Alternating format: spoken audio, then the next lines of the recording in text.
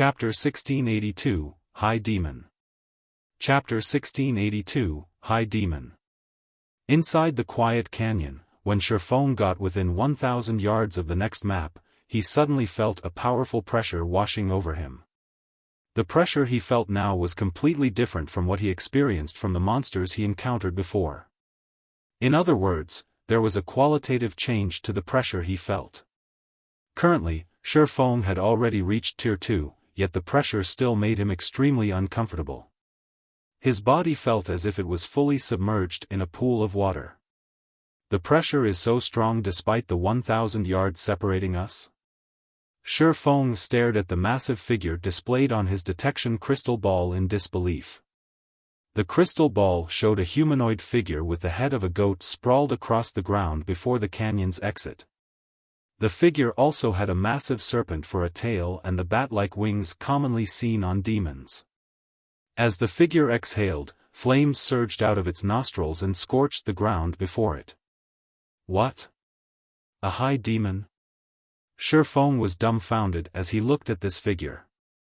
There were many demonic creatures in God's domain.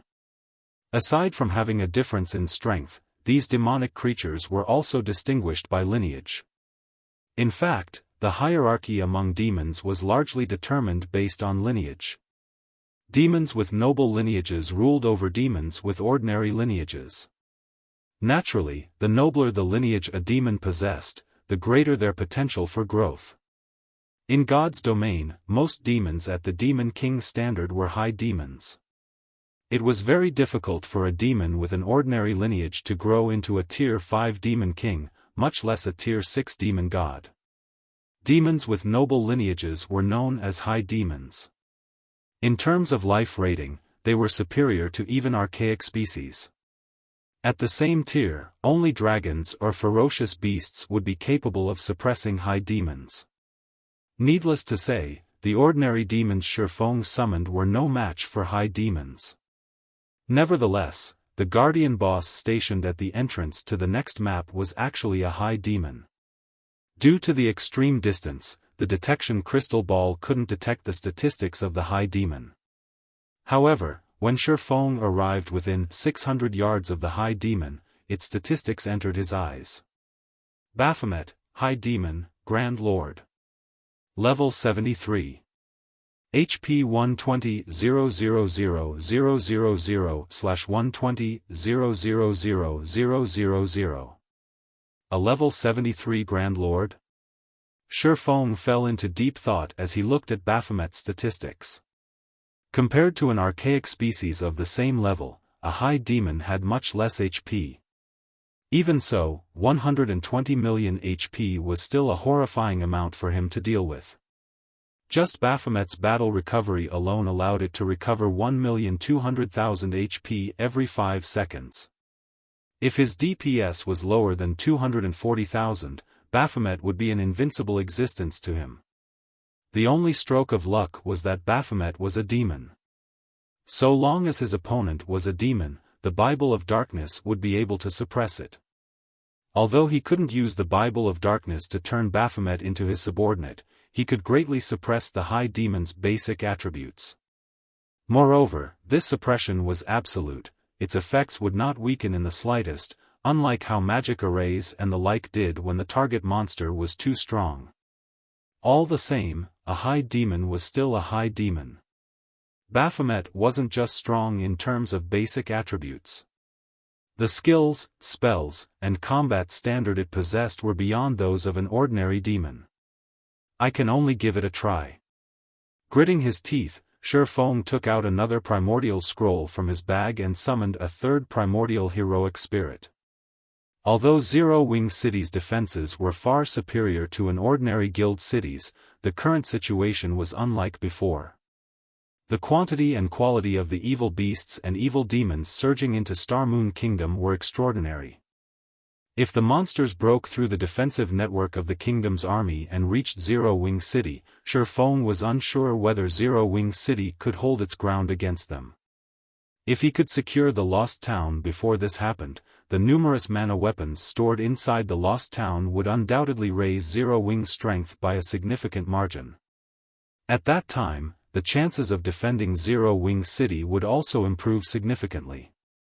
Looking at Baphomet, Xiaofan did not hurry to have his 3 demons charge at the High Demon. Instead, he waited out the cooldown of Anna's skills. Afterward, he had the 3 heroic spirits cast one buff after another on everyone in the group, causing their basic attributes to skyrocket, particularly those of the level 80 Golden Giant, which already possessed immense strength.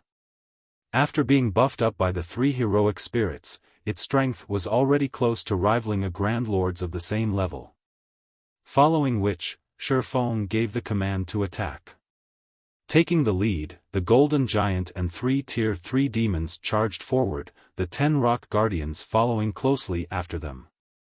If a player were to witness this scene, they would definitely turn around and flee. However, Baphomet simply yawned, paying no heed whatsoever to the approaching enemies. Only when the Golden Giant and 3 demons arrived within 200 yards of Baphomet did the High Demon look at the Golden Giant. Suddenly, as if they had just stepped into a muddy swamp, the Golden Giant, demons, and Rock Guardian speed decreased abruptly. Moreover, their movement speed wasn't the only thing reduced, even their reaction speeds turned sluggish. Following which, Baphomet stomped on the ground and disappeared from where it stood. When Baphomet reappeared, it had moved over 50 yards from its original position. The High Demon was practically faster than even an ordinary mythic monster. Before the Golden Giant could react, Baphomet already stood before it, the High Demon looking no different from a child compared to the Golden Giant. After appearing before the Golden Giant, Baphomet waved its hand lightly as if it were sweeping away dust. In the next moment, the Golden Giant and the demons and Rock Guardians standing beside and behind the Golden Giant were all sent flying over 20 yards back, damages appearing above the summoned creatures' heads. Among the group, the Golden Giant, which possessed the highest defense, lost over 700,000 HP, whereas the Lord-ranked Rock Guardians lost over 1 million HP each. Sure enough, it's very strong. Xiaofan was deeply shocked by the strength Baphomet displayed.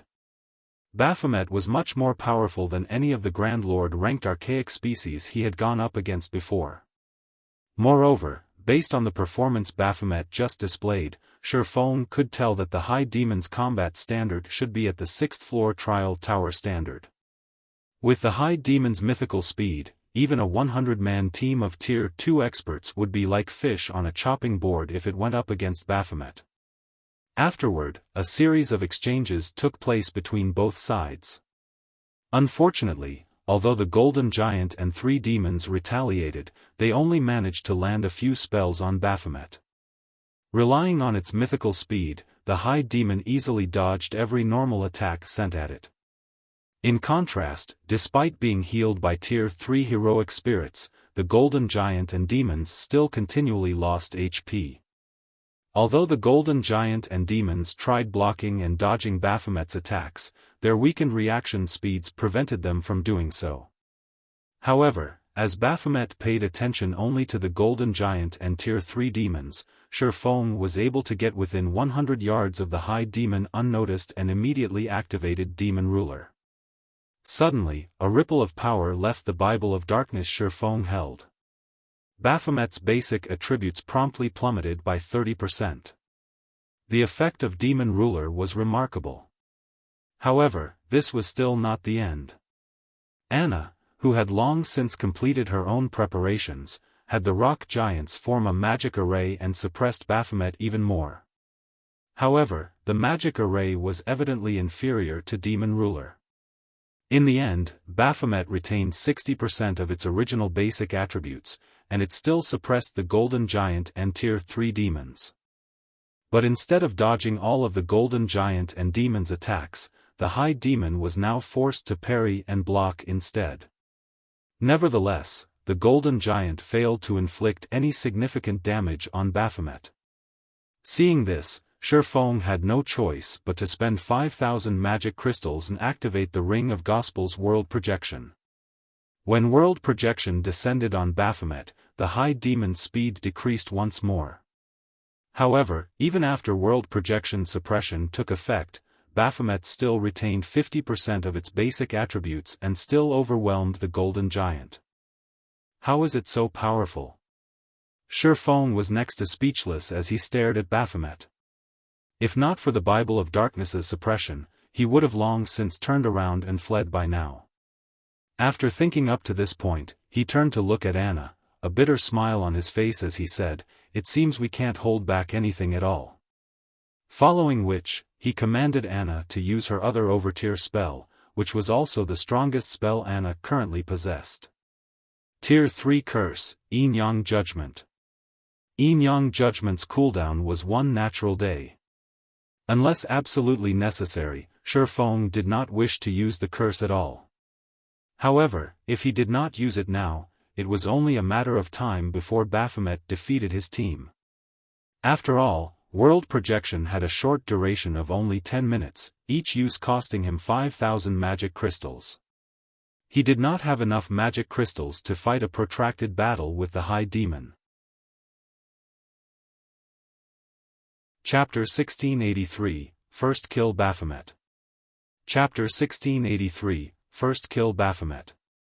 After Anna completed the final verse of her incantation, 2 magic arrays, one glowing white and the other, black, appeared above Baphomet. The mana surrounding the magic array then grew restless, blurring space around the High Demon. Such a huge disturbance attracted Baphomet's attention, and the High Demon's immediate reaction was to turn and flee. But Anna didn't give Baphomet the chance to escape. Waving her staff, she activated the magic array looming above Baphomet. Suddenly, a 50-meter-long golden, holy spear descended from the sky. The instant the spear fell, space around the magic array and Baphomet froze, drastically decreasing the High Demon's movement speed. Before Baphomet could attempt to defend itself, the holy spear collided with the monster. Boom!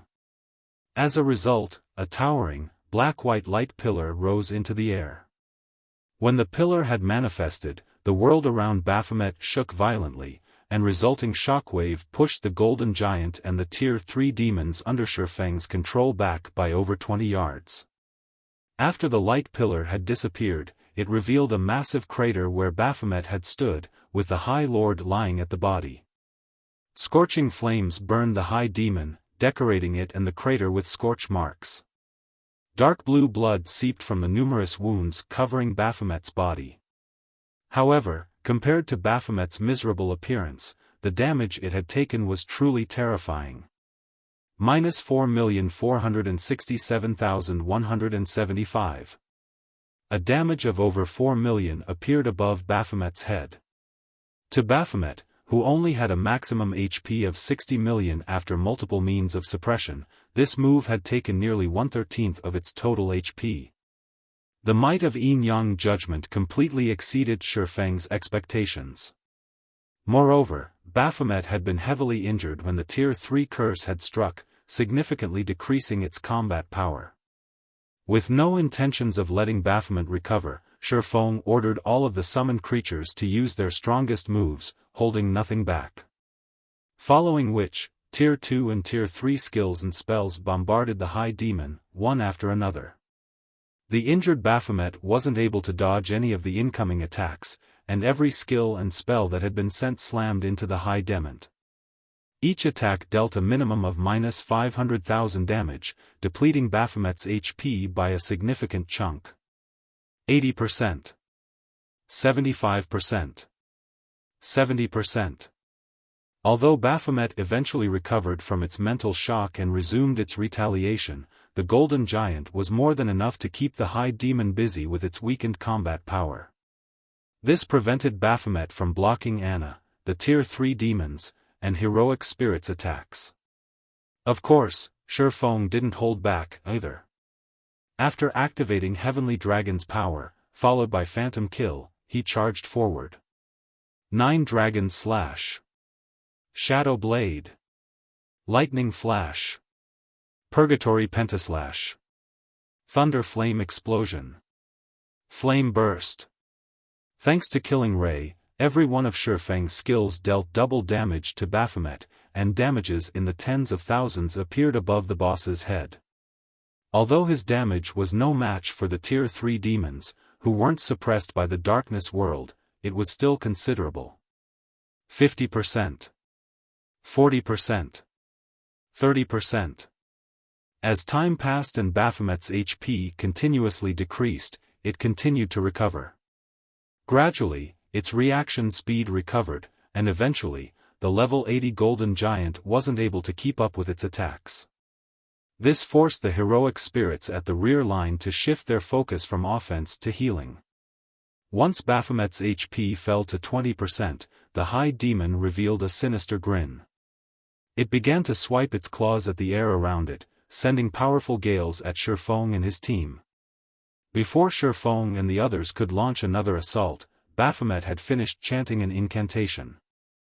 The ground before the High Demon then cracked and shattered as towering, pitch-black flames spewed from the cracks. When the flames had dissipated, a crimson longsword engraved with pitch-black runes had taken their place. The moment the longsword appeared, Xiaofan felt the surrounding power of darkness surge towards the weapon. The concentrated power of darkness became a black mist that circulated the crimson blade. Releasing the one-handed sword in its right hand, Baphomet grabbed the crimson longsword. The moment the High Demon touched the weapon, black flames danced along the sword's blade. Soul fire? Xiaofang's expression darkened when he saw the flames. The punishment for challenging it is actually this severe? Although he had known that a High Demon would have powerful attack methods, he hadn't expected Baphomet to use soul fire in battle. This was a player's nightmare. Soul fire was capable of burning souls, and not even players' immortal souls were immune to its effects.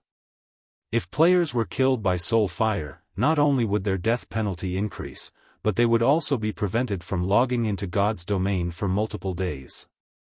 Of course, this mechanic had likely been created to prevent players from challenging the Guardian boss a second time within a short period.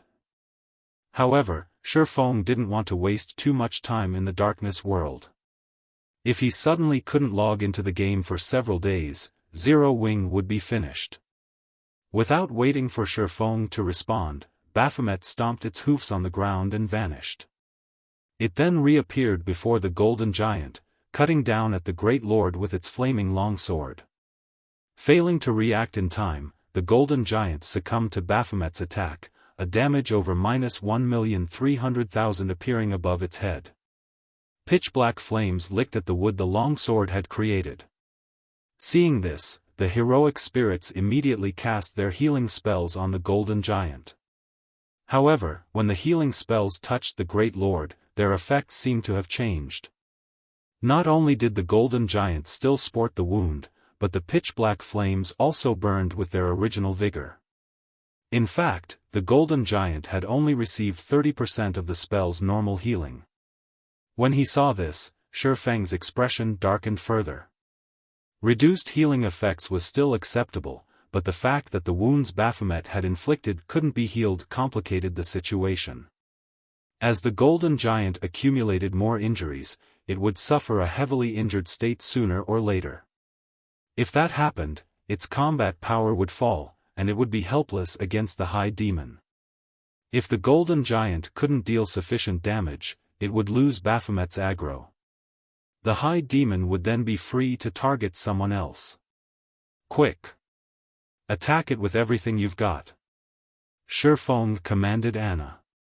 At the same time, he took 2 Tier 3 magic scrolls from his bag and activated them, one after another. Holding nothing back, Anna activated Yin-Yang power, her mana overflowing from her body. One Tier 3 spell after another bombarded Baphomet. However, even after noticing the incoming spells, Baphomet simply revealed a sneer as it lightly swung its crimson longsword, sending a wave of black fire to devour the approaching spells.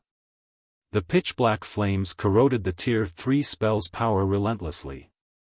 By the time the spells actually reached Baphomet, they were weaker than Tier 2 spells. Baphomet then swung its longsword again and easily crushed the incoming attacks.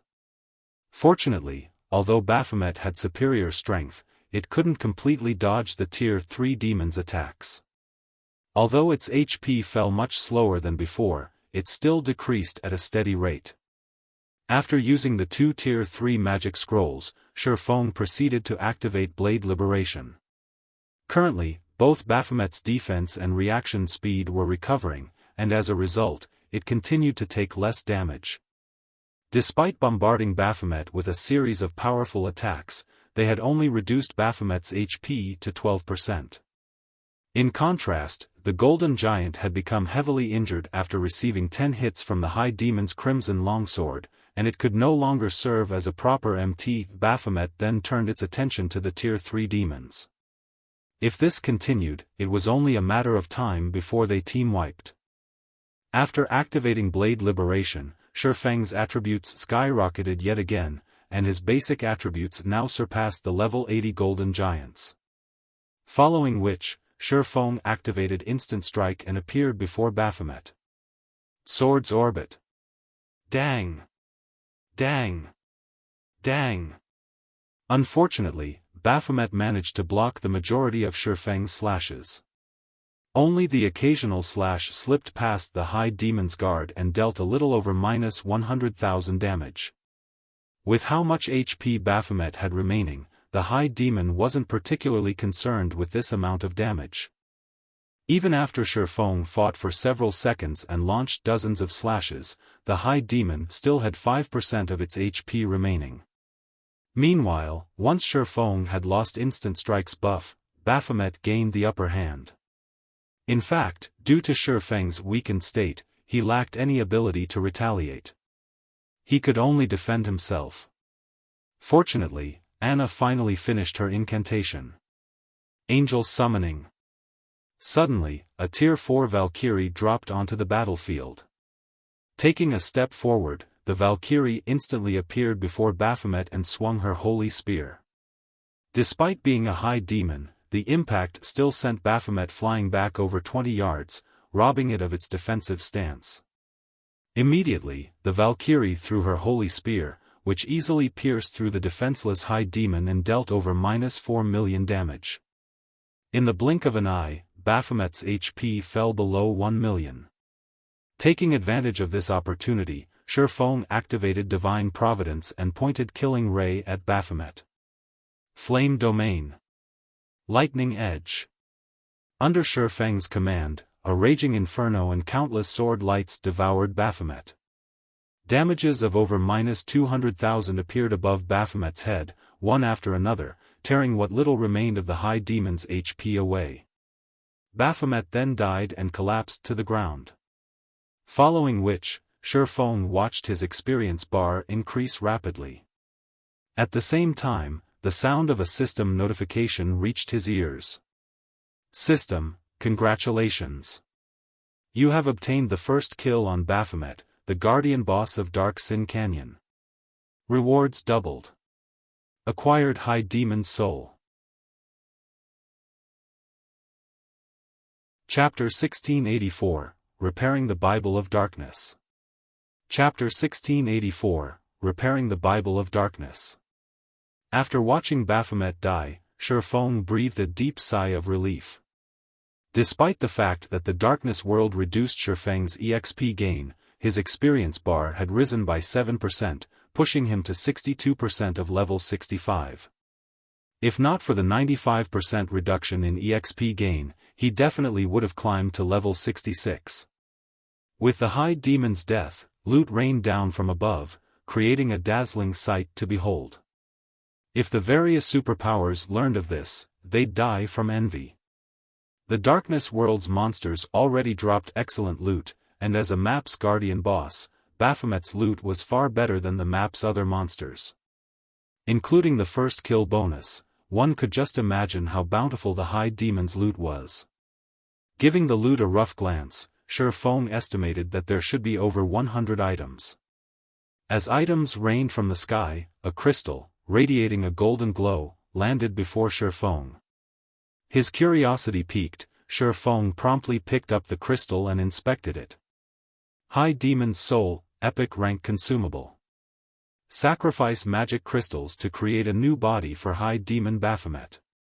Spend 2000 magic crystals to create a tier 3 body that is 10 levels higher than the user, 5000 magic crystals to create a tier 4 body that is 15 levels higher than the user.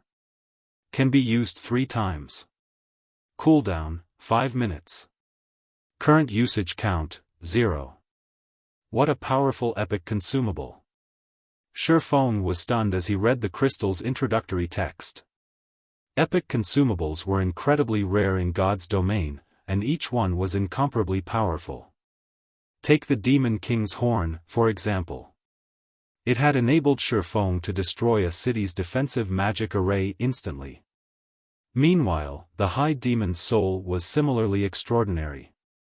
At this stage of the game, a Tier 4 High Demon was practically invincible to players. Moreover, Xiaofan could use the item 3 times. Also, the High Demon's Soul was different from the Divine Beast's Descent magic array. In the latter's case, if the magic array's operation were interrupted, the summoned Divine Beast would disappear. In the case of the High Demon's Soul, the summoned High Demon would only be cancelled if the owner were killed. It was a perfect tool of war. Xiaofan then stored the High Demon's Soul and collected the loot scattered across the ground. In total, Baphomet had dropped 154 items, including 45 epic materials and 31 magic scrolls. Among the magic scrolls, 6 were Tier 3 magic scrolls, 2 large-scale destruction magic scrolls, 1 summoning scroll, 2 defensive magic scrolls, and 1 single-target attack magic scroll. There was also 1 Tier 4 large-scale destruction magic scroll. The Guardian boss had dropped 1 Grandmaster and 33 Master-ranked potions, as well. The Grandmaster potion was a growth potion that when consumed, would temporarily increase the user's potential and forcefully elevate them by a single tier. This potion wasn't particularly useful to Tier 1 players, but to Tier 2 players and above, this potion's effects were even stronger than a Berserk skill. A Berserk skill only granted players additional basic attributes. However, this growth potion elevated players by a single tier. Not only would this increase grant players a boost to their basic attributes, but players' physique would also improve. This potion would be miraculously effective in dungeons. As for the remaining 44 items, there were 10 designs and recipes of various kinds among them. There was even a Master-ranked potion recipe and a Master-ranked engineering design. The Master-ranked potion in question was the Life Potion. Not only would this potion heal players for 70% of their maximum HP instantly when consumed, but it would also grant an hot buff that recovered 2% of the user's HP every second for 10 seconds. In addition, it healed any heavy injuries and replenished 10% of the player's stamina and concentration. Unfortunately, the potion had a 5-minute cooldown, so it could only be used once or twice in most battles. Even so, it was much stronger than any advanced ranked recovery potion available on the market currently. Aside from the HP regeneration it provided, the fact that it could heal heavy injuries and replenish stamina and concentration made it extremely valuable. The potion would be particularly effective when players fought intense battles and when their stamina and concentration were nearly exhausted. The potion would also be very useful against bosses that increased stamina and concentration consumption. Although the life potion only recovered 10% of the player's stamina and concentration, it could save the player's life or help the team defeat a powerful boss if used during a critical moment. When the life potion had been introduced to the market in Xiaofan's previous life, each bottle had easily sold for 5 gold. However, the life potion recipe was extremely rare, and even the various superpowers had only acquired a few copies after going to great lengths. Each copy of the recipe could easily sell for an exorbitant 8,000 gold if put up for auction. As for the Master-ranked engineering design Baphomet had dropped, it was the hang glider design. Like its real-world counterpart, the hang glider allowed players to glide through the air. Moreover, the hang glider was much faster than any mount. The Master-ranked hang glider provided a 350% movement speed increase. Since there weren't usually obstacles in the air, players could also traverse longer distances in a straight line. However, the hang glider had 3 flaws. The first was that players needed to take off from a sufficiently high location. The second was that the environment would affect the hang glider. If players tried to glide through a storm, the consequences would be severe. They might even be blown out of the sky and fall to their deaths. The third flaw was that hang gliders were consumables and could not be repaired. They would disappear once their durability had been exhausted. Meanwhile, even a common hang glider cost around 18 gold to produce. They weren't much cheaper than common mounts, which players could use indefinitely. However, to players who valued time and speed, these flaws did very little to stop them from using the hang gliders. In the past, many experts had opted to use hang gliders whenever they could to save on travel time.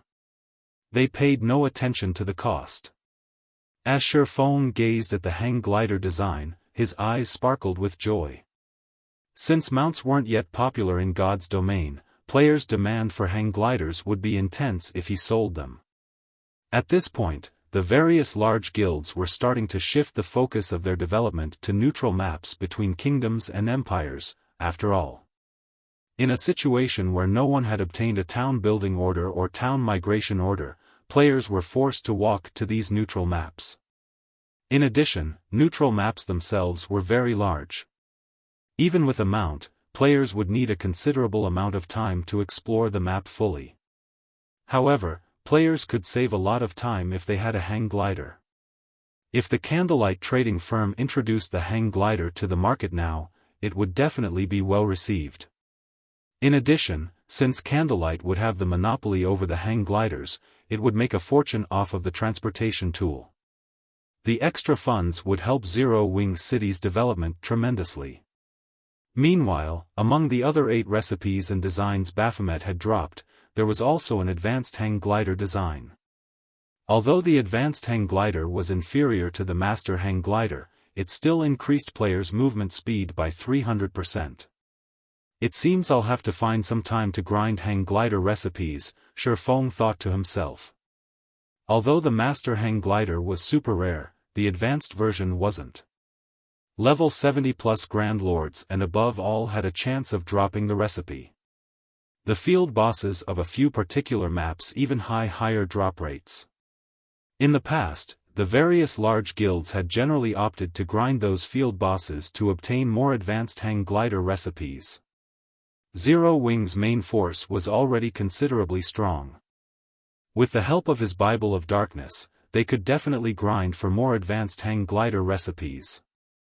After storing the master hang glider design, Xiaofan shifted his sight to a tattered page in his bag.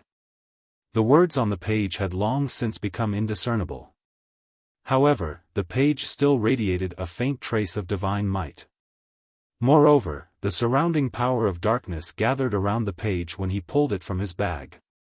When Xiaofan inspected this page, he became indescribably excited. This was because this page was actually part of the Bible of Darkness. Despite repairing the Bible of Darkness's core, it wasn't complete. The book was still missing pages. The page before him was none other than one of those missing pages. System, you have discovered a page of the Bible of Darkness. Do you wish to spend 500 magic crystals to assimilate this page with the Bible of Darkness and repair it? Repair. Xiaofan chose to repair the Bible of Darkness without hesitation. Chapter 1685, Dark Armament. When Xiaofan agreed to repair the Bible of Darkness, the book flew out of his bag space and hovered before him. The book then opened to reveal the missing page's location. At the same time, the missing page transformed into a black mist that melded with the Bible of Darkness. 3 seconds later, the page had joined the book as seamlessly as if it had never left in the first place.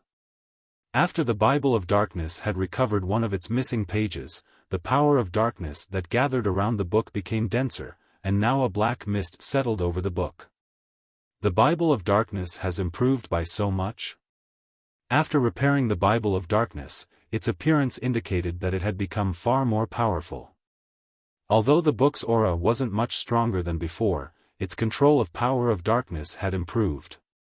In fact, the Bible of Darkness's control over the power of darkness had improved so much that Xiaofan could feel the darkness world suppression weaken slightly. Originally, this world had suppressed his basic attributes by 30%, but now, it had dropped to 25%. The suppression on his senses had also decreased from 50% to 40%. Unfortunately, his EXP gain was still reduced by 95%. Immediately, Xiaofan inspected the repaired Bible of Darkness. Bible of Darkness, fragmented legendary item. The Bible of Darkness had been destroyed during the Great Destruction. The core magic array has since been repaired using the source of spacetime thus far. If one can gather the other fragments, they can restore the Bible's power, gaining dominance over all demonic creatures and become the Lord of Demons. Skill 1. Demon Summoning. Summons the demon gate with the power of darkness, calling forth a random demon that is no higher than 1 tier and 15 levels than the summoner. Maximum tier cannot exceed tier 5. Holder of the Bible of Darkness can command the summoned demon for up to 6 hours. Cooldown, 2 hours 30 minutes. Skill 2. Gate of Darkness, allows teleportation to the Dark Denver. Can also be used in the Dark Den to teleport to the outside world. Can teleport a maximum of 30 people at a single time. Cooldown, 1 day. Skill 3. Light of Darkness, strengthen a player with the power of darkness, allowing said player to wield the power of darkness. Can strengthen up to a maximum of 1,500 people. Every player strengthened provides one source of darkness to the wielder of the Bible of Darkness. Skill 4. Power of Darkness, fill your body with the power of darkness, increasing all attributes by 120%, decreasing cooldown of all skills by 30%, and increase damage by 50%.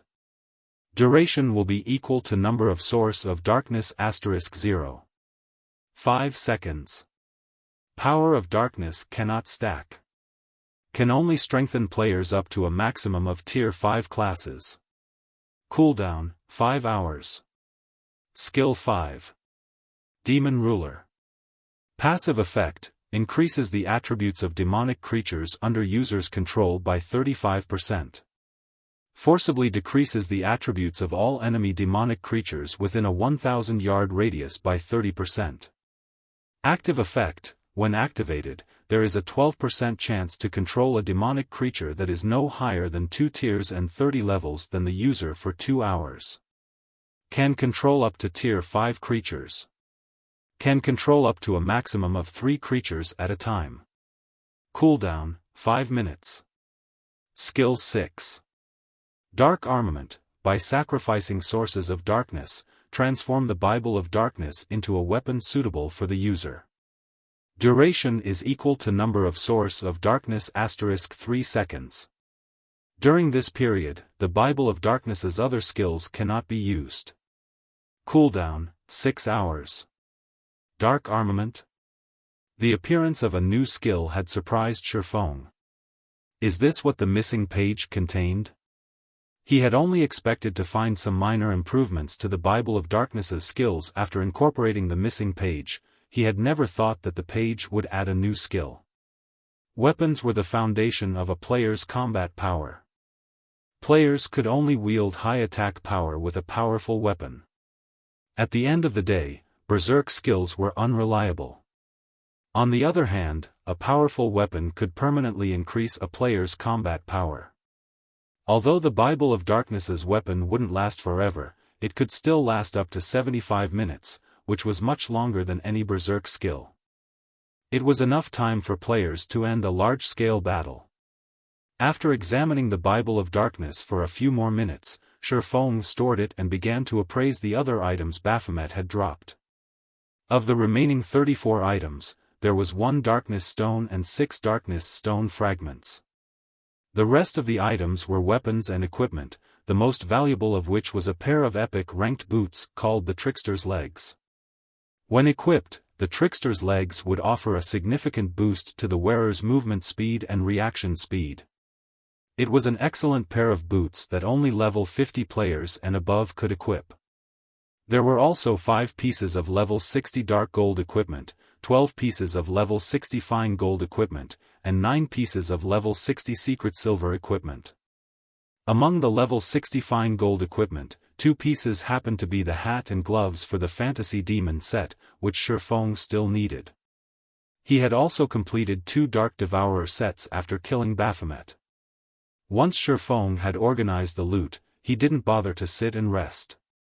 Instead, he drank a drop of life essence and continued towards the next map. After riding the demonic flame tiger for around 10 minutes through the canyon, Xiaofan reached a new map.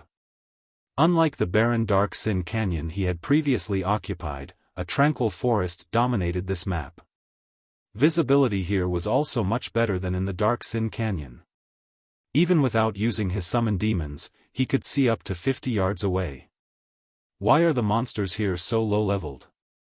When Xiaofan had inspected his surroundings with the detection crystal ball, the highest level monsters he had found nearby were only level 60.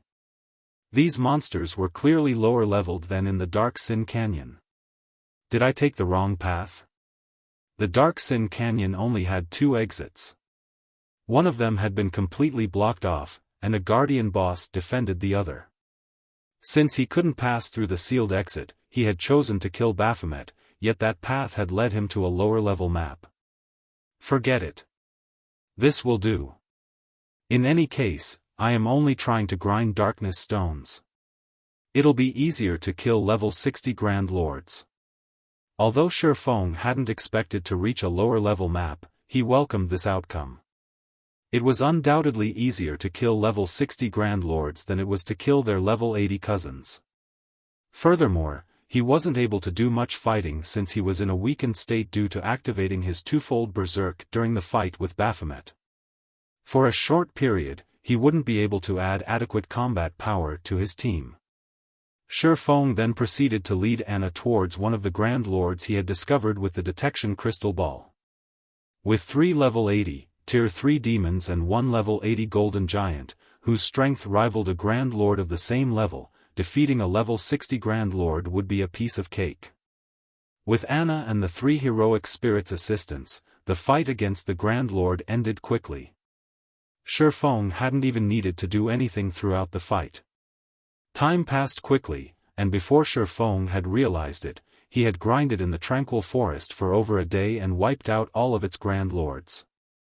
Now, he had 93 darkness stones and 847 darkness stone fragments. With the Philosopher's Stone's 100% synthesis success rate, he would have no problems collecting 100 darkness stones. The full day of grinding had also pushed Xiaofan to 84% of level 65. If not for the reduced EXP gain, he would have long since reached level 66. Even so, his leveling speed was incredibly efficient. But compared to his leveling speed, the loot he had acquired from the bosses he had killed was truly amazing. Although he had not obtained any epic items, he had collected 17 pieces of level 50 dark gold equipment, 52 pieces of level 50 fine gold equipment, and 276 pieces of level 50 secret silver equipment. The number of weapons and equipment he amassed by himself in a single day could almost rival a first-rate guild's acquisition. Of course, a large part of the reason for his success was the help of Icarus's heart, the monstrous Anna, and the Bible of Darkness. Without them, he never would have collected so many top-tier weapons and equipment in the darkness world so easily.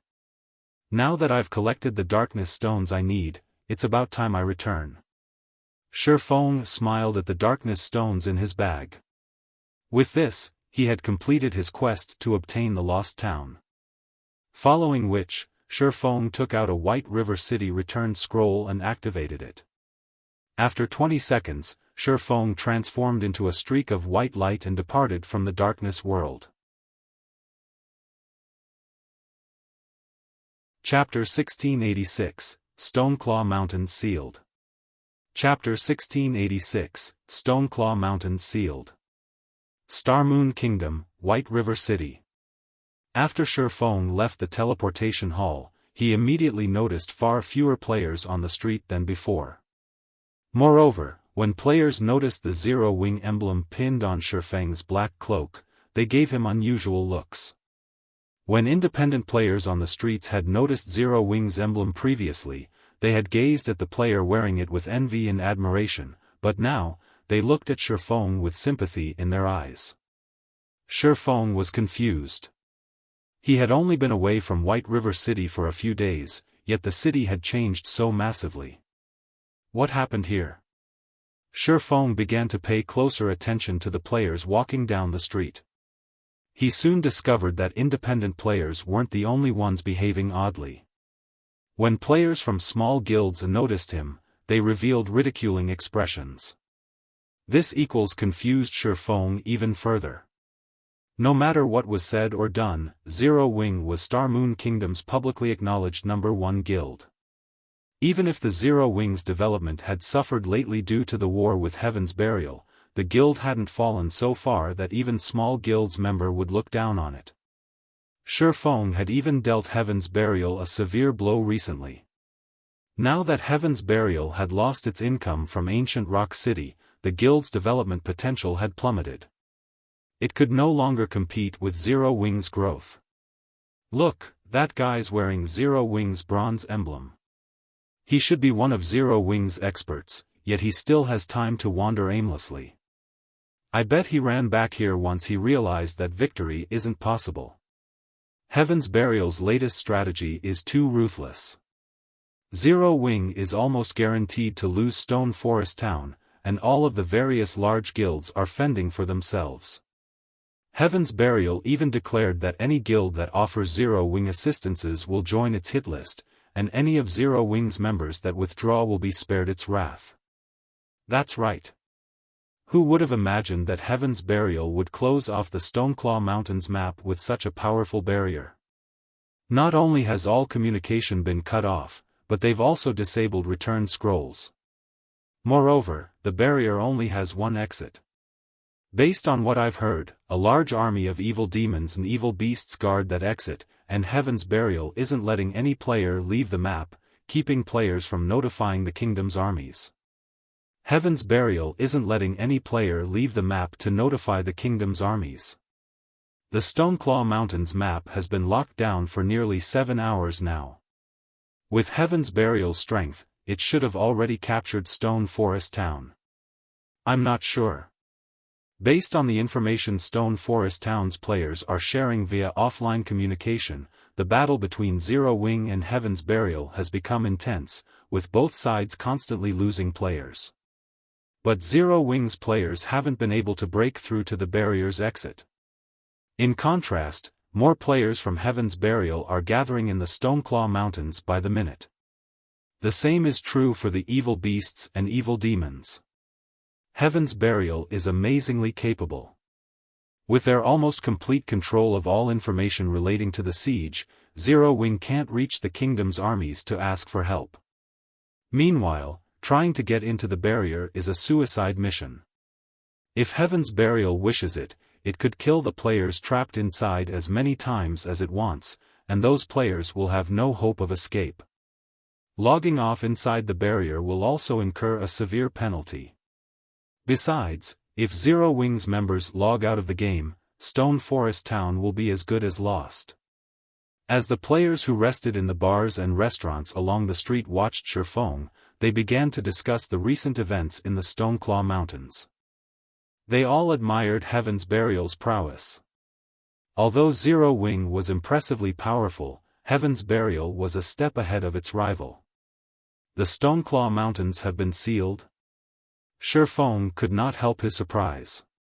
He had seen guilds seal off maps before, but those seals had only blocked communication and disabled return scrolls. Based on what he had just heard, the seal on the Stoneclaw Mountains even prevented players from leaving on foot.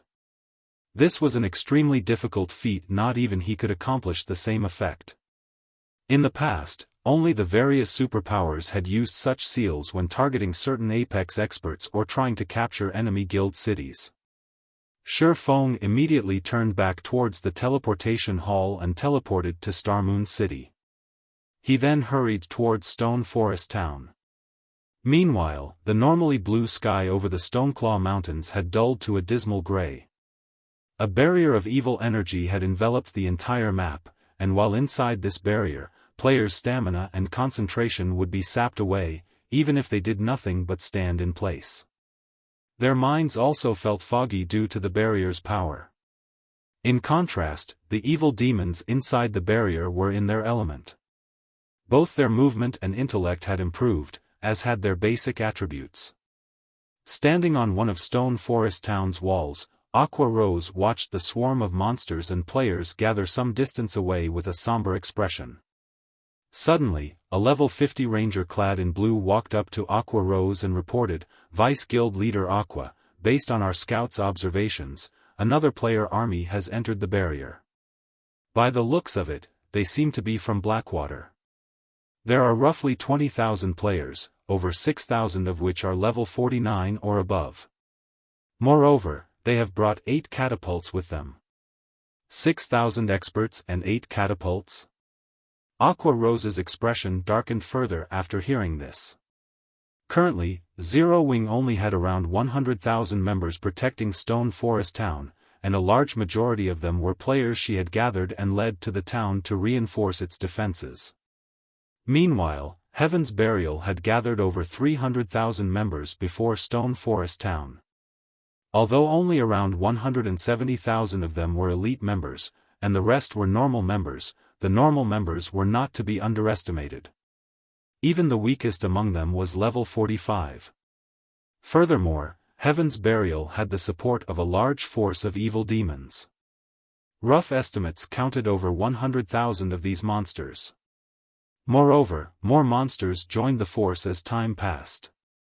Although most of the evil demons were relatively weak, with only level 45 elites, they continued to devour monsters around the Stoneclaw Mountains, growing stronger. In fact, Heaven's Burial had yet to besiege Stone Forest Town because it concentrated on accumulating more strength. During this period, Aqua Rose and Zero Wing's experts had made multiple attempts to assault the barrier's exit and send information out of the map to notify the kingdom's armies, hoping that the NPCs would show up to exterminate the evil demon army. However, the evil demons and Heaven's Burial's members guarding the exits had foiled every attempt. The evil demons guarding the exit were simply too powerful. There was even a mythic-ranked evil demon among them. Even Fire Dance, who had the greatest chances of escaping the barrier, had been defeated and killed in just a few moves. She hadn't even had the power to resist the mythic-ranked evil demon. Now that Blackwater had dispatched 6,000 experts and 8 catapults as reinforcements, Heaven's Burial's strength in this siege had increased further. Although Aqua Rose wanted nothing more than to charge out there and destroy the 8 catapults Blackwater had sent, the evil demon army would undoubtedly assault any force she led out of Stone Forest Town. By leaving the town, they'd simply nourish the evil demons, ultimately helping Heaven's Burial capture Stone Forest Town. Ha ha ha. Vice Guild Leader Aqua, I suggest that you give up this struggle. Stone Forest Town will be mine. In fact, I won't just settle for Stone Forest Town. I'll take Zero Wing City as well. Listen up, Zero Wing members. You do well to abandon any hope of winning this war and withdraw from your guild now. Staying will only spell your doom once my monster army charges into Stone Forest Town. We've already sealed off the Stoneclaw Mountains, so even in death, none of you will leave this place alive. You'll only die, again and again. So, withdraw from your guild while you still have the chance. Singular Burial announced with a voice amplification device as he watched Aqua Rose on the town's ramparts. You should also know that currently, Blackwater's army and another army of evil demons are on their way. Once they arrive, not even Heaven will be able to save you. The players in Stone Forest Town fell silent after listening to Singular Burial's declaration with solemn expressions. Are we going to fall, just like this?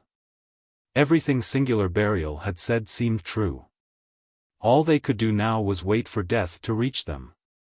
Suddenly, a figure appeared above the town before a deep voice echoed throughout the area, reaching Stone Forest Town and Heaven's Burial's army and ingraining its question into everyone's minds. Is that so? Chapter 1687, Strong Reversal. Chapter 1687, Strong Reversal. As the deep voice from above reached the players, everyone turned towards it. Black Flame. The Sword King? Everyone quickly discovered a cloaked man hovering in the air. The man carried 2 long swords at his waist and radiated a majestic aura. Upon recognizing this man's appearance, many players gasped in surprise. This man had been responsible for so many miracles already. From killing an enemy commander whilst surrounded by an army of thousands to deterring an army of tens of thousands single-handedly, this man had defied common sense. He had even slain one well-known expert after another and wounded multiple superpowers. Just recently, he had charged into Ancient Rock City alone and destroyed 2 of the city's defensive magic arrays. To top it all off, he had left that city with his life. The man was definitely Star Moon Kingdom's #1 expert. Guild leader? The guild leader's back. He's really here. Many of Zero Wing's members on Stone Forest Town's walls were ecstatic when they saw Shifeng's figure in the distant sky, and the depressing atmosphere that had surrounded them lifted instantly as fighting spirit overwhelmed these players. As they gazed up at Shifeng, a hint of fanaticism even flashed in their eyes.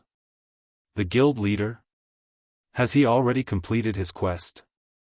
Although Aqua Rose was similarly excited to see Shifeng, a seed of guilt sprouted in her heart. Shifeng had entrusted her with Zero Wing's management before he had left. Heaven's Burial had cornered the guild. Novel full. Guild leader, you're finally back. When Blackie, Fire Dance, Cola, Shadow Sword, Turtledove, and Zero Wing's other core members saw Shifeng, they seemed to have grown an extra backbone as they brimmed with confidence. Is Black Flame finally getting involved? Notify the higher-ups immediately, tell them that Black Flame has arrived. The various superpowers spies stationed in Stone Forest Town exploded into action when they saw Shifeng above the town. Some of these spies immediately logged out of the game to report the situation to their superiors.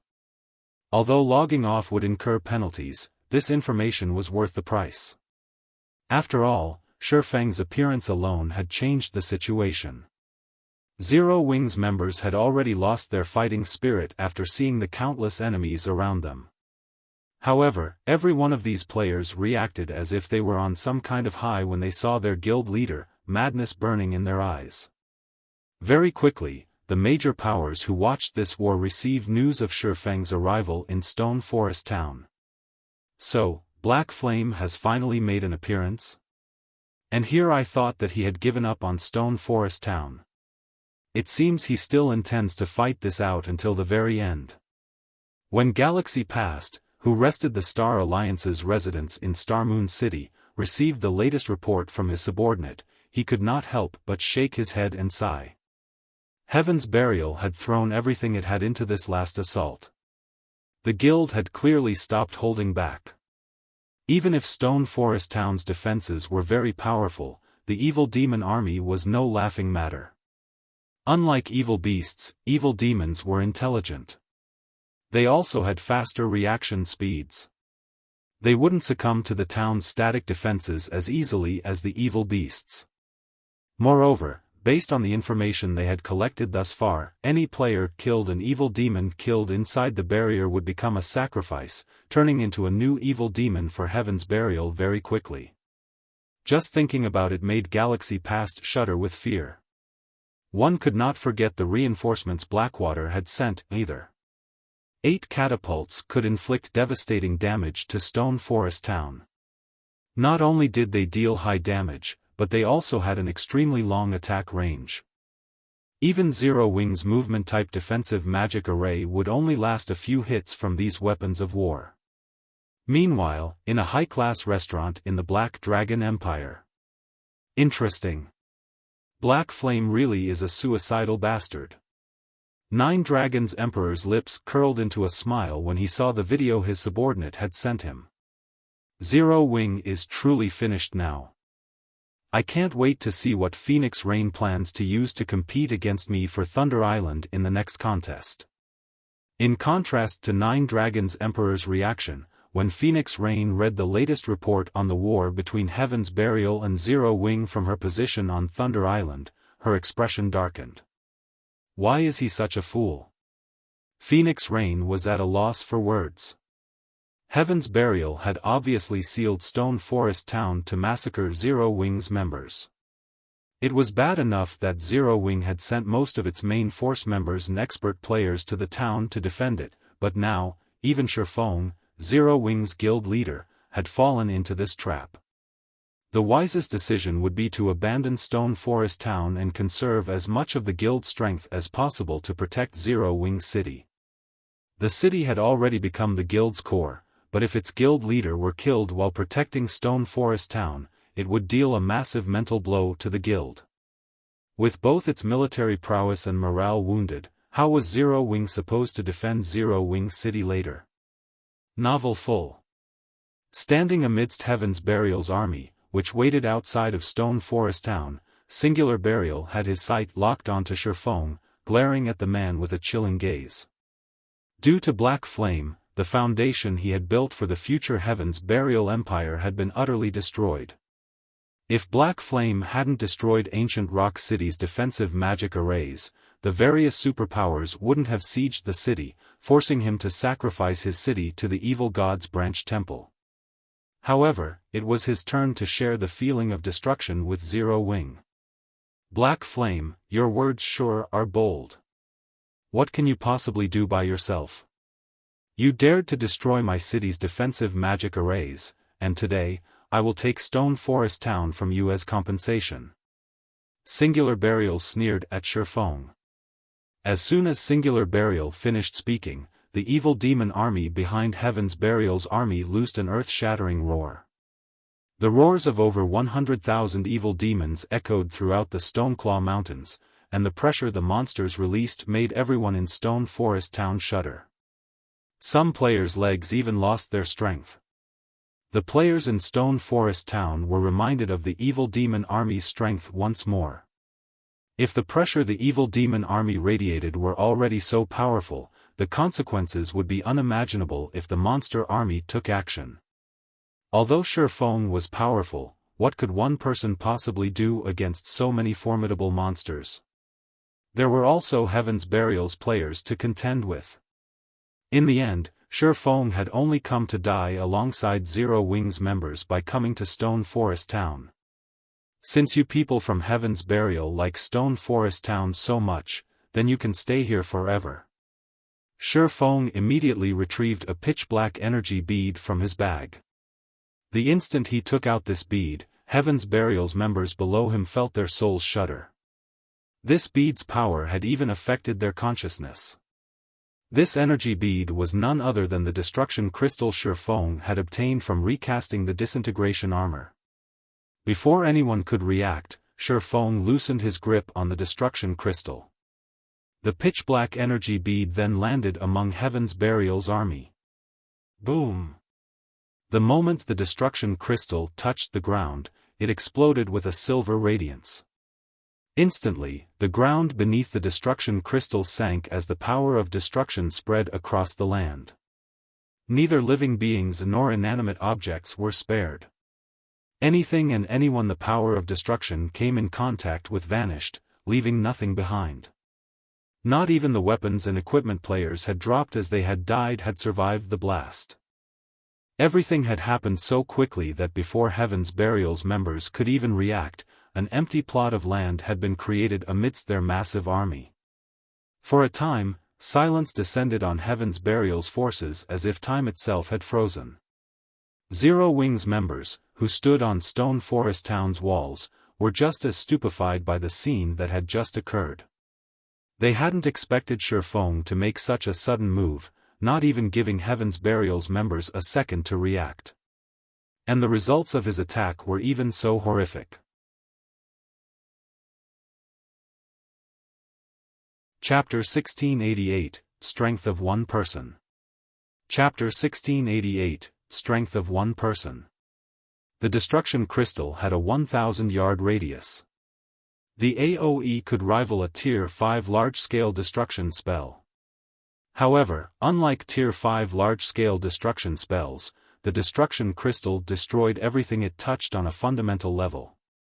It did not rely on great power to destroy its targets, and even a small fraction of the power of destruction would destroy any player's body it encountered.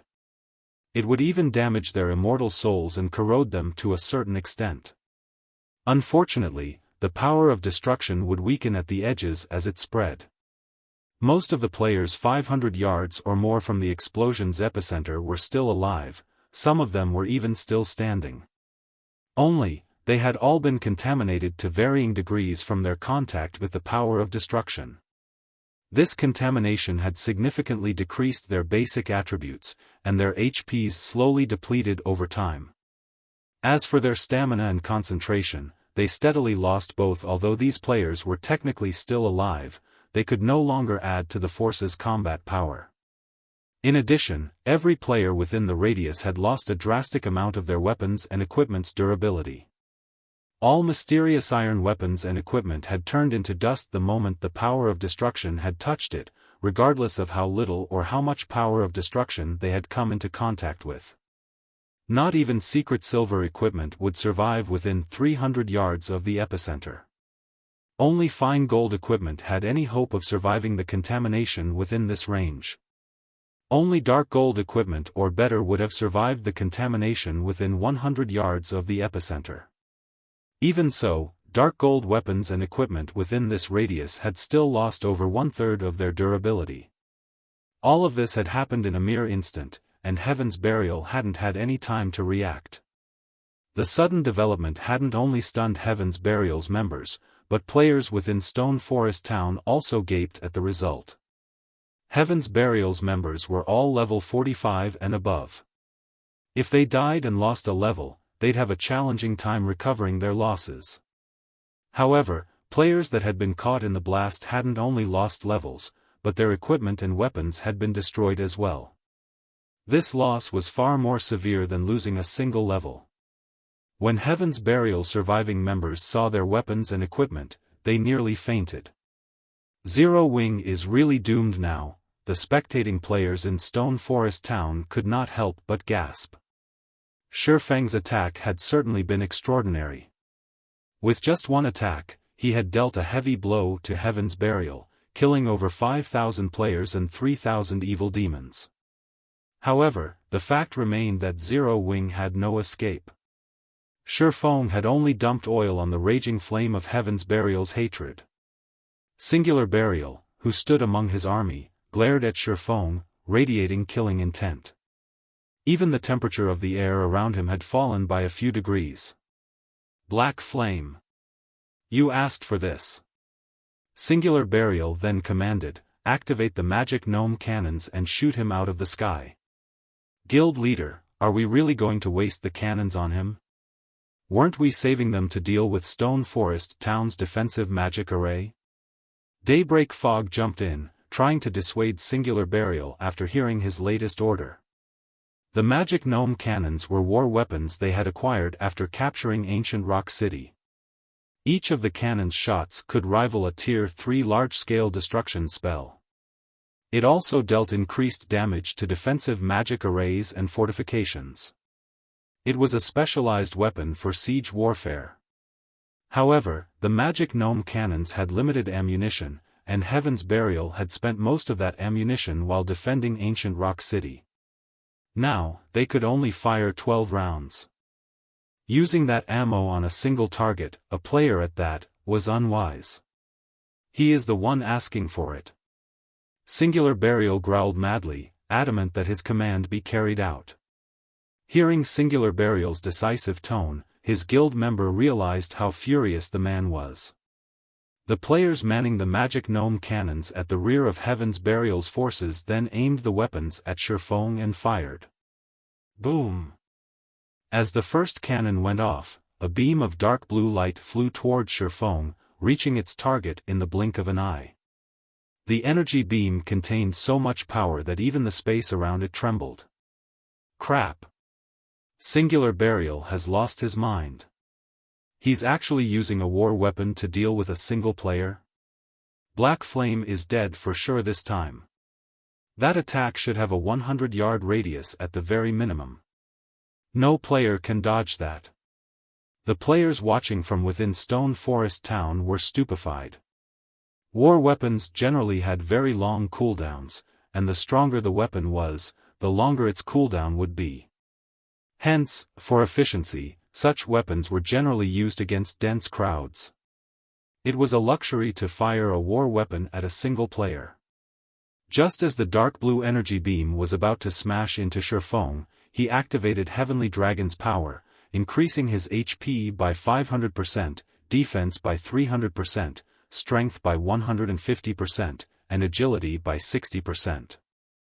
The intensity of his aura instantly skyrocketed, and it felt as if some primordial beast had just woken from a long sleep. Following which, Xiaofan swung Killing Ray towards the incoming energy beam. Lightning Edge. Countless arcs of lightning flew from Xiaofan's blade, forming a long, blue river that collided with the incoming energy beam. When the attacks collided, a brilliant radiance illuminated the battlefield. While everyone was momentarily blinded, a strong gust of wind pushed at them. Heaven's Burial's members standing near the collision were even forced to retreat several yards. After the two attacks fought for supremacy, the magic gnome cannon's energy beam devoured the river of lightning and proceeded to devour Xiaofan. However, before Singular Burial could cry out in joyous victory, the smoke in the sky scattered and revealed Xiaofan's still living figure. Xiaofan was actually alive and still hovering in the air. In fact, he was nowhere near dead, he had only lost around 1/8 of his HP. He didn't die. How is that possible? Seeing Xiaofan alive and kicking, the players watching from Stone Forest Town were dumbfounded. The eyes of Heaven's Burial's members nearly fell from their sockets when they saw the result of the attacks. How is this possible? Did he use some invulnerability skill?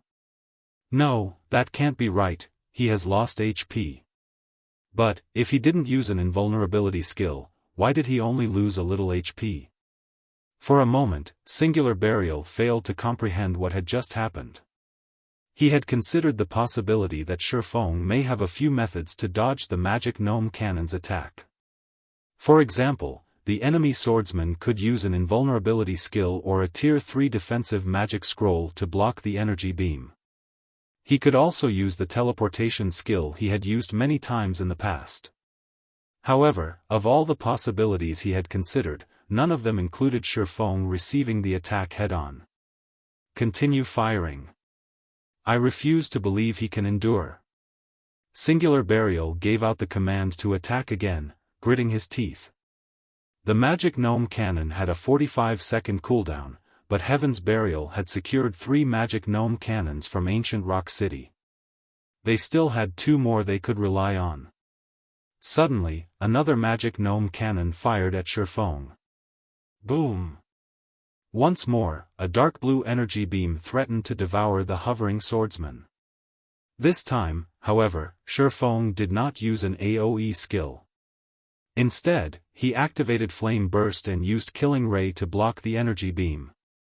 Once the energy beam had passed, Xiaofan had slid back nearly 20 yards before he stabilized his position in the air. He also lost close to 1/6 of his maximum HP. Although he had fared worse than before, he was still alive and well. Attack! Continue attacking him. Singular Burial commanded, madness flashing in his eyes. The third magic gnome cannon fired immediately. Seeing another dark blue energy beam approach, Xiaofan moved forward to meet it. Boom! As the smoke scattered, Xiaofan remained in the air. He also still had more than 50% of his HP. Is that it? Xiaofan asked as he leisurely dusted himself off. Glancing at Singular Burial, he chuckled and wondered aloud, "Are you telling me that this is all Heaven's Burial is capable of?" Silence fell on the battlefield as everyone watched Xiaofan.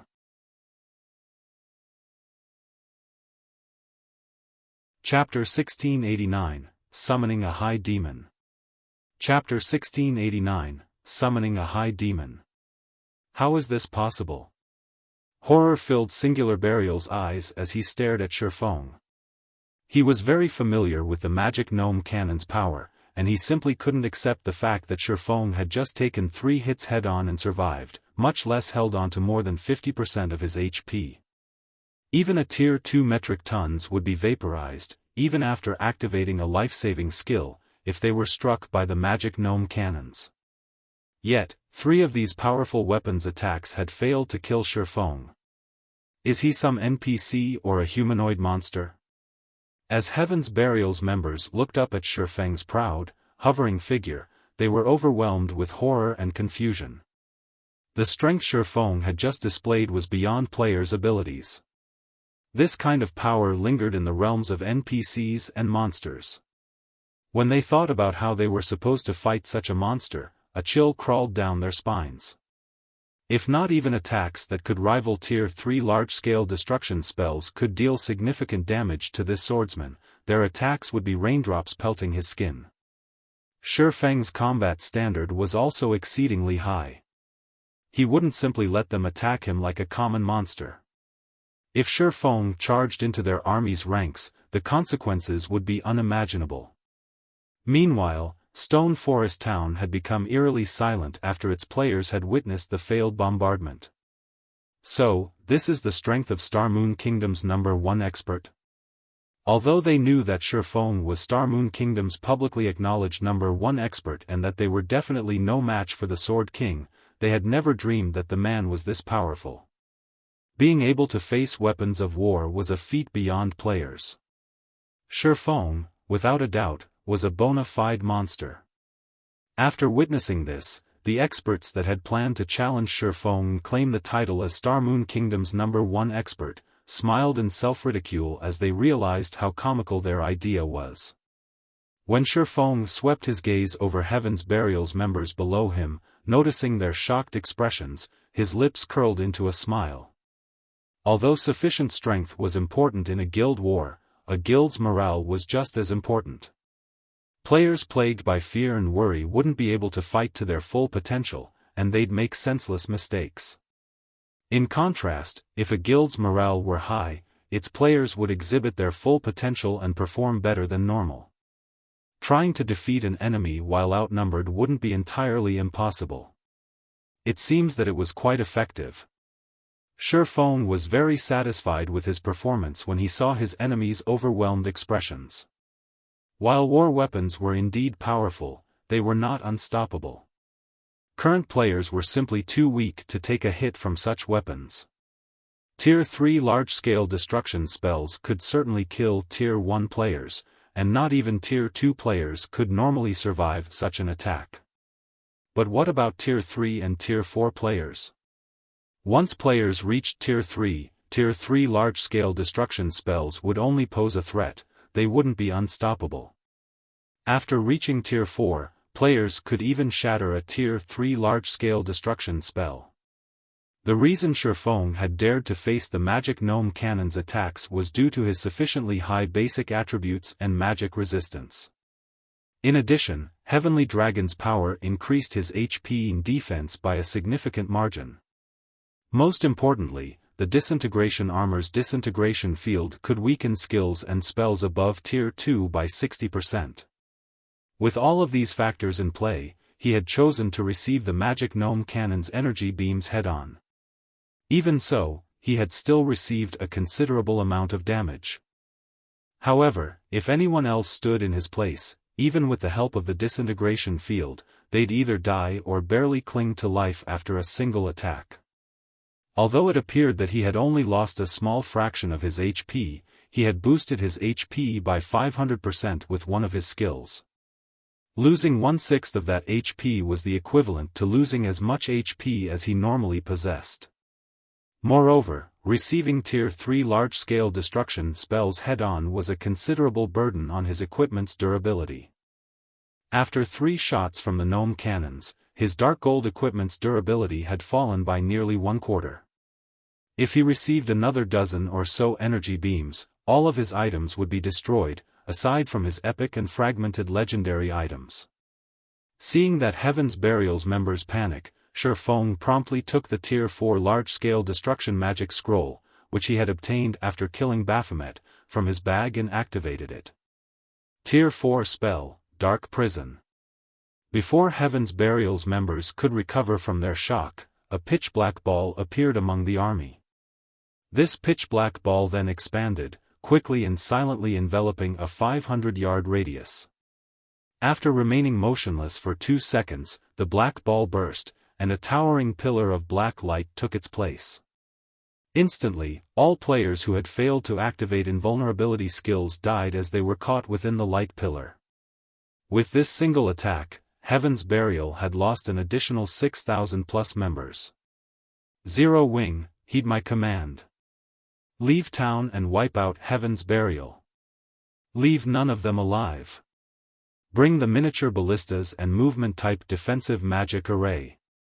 Xiaofan shouted from his position in the air, his voice echoing across the battlefield. Upon hearing Xiaofan's command, Zero Wing's members' blood boiled as they roared with power.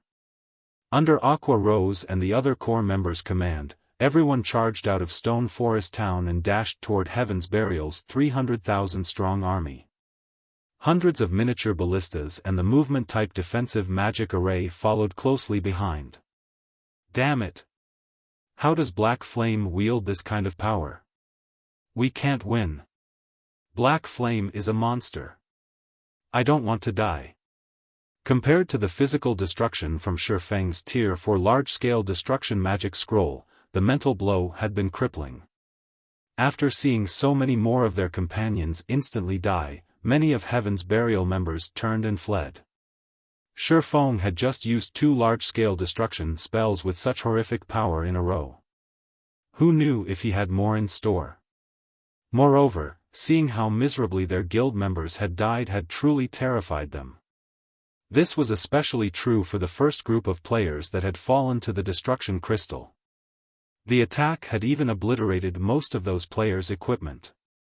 Xiaofan was basically immortal in their eyes. They couldn't bear to remain in this nightmare for a moment longer. Black Flame. Singular Burial frowned as he watched his army descend into chaos. Hurriedly, he commanded through the team chat, "Send in the evil demon army, now." Guild leader, are we really going to attack now? Blackwater's reinforcements haven't arrived yet. If we start now, I'm afraid that Daybreak Fog knew the kind of strength the evil demon army possessed. The majority were newly spawned evil demons. While these evil demons might be able to slaughter players, they would be mostly useless against the NPC soldiers in Stone Forest Town. They'd struggle to break through the town's defenses with these monsters. It doesn't matter. Singular Burial understood the potential consequences of attack too early as well. However, if they did nothing to recover from the mental blow Zero Wing had just dealt, facing the enemy guild would become even more difficult. However, very quickly, Singular Burial revealed a sneer as he said, "Zero Wing's members have taken the initiative to leave the town. This is the perfect opportunity to annihilate them. Notify Flame Blood to send in the mythic-ranked evil demons and beasts." Understood. Daybreak Fog recognized Singular Burial's reasoning. Immediately, she contacted Flame Blood and ordered him to take action. Immediately, a commotion occurred within the nearby forest. Within seconds, 1 level 80 mythic-ranked evil demon and 4 level 80 mythic-ranked evil beasts emerged. As they appeared, their deafening roars reached the battlefield. The pressure they exuded even stole the breath from the nearby Heaven's Burial members. The sudden inclusion of these mythic-ranked evil beasts and demon discouraged Zero Wing's members. In contrast, some of Heaven's Burial's morale returned. Black Flame, it's time to pay for your arrogance. Singular Burial smirked when he saw that Zero Wing's army had already moved a considerable distance away from Stone Forest Town. With a wave of his hand, he commanded the mythic ranked evil beasts and evil demon to charge into Zero Wing's ranks. Xiaofan then returned to the ground. Once he landed, he pulled a crystal ball with a golden glow from his bag. "Come, Baphomet!" Xiaofan shouted. At the same time, 5,000 magic crystals vanished from his bag space.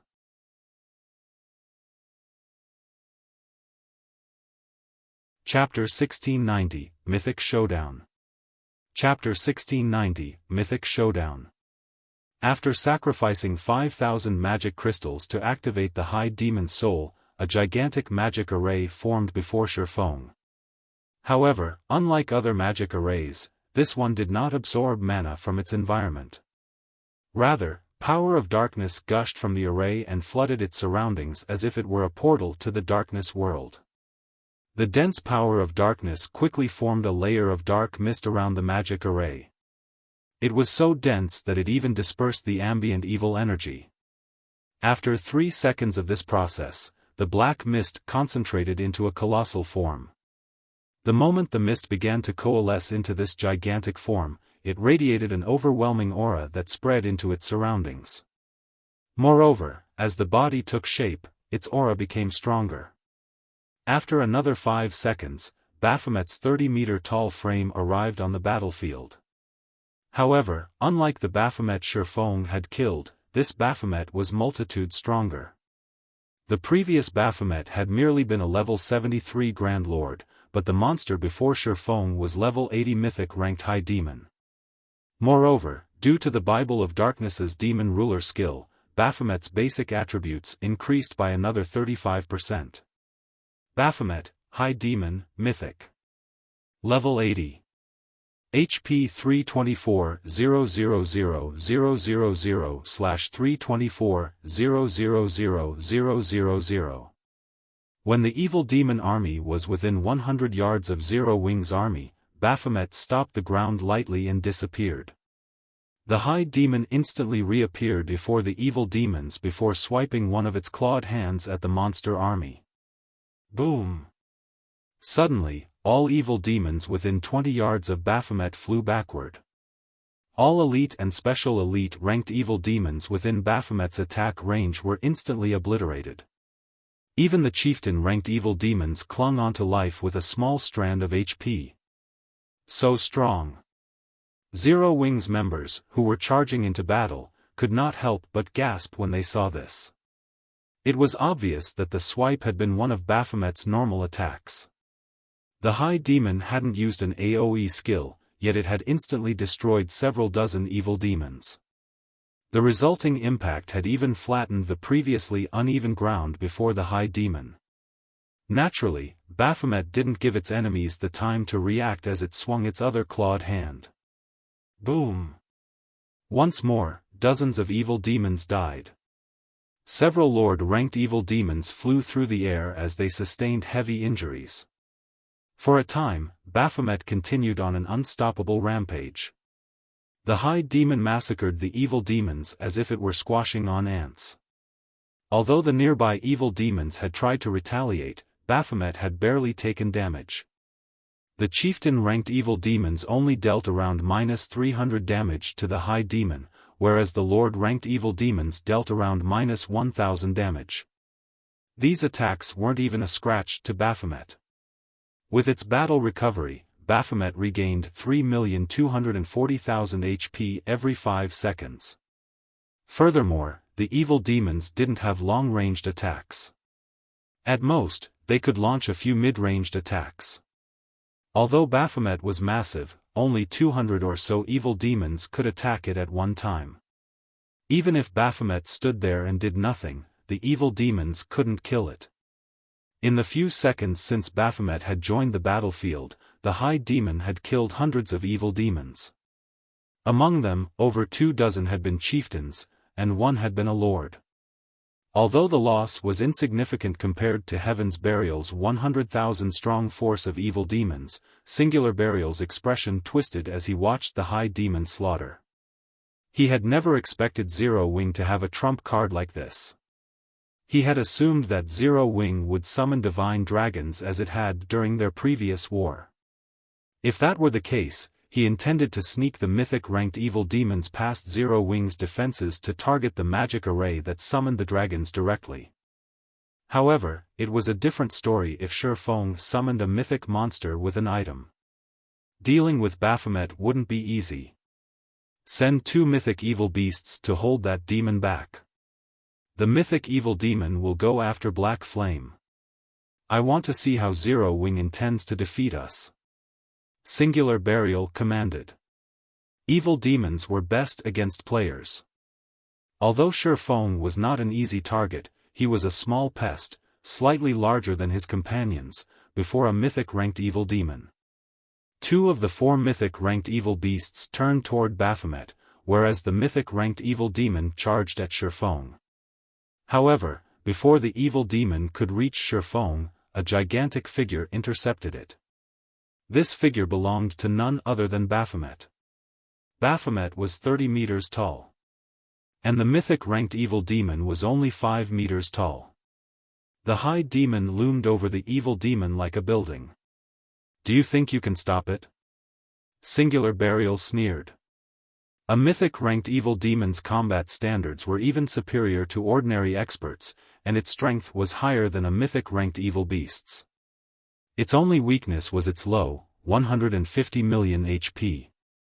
Against players, however, this much HP was more than enough. Without hesitation, the mythic-ranked evil demon brandished one of its claws at Baphomet. As its claw moved, grey mist rapidly enveloped it. Space tore as the claws passed. Tier 3 skill, Dark Annihilation Claw. Although the attack was only a Tier 3 skill, the evil demon's overwhelming strength and speed improved it. Seeing the approaching attack, Baphomet swung one of its own clawed hands to meet the attack, rather than try to dodge. Boom! When the 2 claws collided, space around them shattered. The ground below the collision sank, while nearby evil demons were thrown through the air. Evil demons below chieftain rank and within 20 yards of the impact died instantly from the resulting shockwaves. After the 2 demons pushed against each other for a few seconds, the Dark Annihilation Claw's effects vanished, and the mythic-ranked evil demon was forced back by 5 steps before it stabilized itself. The difference between the 2 monsters' strength was obvious at a glance. The Heaven's Burial members that had brimmed with fighting spirit were stupefied, especially Singular Burial. How is any of this possible? How can that thing stop the evil demon's Tier 3 skill with a normal attack? Singular Burial simply could not understand how a demon could possess such horrific strength that not even a mythic-ranked evil demon could compete with it. However, Singular Burial quickly recovered his senses. Baphomet was only one creature, and he had a total of 5 mythic monsters under his command. Even if Baphomet were more powerful, it couldn't stop 5 mythic monsters at once. As long as they killed Shifeng, Baphomet would vanish. Singular Burial immediately contacted Flame Blood, who controlled the mythic monsters in secret, and instructed him to send all 5 to kill Shifeng. He also told Flame Blood to keep the other evil demons away from Baphomet as much as possible, focusing on Zero Wing's members. As Singular Burial had expected, although Baphomet was powerful, it couldn't stop 5 mythic monsters of the same level. It took everything the High Demon had to pin down 1 evil demon and 2 evil beasts. However, Zero Wing's army had arrived on the battlefield, and the movement-type defensive magic array enveloped Shifeng in its protection. Meanwhile, several hundred ballistas launched their payload simultaneously. The scene of hundreds of exploding arrows flying towards their targets was spectacular. The Explosion 7 halted the mythic-ranked evil beasts' advance for a moment. The weaker evil demons began to die in droves. A single volley of arrows had claimed several hundred evil demons' lives.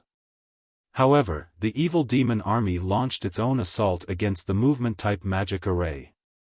From time to time, the 2 mythic-ranked evil beasts, which had avoided Baphomet's care, snuck past the High Demon to land 1 or 2 attacks on the magic array.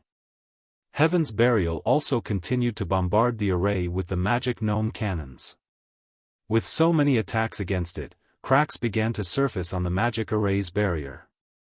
Fortunately, the array quickly repaired itself, and after this continued for several minutes, Zero Wing had no choice but to replenish the movement-type defensive magic array's energy reserves. It's still standing? Envy flashed in Singular Burial's gaze as he watched the movement-type defensive magic array. Although it wasn't as strong as the barrier around a city, it could be reactivated the moment after it shattered. So what if you can withstand the evil demon army for now? How many magic crystals can you afford to spend?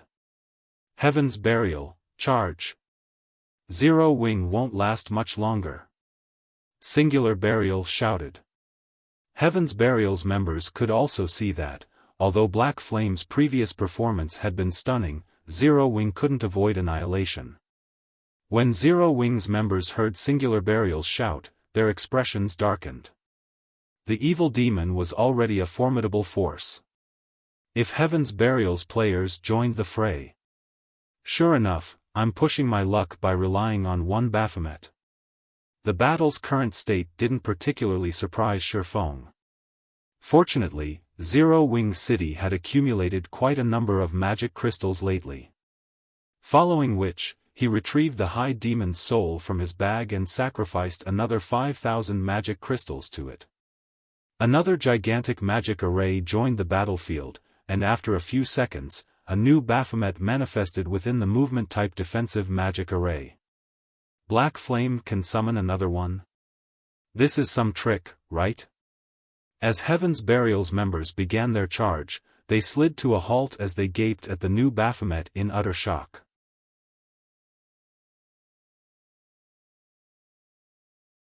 Chapter 1691, Chaotic Battlefield. Chapter 1691, Chaotic Battlefield. Baphomet's 30-meter-tall figure was eye-catching inside the movement-type defensive magic array. The players standing around it looked like ants, and the High Demon was difficult to miss. Both this new Baphomet's aura and basic attributes were identical to the first Baphomet Xiaofan had summoned. He can actually summon two such powerful monsters? Singular Burial and Heaven's Burial's upper echelons looked on in abject horror. They had already witnessed Baphomet's power. Not only did the High Demon have more strength than both the Mythic-ranked Evil Demon and the Evil Beasts, but it could also tank one Mythic Evil Demon and two Mythic Evil Beasts by itself. Even the other two Mythic-ranked Evil Beasts struggled to find opportunities to sneak past the first Baphomet to attack Zero Wing. To put it simply, Baphomet's basic attributes and combat standard were already horrific. Yet, another monster of its caliber had joined the battle. This raised Zero Wing's combat potential to the next level. When the second Baphomet had manifested, some of Zero Wing's members, who had begun to despair, cheered. The two Mythic-ranked Evil Beasts were the biggest problem they faced, but now that a second Baphomet had joined them, they wouldn't need to worry about any of the Mythic monsters. With all 5 of Heaven's Burial's Mythic monsters at bay, they could rely on their defensive magic array and miniature ballistas to give Heaven's Burial's demon army the fight of its lifetime. Novel full. Suddenly, the second Baphomet vanished and reappeared before one of the two unhindered Mythic-ranked Evil Beasts. Baphomet then swung its clawed hand at the Evil Beasts. Boom! The impact forced the level 80 Mythic Evil Beast to retreat several steps. Noticing the new, powerful foe, the other Mythic Evil Beast turned and headbutted Baphomet.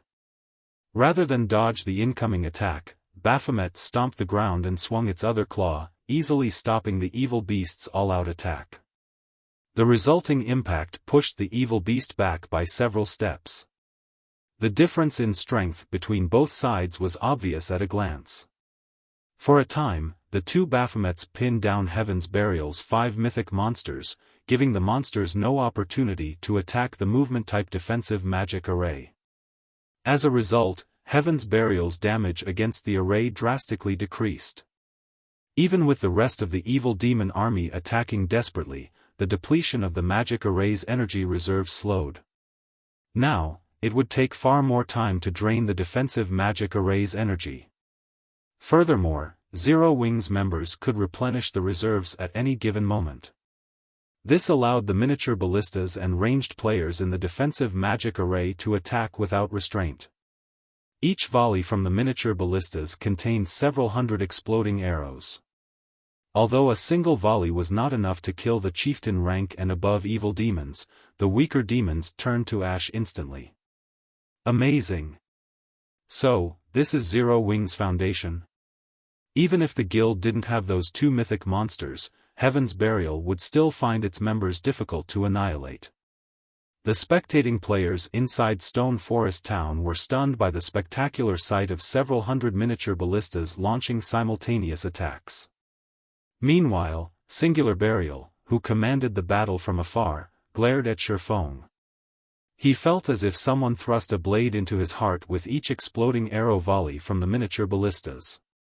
He had sacrificed 400,000 players to obtain these evil demons, and to convince his players to offer a portion of their immortal souls willingly, Heaven's Burial had offered them significant compensation. Yet, in the few short minutes since the battle had begun, over 20,000 evil demons had fallen. In contrast, Zero Wing had yet to suffer a single casualty as the impenetrable defensive magic array protected its members. After a short moment, Zero Wing had regained the advantage. Guild leader, we are dealing too little damage to Zero Wing's defensive magic array. At this rate, Zero Wing will annihilate our forces before we can even deplete the magic array's energy reserves, Daybreak Fog said, frowning as she watched volley after volley of exploding arrows rain down on Heaven's Burial's armies. Aside from the two Baphomets, the several hundred miniature ballistas were plenty of trouble.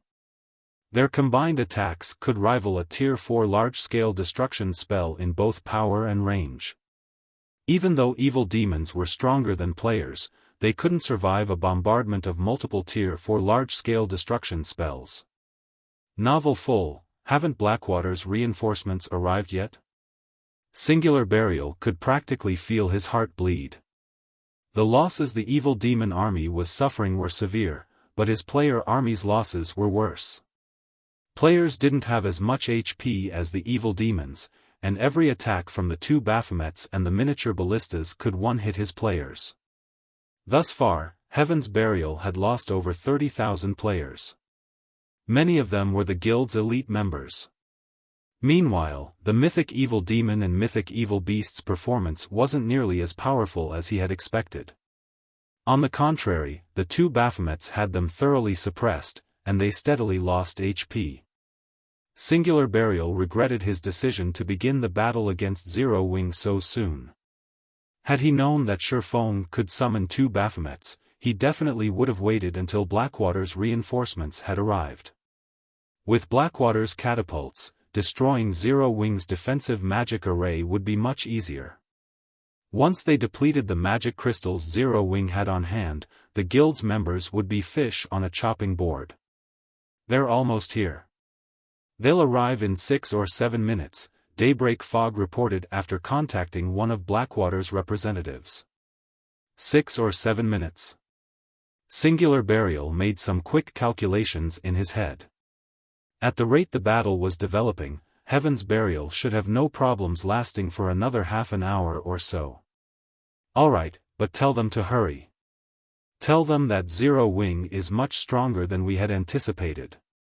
Daybreak Fog immediately relayed Singular Burial's message to Blackwater's army. Zero Wing can actually dominate the evil demon army? It's no wonder why such an insignificant guild dares to provoke Blackwater. Falling Fire, who wore a set of crimson mage robes, was surprised after he learned of Heaven's Burial's current predicament. However, that was all he felt. He wasn't worried in the slightest that they would fail to capture Stone Forest Town. Singular Burial had stated that his forces could hold out for another 30 or so minutes, and his group would arrive in around 7.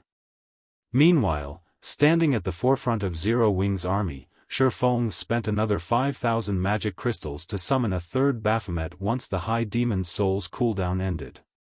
The instant the third Baphomet manifested, the battlefield fell silent. It was as if time had frozen. Before Heaven's Burial's members could react to the new Baphomet, Xiaofan had the freshly summoned High Demon charge into enemy ranks, executing one skill after another. A Tier 4 High Demon possessed many skills and spells, and all of them were capable of killing dozens, even hundreds, of players. Damn it! How is this possible? Shock and confusion overwhelmed Singular Burial as he stared at the third Baphomet. He could not figure out how Xiaofan had summoned such powerful monsters, one after another. However, Singular Burial quickly calmed himself and pushed this thought out of his mind as he turned to Daybreak Fog and commanded, "Fog, contact Falling Fire and tell his group to hurry. Tell him to bring the 1 mythic evil demons and the 2 mythic evil beasts guarding the exit." Daybreak Fog knew how precarious their situation was now, as well. She notified Falling Fire, telling him to increase his force's speed and transfer more monsters to the battlefield. However, shortly after Daybreak Fog ended the call, Xiaofan pulled a Summon Guard scroll from his bag and activated it. Suddenly, a lithe, captivating figure appeared before Xiaofan. Naturally, this figure belonged to Anna. Following Anna's arrival, a level 80 Great Lord ranked Golden Giant and 10 level 80 Lord ranked Rock Guardians joined the battlefield. This instantly elevated Zero Wing's destructive power to a whole other level. Anna, in particular, performed as well as the Baphomets. She controlled numerous holy spears to attack the enemy players, each wave killing dozens or even over 100 players. Any Tier 1 player these spears struck died instantly. After summoning Anna, Xiaofan had the 3 Baphomets use their strongest skill. Each of the Baphomets then summoned their crimson longswords enveloped in pitch-black fire. Not only did the crimson longswords significantly increase the Baphomet's attack range, but those who fell to these weapons would also find their souls burning in the soul fire. In 1 minute, Heaven's Burial's 300,000 strong player army was reduced to just 200,000. Meanwhile, there were less than 50,000 surviving evil demons. This instilled a deep fear in Heaven's Burial's members. Even Singular Burial began to panic. He contacted Falling Fire personally and demanded, "Falling Fire, where are you? We're almost there. We'll arrive in another 4 or 5 minutes, Falling Fire said. 4 or 5 minutes? That long? Singular Burial paled as he gazed at the scorched, corpse-laden battlefield before him.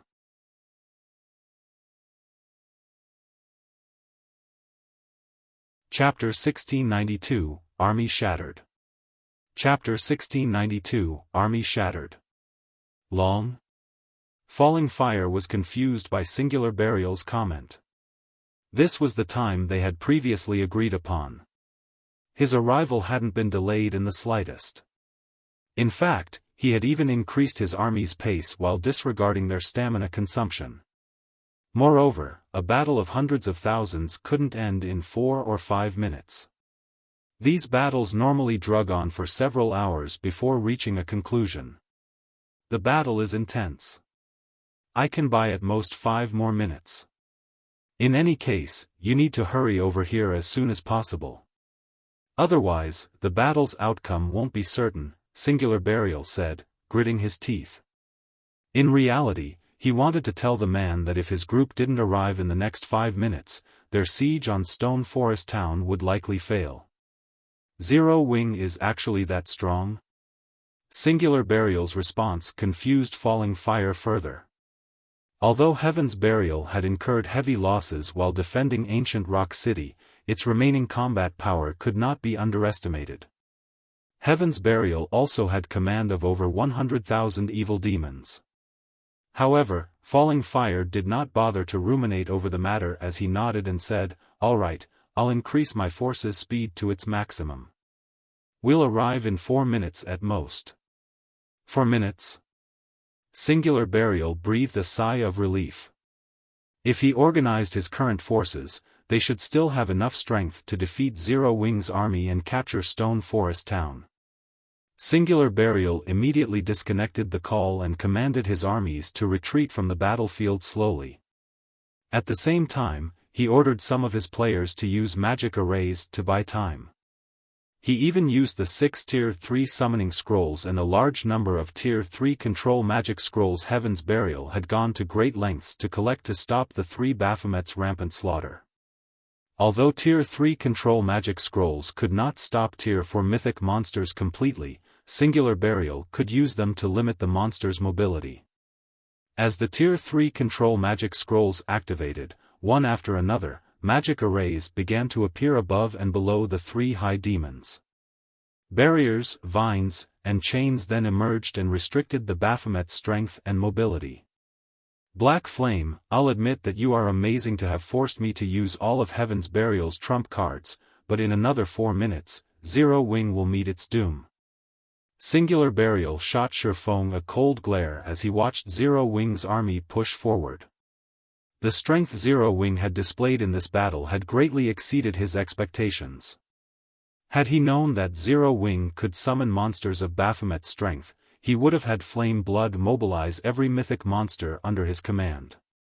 If the remaining mythic monsters, which currently guarded the barrier's exit, were here, Heaven's Burial's armies wouldn't have been forced to retreat after suffering such severe losses. However, with things as they are now, he had no choice but to push his armies to resist. Now that Heaven's Burial had lost Ancient Rock City, it must capture both Stone Forest Town and Zero Wing City if the guild wanted any hope of becoming a superpower in God's domain again. Otherwise, rising would become extremely difficult for Heaven's Burial.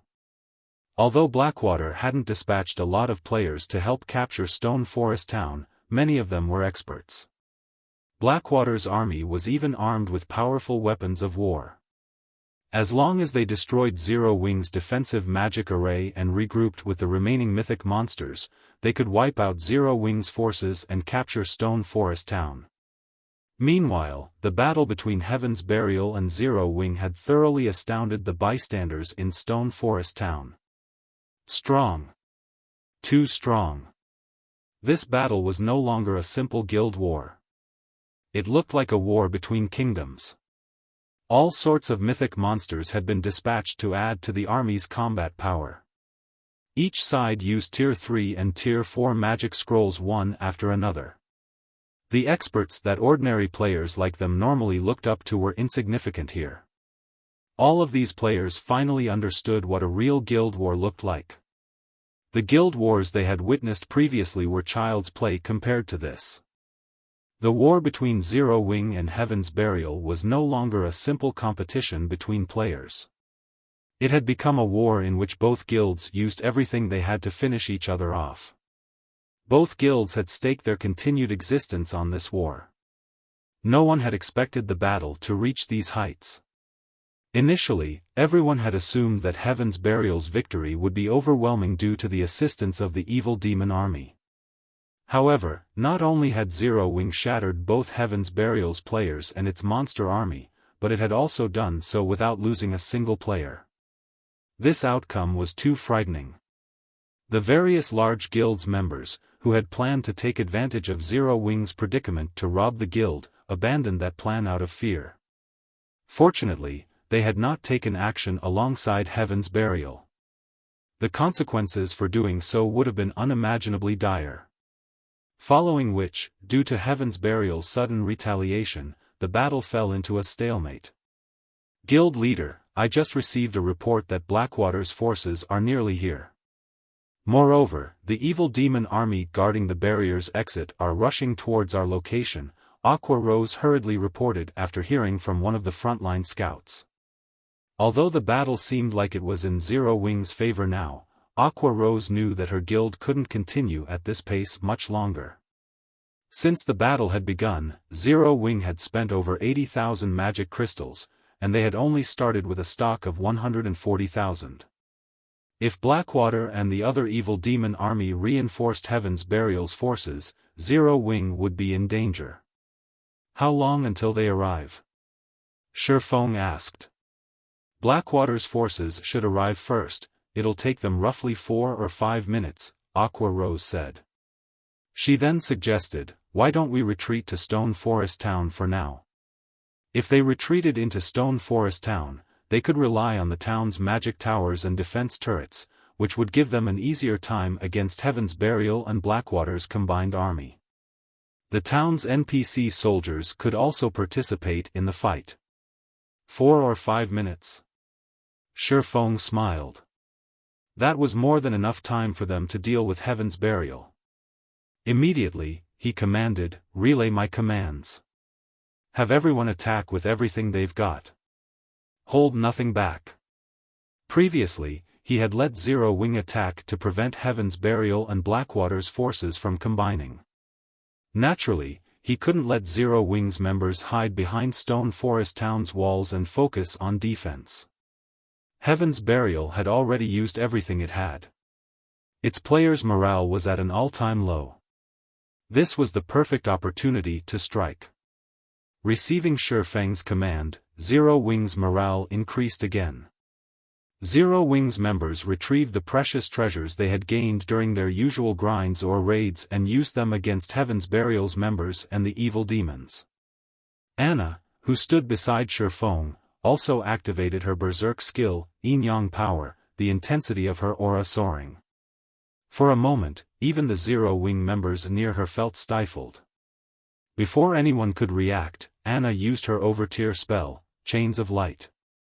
Chains of Light was already a Tier 3 spell, but due to Yin-Yang power, its power climbed to Tier 4.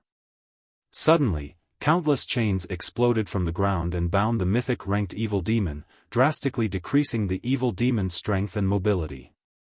Now, the evil demon could not even compare to an ordinary Mythic monster. By the time Chains of Light had bound the Mythic evil demon, Anna had finished casting the Tier 3 curse, Yin-Yang Judgment, which she had double-cast alongside Chains of Light. Anna then pointed her staff at the distant Mythic evil demon, and 2 magic arrays, one glowing white and the other black, appeared in the sky above her target. Under her command, a holy spear dropped from above, sliding through the defenseless Mythic evil demon's body. Boom! The world shook as a brilliant, black-white pillar devoured the evil demon. -7,451,374. In one hit, the Mythic evil demon had lost a significant chunk of its HP and was covered in wounds and scorch marks. The evil demon looked miserable. At the same time, it fell into a heavily injured state, reducing its combat power and defense. Now, it was only as powerful as an ordinary Grand Lord.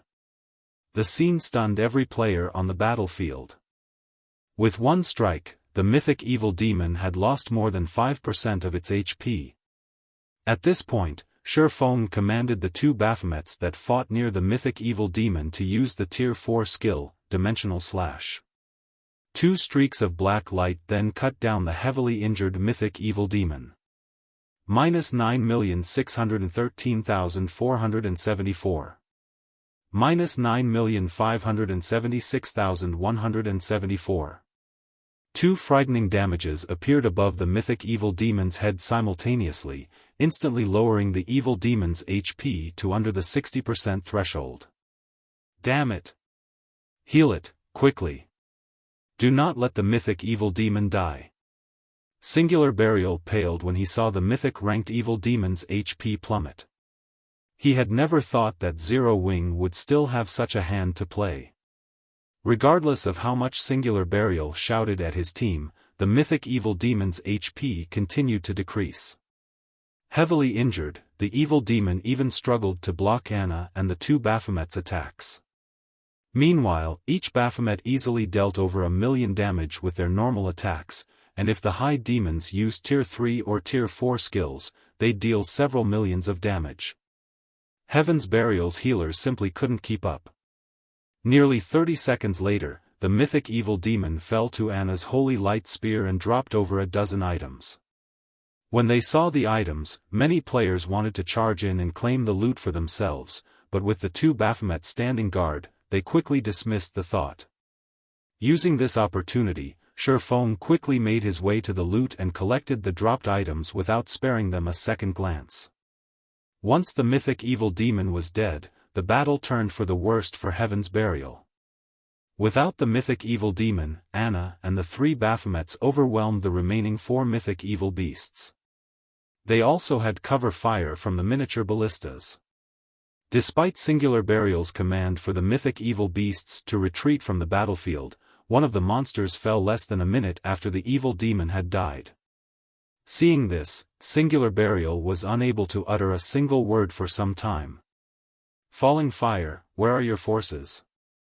Daybreak Fog asked desperately after contacting Falling Fire. "We're almost there.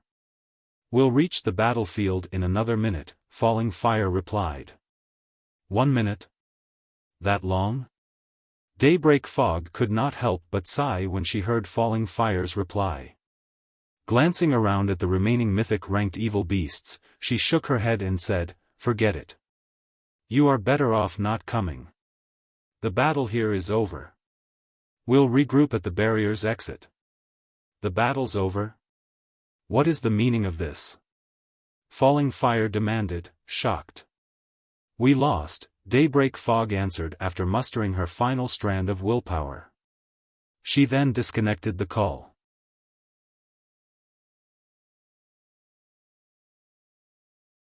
Chapter 1693, Stay Here. Chapter 1693, Stay Here. Heaven's Burial lost? How did it happen so quickly? Falling Fire was stupefied when he heard Daybreak Fog's final sentence. He simply could not fathom how such an outcome had occurred. Heaven's Burial had sent over 300,000 players and 100,000 evil demons to siege Stone Forest Town. The army had even included 5 mythic-ranked monsters. With such a force, even capturing a guild city should be a problem, much less a guild town. Furthermore, the battle at Stone Forest Town had begun and ended in less than half an hour. Even killing 400,000 common monsters would take more time than that, yet he had just learned that Heaven's Burial had lost in such a short time. No matter how he thought about it, he simply couldn't bring himself to believe Daybreak Fog's claim. Moreover, Singular Burial had confidently assured him that they could last another 5 minutes, but only 3 minutes had passed since that conversation, and the battle was over.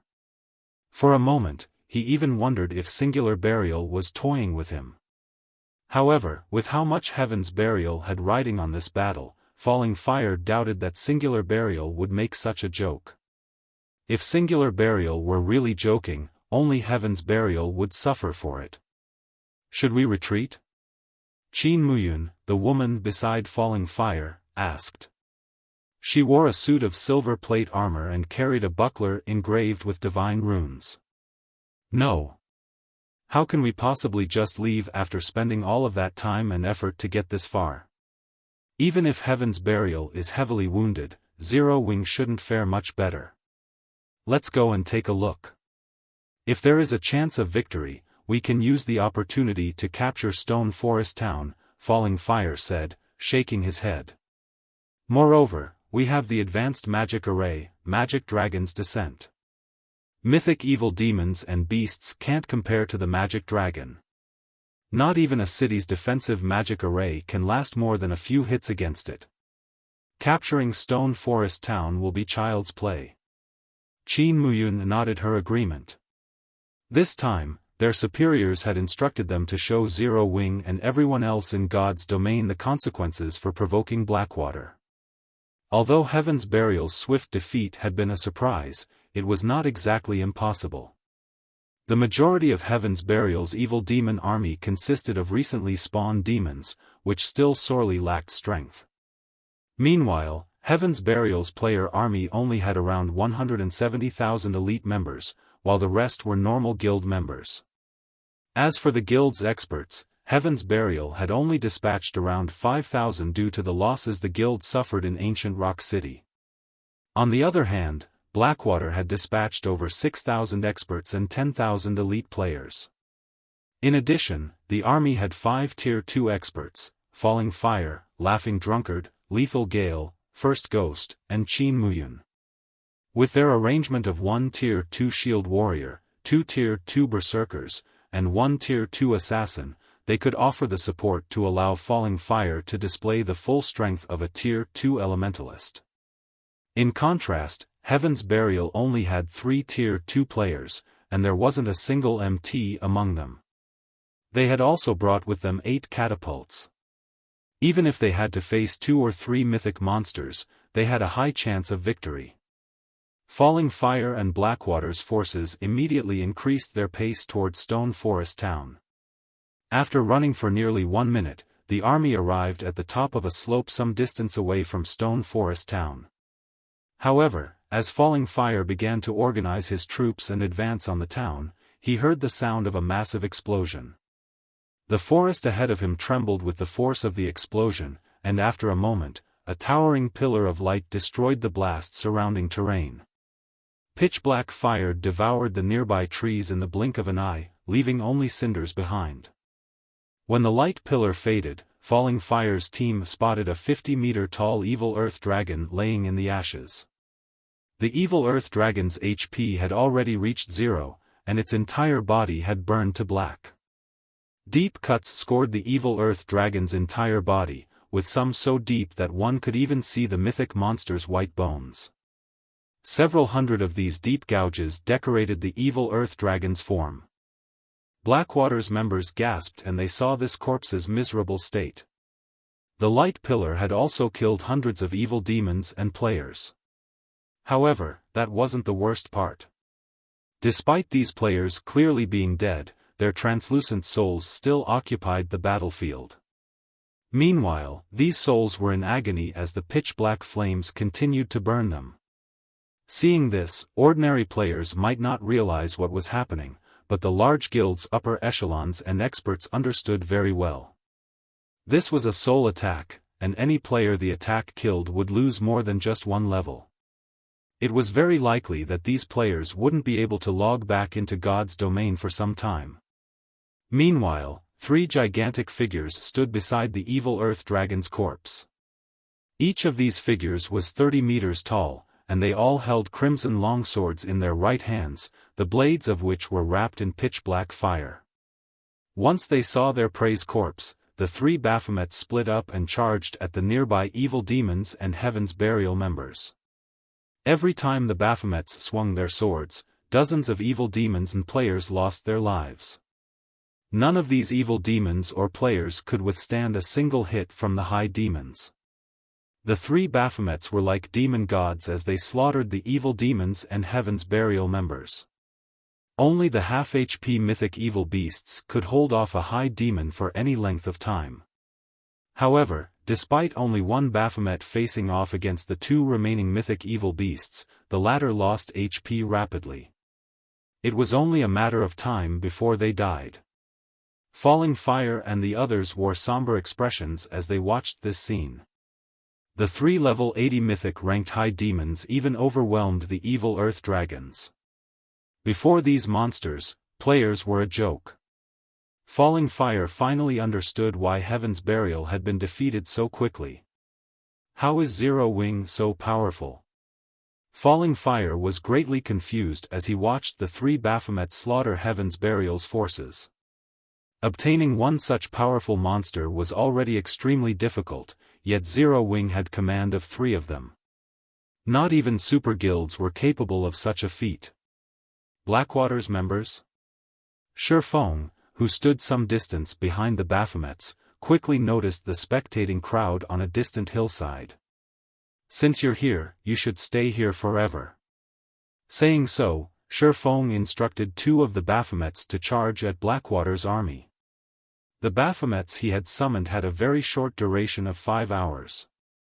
Since Blackwater's forces had already arrived, he didn't mind taking them out. Fortunately, Heaven's Burial was no longer a threat to Zero Wing. He could finish off its members after taking out the larger threat, Blackwater's forces. "Damn it!" Falling Fire shouted. Watching the 2 Baphomets dash towards them, Falling Fire could easily guess what Xiaofan had in mind.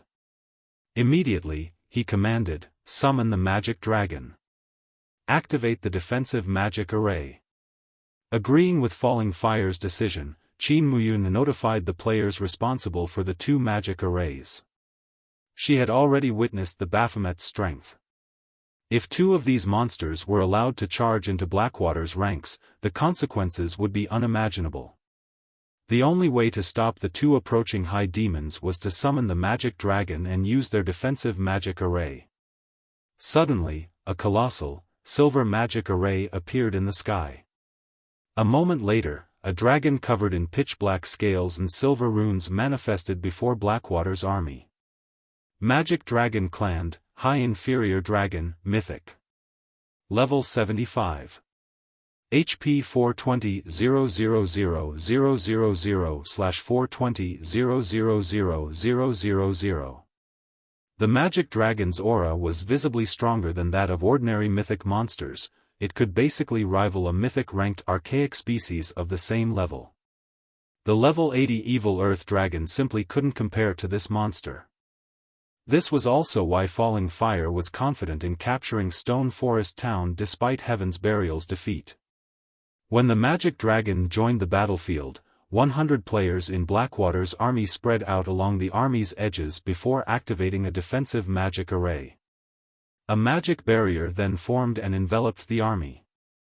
A moment after Blackwater's army deployed its offensive and defensive measures, the two Baphomets reached the army like a powerful gale. One of the two Baphomets then leaped into the air, transforming into a blur as it arrived before the magic dragon.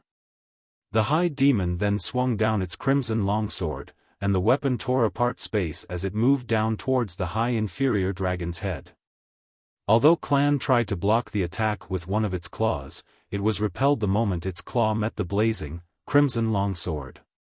The crimson longsword then proceeded to smash into the magic dragon's head and slam it straight toward the ground, the resulting impact carving out a huge crater in the earth below. Meanwhile, the other Baphomet arrived before Blackwater's defensive magic array.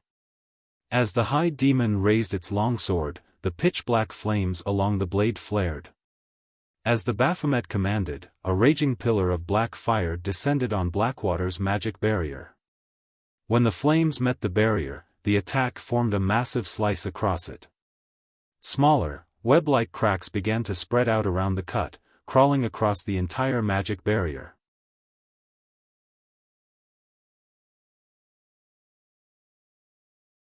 Chapter 1694, One Hit to Destroy a Magic Array. Chapter 1694, One Hit to Destroy a Magic Array. In the dense forest some distance away from Stone Forest Town. Under Singular Burial's command, Heaven's Burial's members had scattered and fled into the forest. By doing so, more members would escape with their lives. Zero Wings members could only operate within the movement-type defensive magic array, and only the three Baphomets were truly capable of giving chase. Huh! Why are Blackwater's people here? Daybreak Fog, who maneuvered around the forest, was confused to see Falling Fire's group on a distant hillside. Have they lost their minds? They actually came. She had clearly told Blackwater not to come and to regroup at the barrier's exit. They'd only stand a chance against Zero Wing once they combined their forces. Foolish. Absolutely foolish. How can Blackwater employ such fools? Singular Burial could not help but curse out loud when he saw Falling Fire's distant figure. He had already gotten a taste of Zero Wing's true strength. He had hoped to regroup with Blackwater's army and the evil demon army guarding the barrier's exit before resuming their battle against his hateful enemy. However, the fools from Blackwater had refused to listen to his advice and continued towards the battlefield. If Zero Wing decimated Blackwater's forces now, this war was as good as over. Heaven's Burial would lose all hope of capturing Stone Forest Town.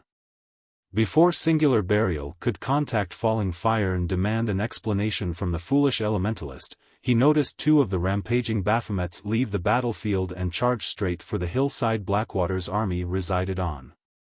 Seeing this, Singular Burial fell into a thorough despair. However, before the two Baphomets had reached Blackwater's army, a mythic-ranked magic dragon descended from the sky. Despite such a vast distance between him and the high inferior dragon, Singular Burial could feel the horrific pressure the monster gave off, and he couldn't help but shudder. Layer after layer of translucent magic barrier enveloped Blackwater's entire army. In the blink of an eye, a triple barrier had formed to protect the army. At a glance, one could easily tell that the triple barrier was the product of a high-ranked defensive magic array. Guild leader, Blackwater seems to be taking Zero Wing seriously this time. They've even used 2 of their trump cards. Based on our information, those 2 magic arrays were rewards Blackwater obtained after completing an epic main storyline quest. The guild had to expend a lot of resources and manpower to complete it, Daybreak Fog said, slightly surprised to see the 2 magic arrays that had formed around Blackwater's forces. The summoned magic dragon should have the power to rival a mythic-ranked archaic species of the same level, and the defensive magic array is an advanced magic array. It can block even tier 4 attacks with ease. With those 2, we might stand a chance against Zero Wing. Some of Heaven's Burial's upper echelons breathed a sigh of relief when they heard Daybreak Fog's explanation. Singular Burial's eyes shone with joy. If they had a mythic-ranked archaic species on their side to fight with their forces and the 2 remaining evil earth dragons, they should be able to keep Zero Wing at bay for quite some time. Once the other evil demon army arrived, it might even be possible to suppress the 3 Baphomets. Moreover, the Baphomets wouldn't be able to clash their armies for some time with the advanced defensive magic array to protect them.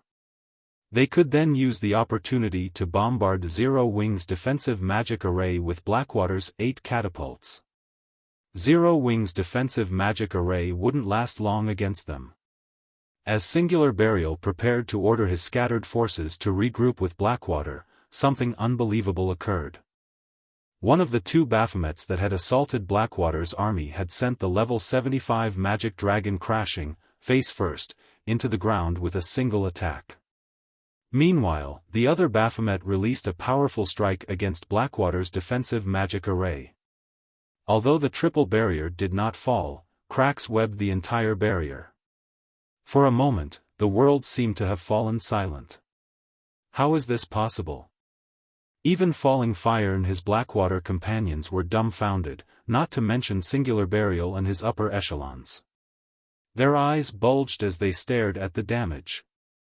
A monster that rivaled a mythic-ranked archaic species had been thrown, face first, to the ground. A mythic-ranked archaic species was practically invincible to current players. However, that wasn't what shocked them most.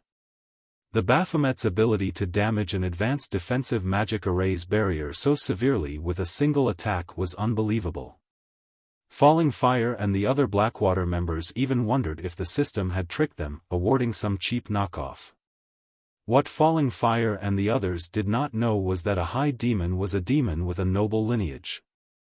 High demons were akin to emperors among demons, and their life ratings were even higher than archaic species. Only dragons and ferocious beasts could hope to triumph over a high demon. Furthermore, Shifeng's Baphomets had been reinforced with the Bible of Darkness. Their strength was far higher than the mythic-ranked magic dragons, and in a frontal clash, it was only natural that the magic dragon clan had lost. The advanced defensive magic array was indeed capable of blocking a normal tier 4 attack, but the attack Baphomet had used had been a tier 4 taboo skill. Including the Bible of Darkness's buff, the tier 4 taboo skill could rival a tier 5 attack, which was already far beyond the defensive magic array's endurance limit. It's not broken. What a powerful defensive magic array. Xiaofan was slightly surprised as he watched Blackwater's defensive magic array slowly mending itself. He had never thought that Blackwater could acquire such a powerful advanced magic array. However, Falling Fire and his companions were truly shocked. Not only had Baphomet's attack severely damaged their defensive magic array, but the players maintaining the magic array had also lost 1/3 of their mana pools. Unlike Zero Wing's movement-type defensive magic array, which was machine-operated, their players had to maintain their magic array. Hence, the energy needed to mend and maintain the array came from the player's mana. If even one of these players ran out of mana, the magic array would stop working and disappear.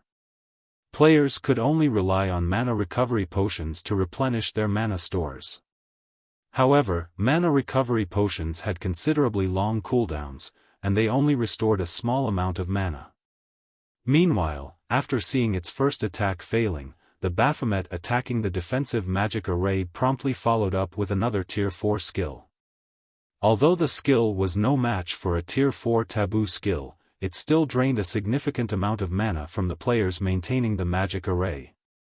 Meanwhile, the other Baphomet continued to bombard the magic dragon, pushing it back and tearing one pained cry after another from the monster.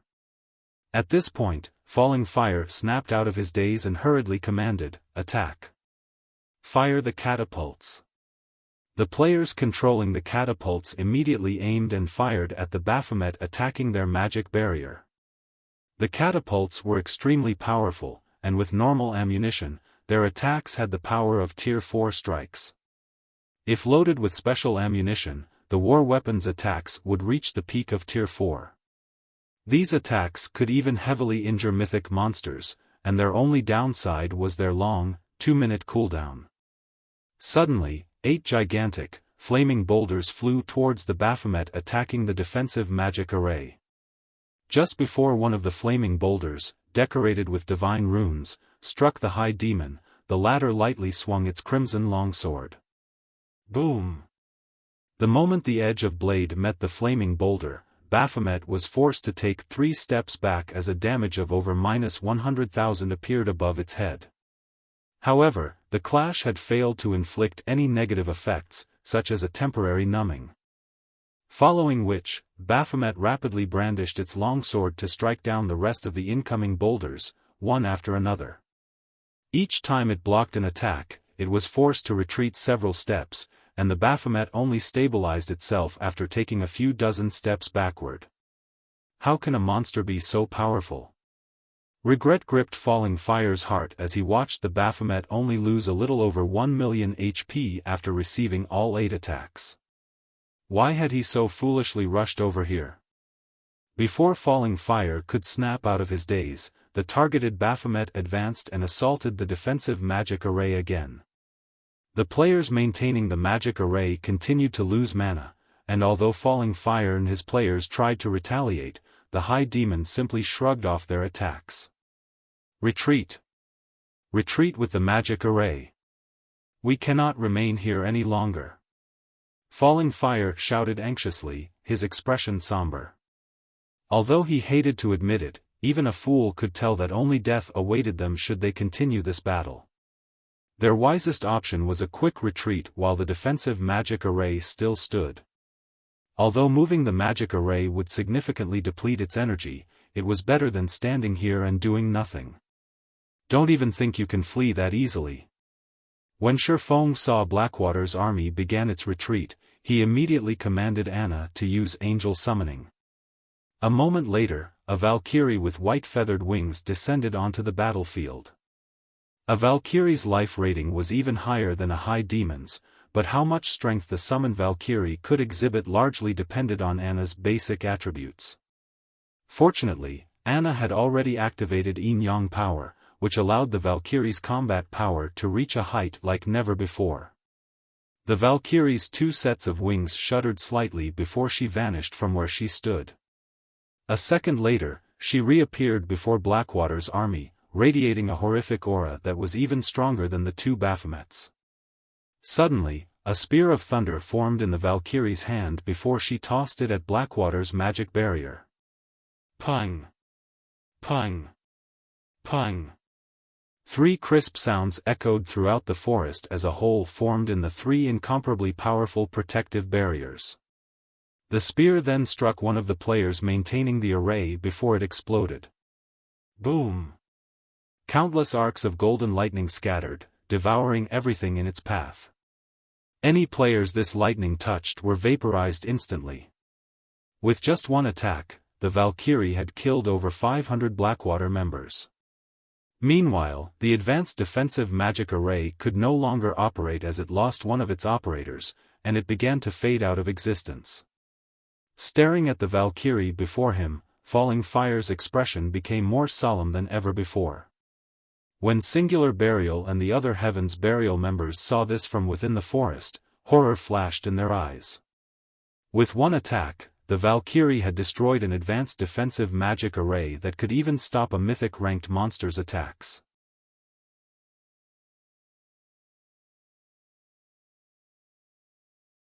Chapter 1695, Heaven's Burial Crumbles. Chapter 1695, Heaven's Burial Crumbles. When the triple barrier Blackwater's advanced defensive magic array had created began to fade, the various major powers members, who watched the battle through magic water mirrors, expressed their shock and horror. The three Baphomets Xiaofan had summoned were impossibly strong. But even one of their full-powered attacks had only cracked the defensive magic array's outermost barrier. On the other hand, the Valkyrie had destroyed the entire defensive magic array with one attack. If the Valkyrie were used to siege a guild town or city, just thinking about it made them shudder. It was entirely possible that the Valkyrie would only need one attack to break a city's defensive magic array. Just how many secrets has Zero Wing hidden?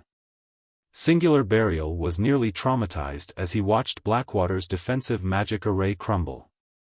Countless guilds dreamed of wielding the power to destroy a city's defensive magic array. Breaking a city's defensive magic array was, after all, the most important part of trying to capture a city. When Xiaofan had destroyed Ancient Rock City's defensive magic arrays, he had chalked it up to the man finding some precious treasure, and a treasure like that would only have limited uses.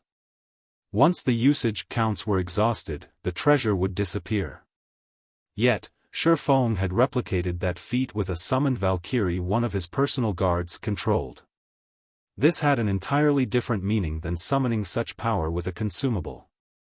The Valkyrie had been called with a skill, which meant that Zero Wing could summon the monster indefinitely, only limited by the skill's cooldown. Sure enough, that Valkyrie is really powerful. The fact that the Valkyrie had destroyed an advanced defensive magic array even surprised Xiaofan. However, he doubted that the Valkyrie could destroy a city's defensive magic array. At the very least, she'd need to use more than one attack. An advanced defensive magic array, which players had to maintain, and a city's defensive magic array were two very different things. A player-maintained defensive magic array had the advantage that it could be deployed at any given time. However, its flaws were obvious. First, there was the problem of mana consumption. Second, no harm must come to the players maintaining the magic array. Otherwise, the magic array would crumble. Although the Valkyrie's full-powered attack had pierced a hole in Blackwater's defensive magic array, it had failed to destroy the magic array entirely. The attack had merely drained a considerable amount of mana from the maintaining players. The attack had only destroyed the barrier because it had killed a few of the players maintaining it. This wouldn't happen with a city's defensive magic array. At most, the Valkyrie's attack would deplete some of the magic array's energy. Meanwhile, since Blackwater's army had lost its defensive magic array's protection, it had no way to deal with the High Demon before it. Each time Baphomet swung its crimson longsword, it reaped the lives of over 100 players. After the players died, Baphomet's soul fire continued to burn their immortal souls. In the blink of an eye, Baphomet had killed over 1,000 players. Falling Fire's heart bled when he saw this. Blackwater had dispatched 20,000 players to capture Stone Forest Town, 6,000 of which were guild-nurtured experts. It was one thing if these experts died, but if their immortal souls were damaged, they'd be prevented from logging into God's domain for several days. This would be a massive loss for the guild. With no better choice, Falling Fire could only follow Heaven's Burial's example and order a retreat, telling his men to scatter. Only one Baphomet had targeted the force, and even if the High Demon were very fast, it could only kill a limited number of players if everyone ran in different directions. Seeing this, Xiaofan sneered and waved a hand. Suddenly, hundreds of miniature ballistas launched their exploding arrows at Blackwater's members, each arrow containing power at the peak of Tier 2. When Blackwater's members saw the volley of arrows rain down on them, they felt their scalps tingle. After a series of explosions, the hillside became a barren wasteland covered in small craters and scorched earth.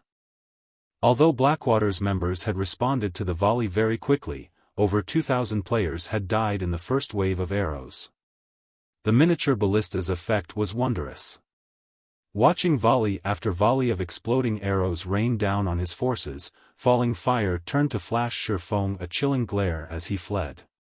His forces had suffered a tragic loss. Against the several hundred miniature ballistas' continued bombardment and the High Demon's pursuit, he'd be lucky to leave this battlefield with less than half of his original army if they escaped at all. Heaven's Burial and Blackwater's forces continued to scatter, running all the way to the ceiling barrier's single exit. Naturally, Xiaofan ordered his guild members to chase the two guilds down, leaving scorched earth and corpses in their wake. As they watched Zero Wing's members chase hundreds of thousands of players relentlessly, the crowd in Stone Forest Town was stupefied. Ruthless. Zero Wing was utterly ruthless.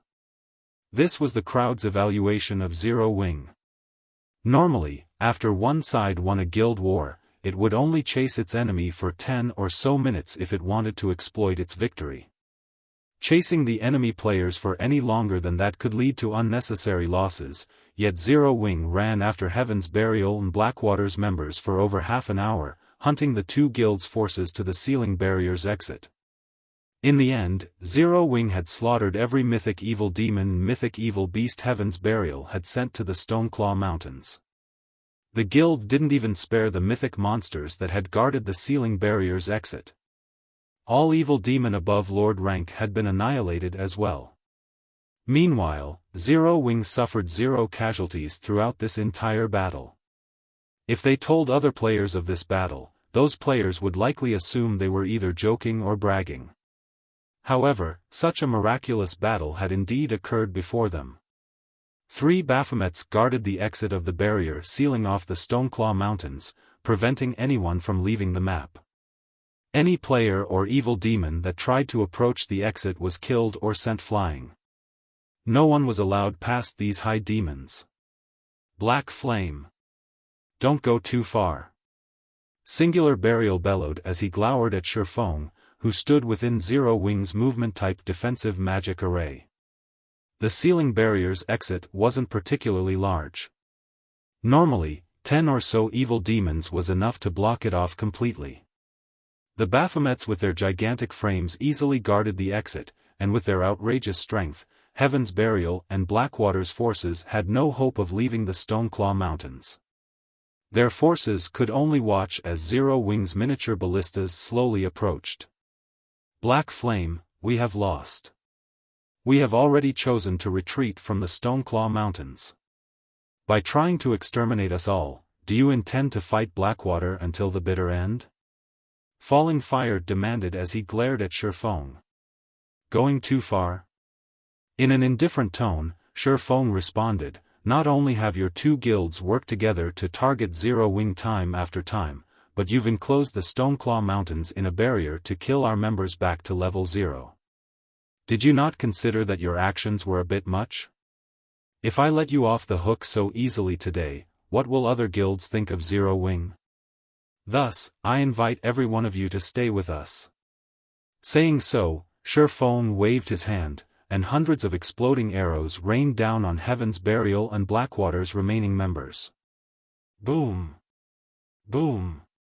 Boom! A series of explosions echoed throughout the valley. With no power to fight back, Heaven's Burial and Blackwater's members could only run and scatter. Good. Very good. Black Flame, you forced me to do this. Singular Burial descended into madness as he watched one of his guild's experts and elites die after another. Since Heaven's Burial is finished, Flame Blood, detonate Beast Emperor's evil energy magic array. I want the map to become a graveyard. We'll drag Zero Wing to hell with us. Shortly after Singular Burial issued the command, runes began to appear above the Stoneclaw Mountains. The evil energy within the map went berserk, gathering in the array Beast Emperor had previously constructed. The earth trembled as the terrifying power concentrated. It felt as if Armageddon had come to the Stoneclaw Mountains. Lunatic. Falling Fire cursed when he heard Singular Burial's crazy plan. The man was going to drag him to hell as well. Because of this turn of events, Zero Wings members wore somber expressions. They could all feel the horrific power concentrating at the gigantic magic array near the exit of the ceiling barrier. If the magic array exploded, the consequences would be dire. Die. Singular Burial began to laugh maniacally when he saw the fear on Zero Wings' faces. Once the magic array was set to detonate, it would transform everything within a 5,000-yard radius into a land of dead. Moreover, evil energy would corrupt players' souls after they died in the explosion. Even if some players survived, evil energy would contaminate their being, and they'd suffer a weakened state. Players that died would also suffer a weakened state. This weakened state would relent until players removed the evil energy from their bodies, which would take a considerable amount of time.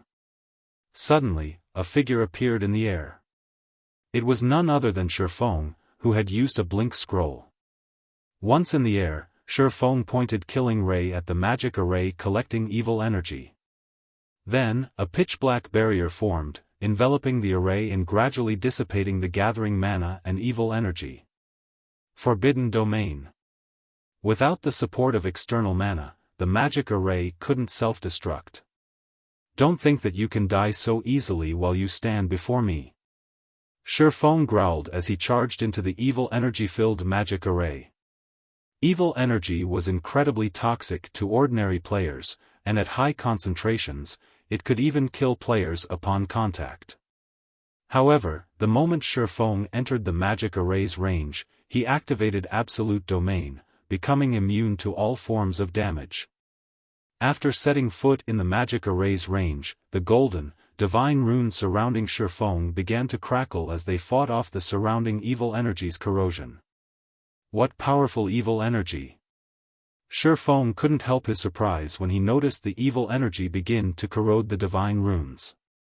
His absolute domain could even stop tier for mythic monsters' attacks, yet this magic array's evil energy slowly, but surely corroded the skill. The power of the concentrated evil energy here nearly had the power of a tier 5 spell. Not even ordinary mythic monsters would dare approach this magic array with such power. Only evil beasts and evil demons had any hope of survival within it. The evil energy's corrosion increased as time passed. Not daring to waste any more time, Xiaofan charged toward the center of the magic array and slashed at the staff there with one of his blades. Thunder Flame Explosion. Boom! When the lightning and fire collided with their target, the staff inserted into the ground shattered, leaving only a dark gray crystal covered with purple-gold runes behind.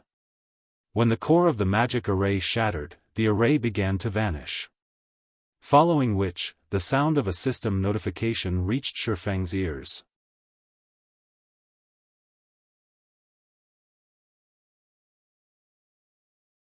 Chapter 1696, Shaking Star Moon Kingdom. Chapter 1696, Shaking Star Moon Kingdom. System, congratulations. You have successfully destroyed the evil god's sealing magic array and stopped an evil energy passage from opening. Rewarding 100 humanity reputation points and 10,000 war god's temple merit points. Xiaofan was slightly surprised when he heard the system notification. He had never expected to earn 100 humanity reputation points and 10,000 war god's temple merit points for just destroying a magic array. War god's temple merit points were extremely valuable. With 4,000 points, one could purchase an ordinary epic item from the temple. However, Xiaofan did not spare the matter much thought as he snatched up the runic crystal and dashed away from the magic array. Although the magic array had already been destroyed, the evil energy it had gathered still lingered in the area. Once the evil energy ate through Absolute Domain's protection, not even a Tier 2 player like himself could survive the concentrated energy. Meanwhile, outside the magic array, Singular Burial, who had truly gone mad, was stupefied when he noticed the magic array disappear. Flame Blood, who controlled the evil demons from a hidden location, also gaped in shock. How is that possible? The color in Flame Blood's face drained when he noticed the gathered evil energy in the magic array gradually dissipate. Is he really a player? The sealing magic array Beast Emperor had used to entrap the Stoneclaw Mountains was extraordinary. The evil energy inside the array had become so dense after sacrificing 400,000 players that not even an evil god's apostle like Flame Blood dared to enter its range. Any player not belonging to the evil god's temple would seal their own fate if they approached the magic array. Yet, not only had Xiaofan survived inside it, but he had also destroyed the magic array. Although the silencing skill Xiaofan had used prevented the magic array's detonation, that was only temporary. Once the silencing skill's duration ended, Flame Blood could simply detonate the magic array again and transform this map into a cemetery. However, now that the magic array had been destroyed, that wasn't possible. Due to the magic array's destruction, the barrier over the Stoneclaw Mountains map lifted. As a result, the blue sky returned as every player watched. Communication with the outside world also became possible again. The seal has lifted? How is this possible? Did Heaven's Burial win? Quick! Notify the higher-ups. The various large guilds members, who were stationed outside of the barrier, were surprised when the pitch-black magic barrier around the regional dungeon suddenly disappeared. They immediately contacted their superiors. However, before they could report the situation, a large number of players burst out of the other end of the valley as terrified as if they had just seen a ghost. These fleeing players wore either Heaven's Burial's emblem or Blackwater's. A moment later, another large group of players charged out of the Stoneclaw Mountains. Although the second group had fewer players than the first, the second group's momentum was imposing. These players fiercely hunted down Heaven's Burial and Blackwater's fleeing members. What's going on? Why are Zero Wings members the ones pursuing Heaven's Burial and Blackwater's members? Shouldn't it be the other way around? Did Heaven's Burial and Blackwater lose? That shouldn't be possible, right? Those two guilds sent in so many players, and they had the help of their evil demon army. How could they possibly lose? The spectating players had never even considered the possibility that Zero Wing would defeat Heaven's Burial and Blackwater. The evil demon army was simply too strong, it wasn't a force current players could defeat. Furthermore, Heaven's Burial and Blackwater far outnumbered Zero Wing. Capturing Stone Forest Town would be a piece of cake for these two guilds. How could they possibly end up running away from Zero Wing? Moreover, Heaven's Burial and Blackwater's members fled with such desperation. Before these players could think of a proper explanation, 3 30-meter-tall, humanoid monsters charged out of the valley ahead. Every one of these humanoid monsters radiated a horrific aura, and as they left the valley, they chased after Heaven's Burial and Blackwater's players. Each time they swung their crimson longswords, they took the lives of dozens or even hundreds of players. Nobody could stop the three monsters' rampage as screams echoed throughout the valley. When the spectators took a closer look at the Baphomet statistics, they couldn't help but shudder and gasp. Mythic monsters. However, before they could recover from their shock, they noticed translucent figures hovering above the players' corpses. Pitch-black fire burned these translucent figures, and a sense of dread overwhelmed the spectating players.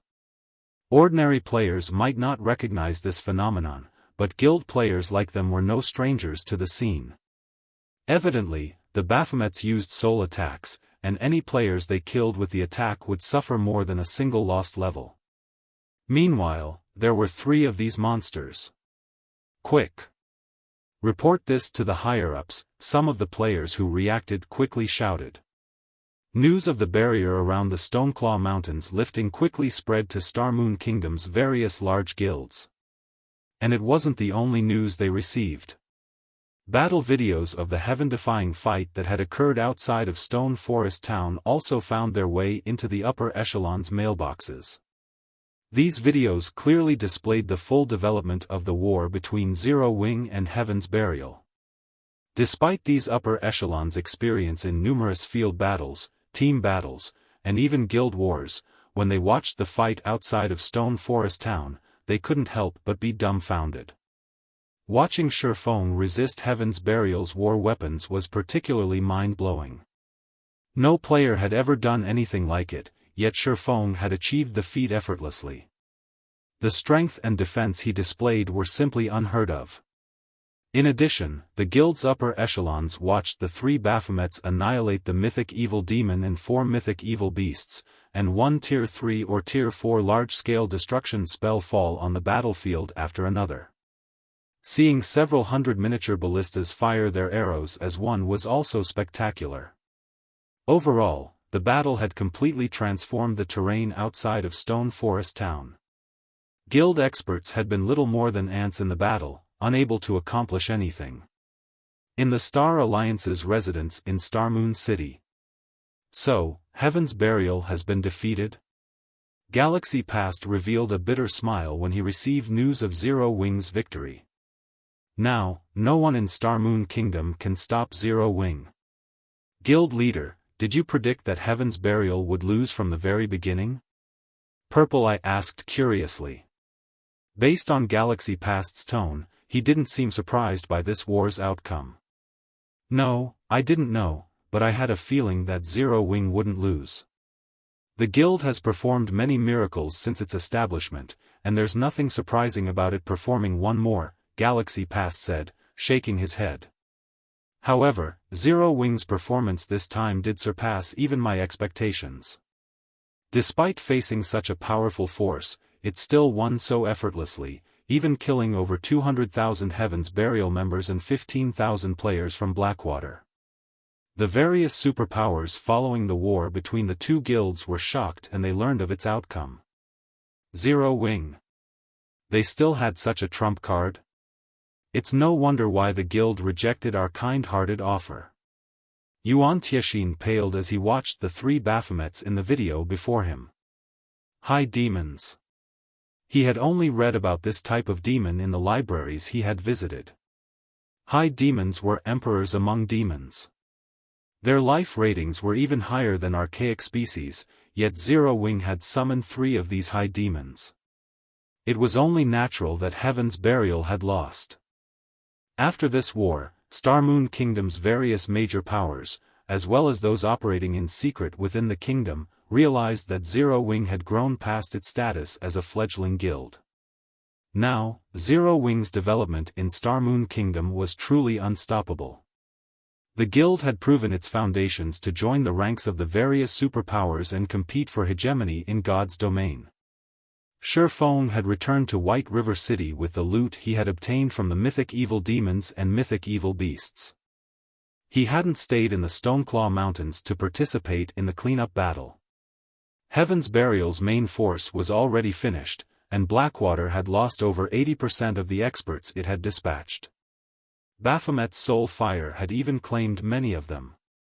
Once the resurrected and could log back into the game, they'd be essentially crippled for a considerable time. From today onward, neither of these two guilds would find any success in Starmoon Kingdom. In fact, Heaven's Burial might even have trouble continuing in the game at all. After returning to White River City, Xiaofan retrieved his latest bounty, looking through the items with shining eyes. This was especially true when his gaze fell on the dark gray crystal covered in runes. When he had picked the crystal up earlier, he had still been surrounded by dense evil energy. He hadn't had the time to inspect his harvest properly.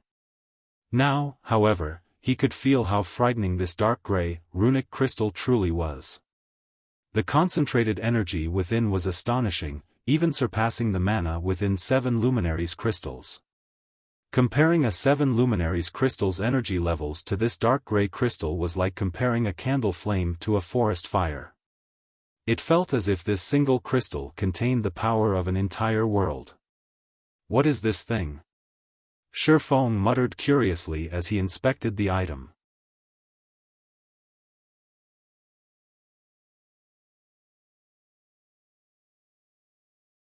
Chapter 1697, Miniature World. Chapter 1697, Miniature World. When Xiaofan tried inspecting the dark gray crystal, the result he got was simply a bunch of unknown. In fact, he didn't even get the name of the crystal. It can't be inspected? Xiaofan grew even more curious upon receiving this result. He immediately activated omniscient eyes and appraised the crystal. Aside from weapons and equipment, cases where an item could not be inspected were rare. In such rare cases, the reason for such an outcome was either a frightening origin or damage beyond repair. After Xiaofan activated omniscient eyes and used them on the dark gray crystal, a loading bar appeared before him. 22 seconds? What an amazing item! Xiaofan's eyes glowed with excitement when he saw the time needed to appraise the crystal. Normally, even epic items needed only a dozen seconds or so to appraise. For the crystal before him to need 22 seconds, this proved that the crystal was much more valuable than even epic items. However, after giving the matter some thought, Xiaofan found it reasonable. An item capable of serving as the core of the magic array that sealed the entire Stoneclaw Mountains naturally couldn't be an ordinary item. Even the defensive magic arrays used to protect cities required an extremely strong power source to operate. A barrier that could seal a map as large as the Stoneclaw Mountains would need an extremely frightening amount of energy.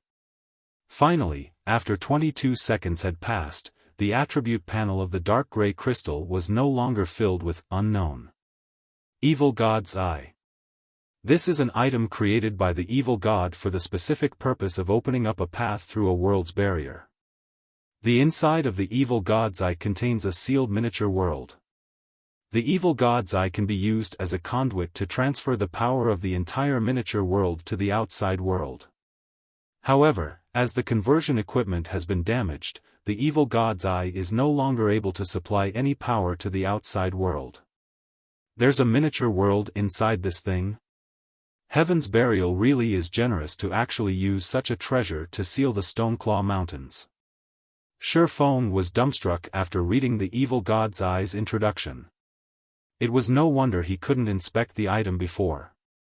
It was only natural for him not to be able to inspect the information of a miniature world using normal means. As far as Xiaofan knew, miniature worlds were extremely rare in God's domain. Only the ancient gods could create items with miniature worlds sealed inside them. Meanwhile, items containing miniature worlds all possessed extraordinary power. Moreover, if players controlled an item containing a miniature world, they could enter said miniature world any time they wanted to. Although miniature worlds were no match for other worlds in terms of size, they were roughly similar existences. However, owners of miniature worlds had complete control over them, unlike other worlds, and could harvest the resources inside the miniature worlds at their leisure. Other worlds, on the other hand, required players to manually obtain the resources they wanted. Of course, miniature worlds did not possess as many resources as other worlds did. Controlling a miniature world was akin to gaining control of an or vein. Players could harvest various kinds of rare resources periodically from the miniature world they controlled. Meanwhile, the most precious resource one could obtain from a miniature world would be power organ. Power ore was an excellent support material produced by concentrating the energy of the entire miniature world. Typically, a support material that could increase the forging success rate of dark gold equipment by 5% would already be considered a miraculous item. However, power ore boosted the forging success rate of dark gold equipment by around 5% to 10%. In addition, the forged equipment would gain the energy protection passive effect with 100% certainty. As for weapons produced using power ore, they would gain the energy strengthening passive effect with 100% certainty. The energy protection effect passively increased the tolerance of equipment, making the equipment less likely to get damaged by powerful attacks and reducing the loss of durability. Meanwhile, the energy strengthening effect performed roughly the same function as energy protection. It decreased a weapon's chances of suffering wear and tear when striking at tough opponents or blocking powerful attacks. Players might not find these effects particularly useful during the early stages of God's domain. But at higher levels, these effects would start to become important because the more players fought against powerful monsters, the more frequently they would come across monsters capable of severely damaging weapons and equipment. It might be fine if the weapons and equipment players used were of high quality, but those at fine gold rank and below could end up a pile of scrap after going through a battle against a powerful monster. Due to this reason, as players reached higher levels, their thirst for high-ranking weapons and equipment would likewise become increasingly greater. It was also due to this reason that, in Xiaofang's previous life, the market had never become saturated with weapons and equipment in the 10 years of God's domain's operation, because even epic items could be destroyed. Hence, the various large guilds had actively nurtured their own lifestyle players in the past. This was especially true for lifestyle players capable of producing weapons and equipment. The further guilds progressed into the game, the greater their need for weapons and equipment. During the later stages of the game, guilds even had to prepare multiple sets of weapons and equipment for their members when raiding powerful bosses or fighting large-scale battles with other guilds. Since weapons and equipment made with power or lost durability at a much slower rate, guilds could save up on plenty of coins and materials. In the past, any power ore sold on the market would be bought almost immediately, so long as the price was reasonable. The various large guilds had also expended a ton of effort on the acquisition of power ore. Unfortunately, power ore was extremely rare. In fact, the continent of God's domain didn't produce power ore. Players could obtain power ore only from miniature worlds and certain unstable other worlds. Hence, the various large guilds had constantly contested over other worlds that produced power ore. As for owning a miniature world that could provide a stable supply of power ore, this was something that most guilds could only dream of. As far as Xiaofan knew, only a few super guilds and super first-rate guilds had managed to get their hands on a miniature world. Due to their ownership of a miniature world, these guilds had performed much better at raiding team dungeons and field bosses than other guilds. Thus, now that Xiaofan had discovered a miniature world sealed inside the evil god's eye, how could he possibly not become excited? In fact, he even wanted to thank Heaven's Burial right now. If not for Heaven's Burial sealing off the Stoneclaw Mountains, he would never have gotten his hands on such a valuable item. Had Heaven's Burial offered to trade the evil god's eye for Stone Forest Town, Xiaofan might even have accepted the offer. All that trouble just to capture Stone Forest Town would have been unnecessary. However, had Heaven's Burial truly known the value of the evil god's eye, the guild definitely wouldn't have done something as foolish as using it as a power source for a magic array. I wonder if the war god's temple can repair this thing? Xiaofan muttered to himself as he looked at the crystal in his hands. Although the evil god's eye was damaged, it was not irreparable. It should be possible for the war god's temple, which was familiar with the evil god's temple, to repair the evil god's eye. After thinking up to this point, Xiaofan stored the evil god's eye and started looking through the other items he obtained from the war. The loot dropped by the mythic evil demons and mythic evil beasts was considerably good. 2 pieces of epic growth type equipment dropped this time, a top for magical classes and a pair of boots for MTs. The rest were level 70 plus dark gold and fine gold equipment. To current players, these things were still too high-leveled and useless for now. Aside from weapons and equipment, the mythic monsters also dropped an evil god crystal, which was an unexpected harvest for Xiaofan. In addition, he had obtained over 10,000 evil energy crystals from all the lower-ranked evil demons his summoned creatures and Zero Wings members had killed. If he sold all these evil energy crystals, he could definitely make a huge fortune. However, Xiaofan had no intention of selling these evil energy crystals. Instead, he planned to use them to upgrade the evil god's tablet. It was only the existence of the evil god's tablet that allowed Zero Wings Battle Arena in Stone Forest Town to have advanced combat rooms. Meanwhile, these advanced combat rooms were the reason behind the popularity of Stone Forest Town's Battle Arena among expert players. Unfortunately, the Evil God's tablet had a limited AoE, supporting the operation of only a few advanced combat rooms at a time, which limited the attraction the battle arena held for expert players. If Xiaofan could increase the number of advanced combat rooms, then Stone Forest Town's battle arena would become more attractive to expert players. Consequently, Zero Wing could recruit more expert players. Now that he had 10,000 evil energy crystals, he could definitely afford to upgrade the Evil God's tablet. Following which, Xiaofan stored some of the weapons, equipment, and materials he acquired in the guild warehouse and used a guild transfer scroll to teleport to Stone Forest Town.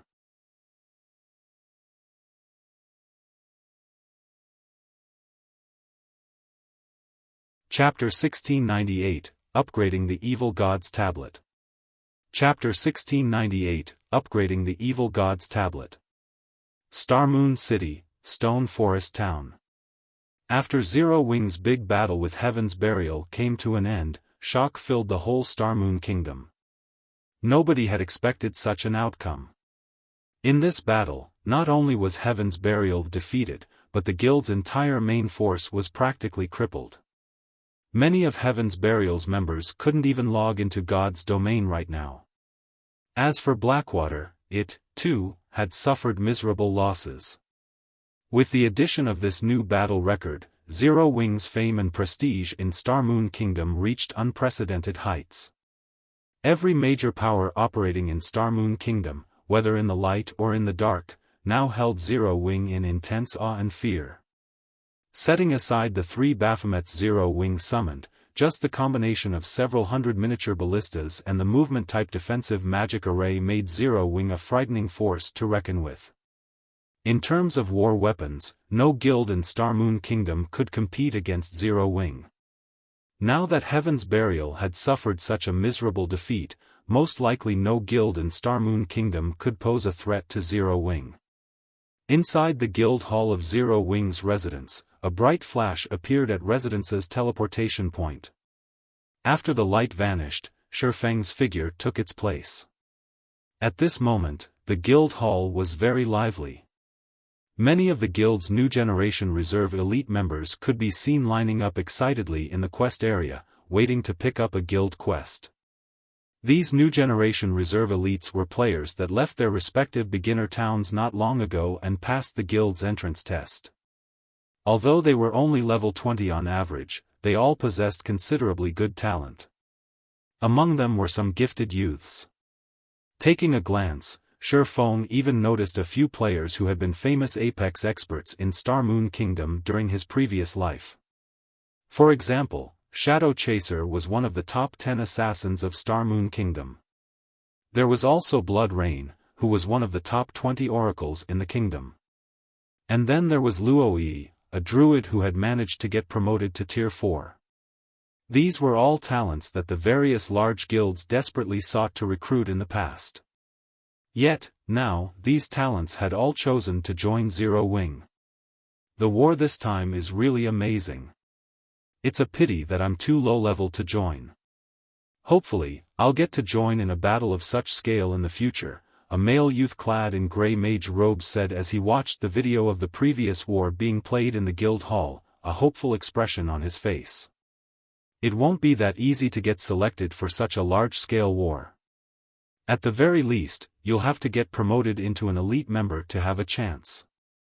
The bunch of us are only reserve elites right now. It'll take a lot of effort to become an actual elite member of the guild.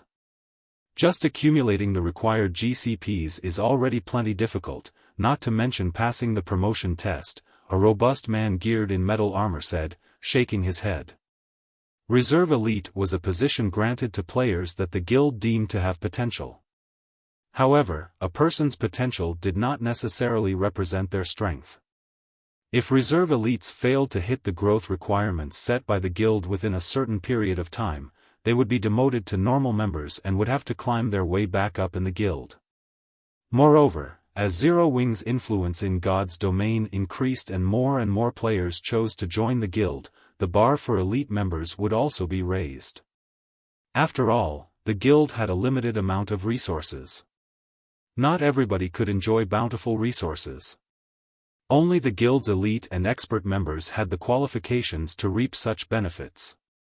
That's no problem at all. Right now, the only advantage the guild's elite members have over us is that they joined the guild earlier than we did. With enough time, even becoming a member of the guild's main force won't be a problem. A teenage girl with an oval face and a graceful body clad in black leather armor said with a grin on her face. She turned to look at Shifeng's figure displayed in the battle video and added, "Just you all wait. Sooner or later, you'll be able to see my figure standing beside the guild leader. You're dreaming too much. Why don't you take a look and see who's standing beside the guild leader?" Commander Fire Dance and Vice Guild Leader Aqua Rose are both experts who can go toe-to-toe with even the peak experts of super guilds, someone in the crowd around the teenage girl retorted.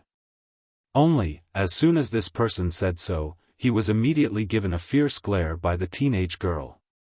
These reserve elites did not rein in their volume when they spoke. Even ordinary players standing several dozen yards away could hear their conversation clearly, let alone Shifeng, a player who possessed an extraordinary physique. However, Shifeng simply chuckled in regard to the conversation of these reserve elites. He had never thought that his existence would spur guild members to improve themselves. Nonetheless, after taking a look at these reserve elite members, Shifeng felt that there was a need to expand the guild once again. Previously, due to Zero Wing's shallow foundations and funding problem, the guild could afford to make only a limited number of reserve elites. After the war with Heaven's Burial, though, that was no longer a problem. Setting aside the items Zero Wing obtained from the evil demons killed, just the weapons and equipment the guild got from killing Heaven's Burials and Blackwater's members were already enough for several mass recruitments. Meanwhile, during the next expansion, Shifeng planned to lure in experts from neighboring kingdoms as well. After all, the scale of the war between Zero Wing and Heaven's Burial had been massive. Not to mention, Heaven's Burial was the previous ruler of ancient Rock City. Hence, the players of Star Moon Kingdom weren't the only ones that had paid attention to the war. Even players in neighboring kingdoms knew about it. Now that Zero Wing had thoroughly crushed Heaven's Burial, the players in the neighboring kingdoms would naturally try to get a better understanding of Zero Wing. Meanwhile, he could use this opportunity to recruit a bunch of elite and expert players to increase the guild's strength and growth potential. Thinking up to this point, Shifeng messaged Aqua Rose and had her send some people to carry out his orders. As for himself, he made his way to Stone Forest Town's battle arena. After the war with Heaven's Burial ended, peace and stability had returned to Stone Forest Town. As a result, the number of players gathered at Stone Forest Town was continuously increasing. Among the players visiting the town, there was no lack of guild experts and independent experts. After watching the battle between Zero Wing and Heaven's Burial, everyone had realized one thing. And that was the fact that even players could go up against war weapons, but sufficient strength was needed to do so. Meanwhile, if they wanted to improve their strength, getting promoted to Tier 2 was undisputedly the fastest method to do so. However, aside from needing good weapons and equipment, sufficiently high combat standards were also necessary to clear the Tier 2 promotion quest. Training at Stone Forest Town's battle arena was undoubtedly the fastest way to improve one's combat standards. Although training at the Trial Tower was also an option, not everybody could afford the fee of 1 magic crystal per attempt. By the time Shifeng entered the battle arena, its lobby was already overflowing with players. Many experts belonging to the various large guilds could be seen arranging matchups with each other. There were also players hosting private duels or competitions with attractive rewards. However, out of all the available attractions inside the battle arena, the advanced combat rooms were no doubt the most popular. The reason for this was the advanced combat room's facilitation of improvement in players' skill completion rates. The higher one's skill completion rate, the stronger their skills would become. This could be said to be the most intuitive way for expert players to raise their strength. However, as there were simply too few advanced combat rooms available, despite Judy, the NPC Xiaofan had tasked with the battle arena's management, having already raised the rental fee to 4 magic crystals per 30 minutes, demand for the advanced combat rooms still exceeded the supply. When Xiaofan took a look at the battle arena's earnings report, he discovered that most of the magic crystals the battle arena earned came from the advanced combat rooms. The popularity of the advanced combat rooms far exceeded Xiaofan's expectations. He waited for the current batch of players using the advanced combat rooms to come out, then closed the advanced combat rooms temporarily and retrieved the evil god's tablet. Immediately after he did so, a commotion occurred inside the battle arena. What's going on? Why can't the advanced combat rooms be used? I've waited a long time for my turn. Yet, now that my turn has finally arrived, they're actually not letting us use the advanced combat rooms? Is this a scam? The players waiting to use the advanced combat rooms kicked up a fuss right away. However, everyone received a quick reply from the NPC staff stating that the advanced combat rooms were undergoing some upgrades and that they needed to wait a short while for the upgrades to be completed. System: detecting more than 10,000 evil energy crystals on your person. Do you wish to spend 10,000 evil energy crystals to further upgrade the evil god's tablet? Holding the evil god's tablet, Xiaofan was startled to receive the system notification. Previously, he had to manually select to upgrade the tablet. This time, however, the system actually took the initiative to ask him. However, he did not dwell on the matter but immediately clicked Agree.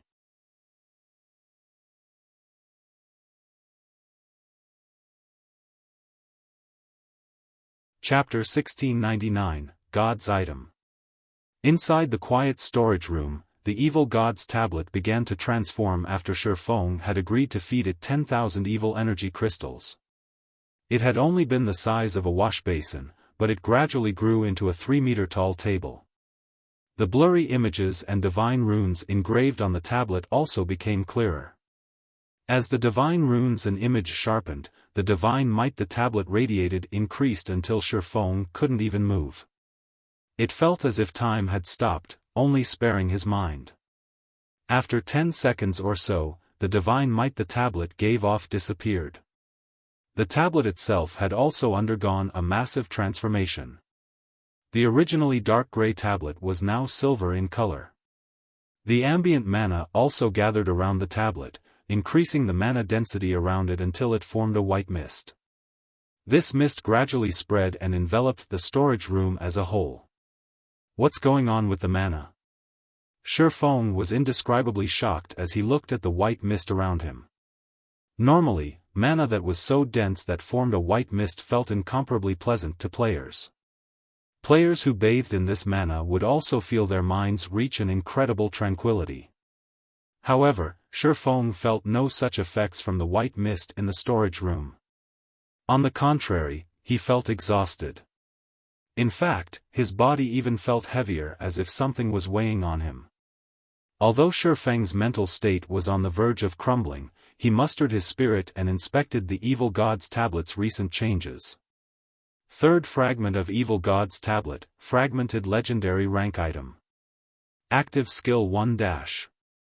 Illusory space, when activated, forms an illusory space of 200-yard radius.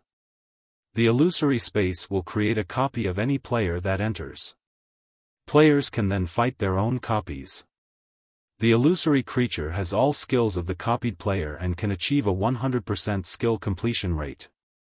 Players can choose to challenge illusory creatures up to the Dark Gold rank. Duration, 50 minutes. Cooldown, 1 hour. Can be evolved. Requires 1 evil god crystal to evolve. Active skill 2-. Evil god domain. When activated, create a self-contained field around the tablet that is completely separated from the outside world. Time flows twice as fast inside the field than in the outside world. Mana density inside the field is triple that of the outside world. When evil god domain is active, illusory creatures will appear inside the space at fixed intervals. Every wave of illusory creatures killed will increase the mana density of the self-contained field slightly. If players are killed by the illusory creatures, their souls will be damaged, and they will be prevented from logging into God's domain for 6 hours. Can be evolved. Requires 3 evil god crystals to evolve. An item created by the evil god. Evil energy crystals can be used to repair the divine runes inside the tablet. Requires 200,000 evil energy crystals to upgrade. This tablet is amazing. Not even legendary items have this kind of ability. Xiaofan was astonished as he read the evil god's tablet's new attributes. The tablet had improved far more than Xiaofan had expected. The evil god's domain alone was a godlike ability, not to mention how many more advanced combat rooms he could set up with the illusory space's increased radius. Regardless of how far players progressed in God's domain, environments with high mana density would be quite popular. This was because such environments were a great help when players practiced their combat techniques. Not only did the evil god domain created a mana-rich environment, but it could also accelerate the flow of time. 1 hour inside the evil god domain was only the equivalent of 30 minutes in the outside world. For players seeking to improve their combat standards without wasting too much of their precious time, the evil god domain was the perfect solution. While others spent 10 hours training in the outside world, players could achieve the same results in 5 hours within the evil god domain. If the various superpowers learned about the evil god's tablet, they'd definitely gang up and move against Zero Wing. Plenty of superpowers were already envious of the advanced combat rooms. They only refrained from taking action because the cost wasn't worth the potential gains. However, the evil god domain would certainly be the straw that broke the camel's back. The only downside was the illusory creatures that would appear inside the evil god domain. Based on the skill's introductory text, it was obvious that the illusory creatures would grow stronger. As a result, players could only train for a limited amount of time in the evil god domain. When players could no longer fend off the summoned illusory creatures, they'd be forced to leave. If they stayed, and the illusory creatures killed them, they'd suffer a huge loss. It seems I won't be able to let the guild's experts use this casually for a short time, Xiaofan thought to himself as he reread the evil god domain's introductory text. Zero Wing already stuck out like a sore thumb in God's domain. If he allowed a large number of Zero Wing's experts train in the evil god domain, the news of it would quickly reach the various superpowers. Zero Wing had already grown to pose a threat to them, and it was normal that these superpowers would send undercover experts to spy on his guild. If the various superpowers learned about the evil god domain, Zero Wing would become embroiled in another struggle. The best course of action was only to allow Fire Dance, Blackie, and the guild's other core upper echelons to train in the evil god domain. Any more than that would be too risky. If he wanted all of his guild's experts to use the evil god domain, Zero Wing would have to become strong enough for the superpowers to acknowledge its rights to own the tablet. Unfortunately, gaining that recognition would involve a long, arduous process. However, Xiaofan wasn't too disappointed. Although he couldn't let too many experts train in the evil god domain, he'd have no issues constructing more advanced combat rooms. Illusory space already had a 200-yard range. If the evil god's tablet were upgraded further, the skill's range would grow. At that time, the skill's range might even cover the entire floor. Although such an outcome would also make the various superpowers all the more jealous of Zero Wing, they wouldn't become so envious that they'd resort to cooperation to attack the guild. After all, the various superpowers all possessed extraordinary foundations. They had their own methods of helping their guild experts improve their skill completion rates. Only, those methods might not be as effective as the advanced combat rooms. The next upgrade costs 200,000 evil energy crystals. Xiaofan frowned as he looked at the upgrade condition for the evil god's tablet. The cost is certainly getting harsher. Zero Wing had killed nearly 100,000 evil demons to collect 10,000 evil energy crystals. Moreover, the guild had only obtained such a harvest due to the fact that evil demons had a higher drop rate for evil energy crystals than evil beasts.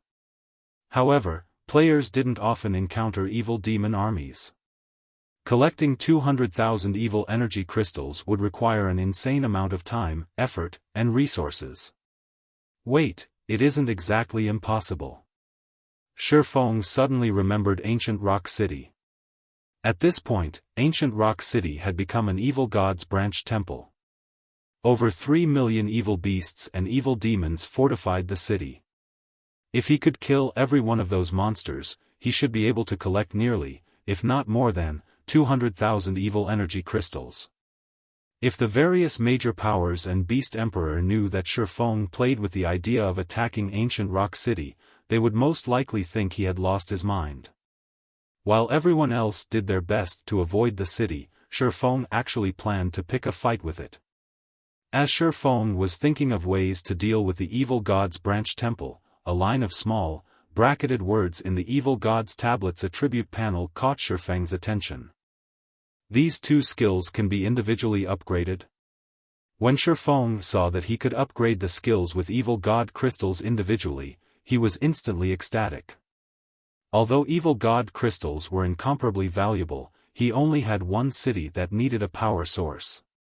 Immediately, Shifeng chose to upgrade illusory space. Suddenly, the evil god crystal in Shifeng's bag transformed into a streak of light that flowed into the silver tablet. In the next moment, the first of the 6 blurry images on the evil god's tablet became clear. The image depicted an ancient god fighting a 9-headed magic snake. The closer Shifeng examined the scene, the more immersed in the battle he felt. This is a tutorial for the realms of truth. As Shifeng continued to inspect the image, his heart began to pound.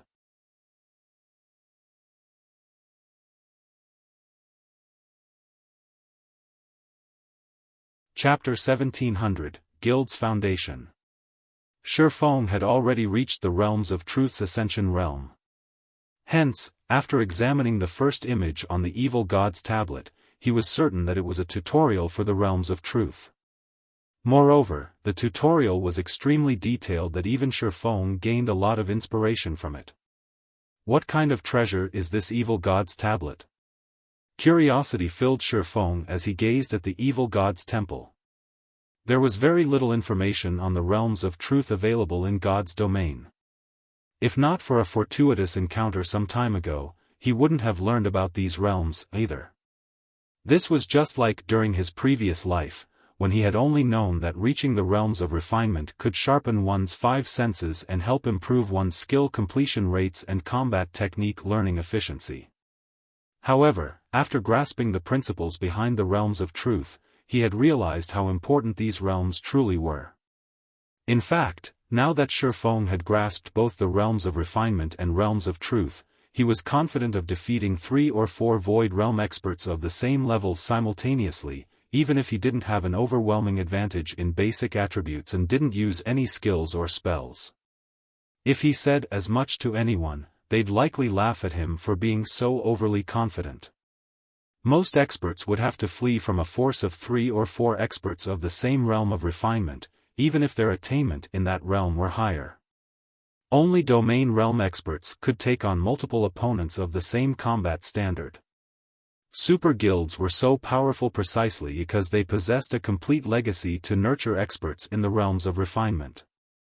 Meanwhile, super first-rate guilds would always remain as super first-rate guilds due to their lack of a complete legacy. This kind of legacy was a guild's foundation. The evil god's tablet was one such legacy.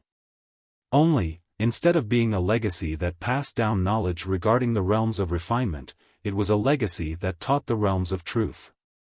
As far as Shifeng knew, no power throughout God's domain had a legacy related to the realms of truth. Hence, one could just imagine how valuable the evil god's tablet was. Although the first image on the evil god's tablet only taught the realms of truth's basics, which addressed one's own power usage, it was still extremely valuable knowledge. Furthermore, the table had other engraved images. As long as he put in the effort, it was only a matter of time before he restored the other images as well. Once he did so, he might obtain a complete legacy for the realms of truth. Just thinking about the possibility excited Xiaofan. If everything turned out how he imagined it, Zero Wing would have the foundation to grow into a super guild. Although this foundation would be different from other super guilds, he did not think that this foundation would be any weaker than theirs.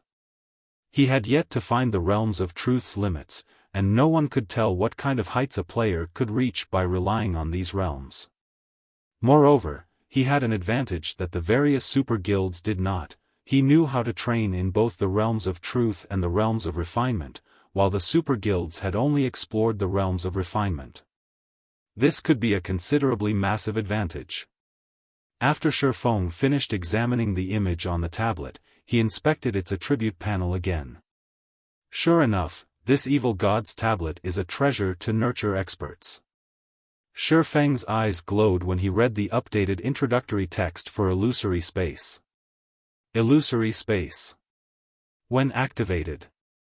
Skill Effect 1. Players wielding an evil energy crystal and standing within 10 yards of the evil god's tablet shall enter the tablet's image with their consciousness, experiencing battle directly. Each evil energy crystal grants one complete experience. Skill Effect 2. Forms an illusory space of 200-yard radius. The illusory space will create a copy of any player that enters. Players can then fight their own copies.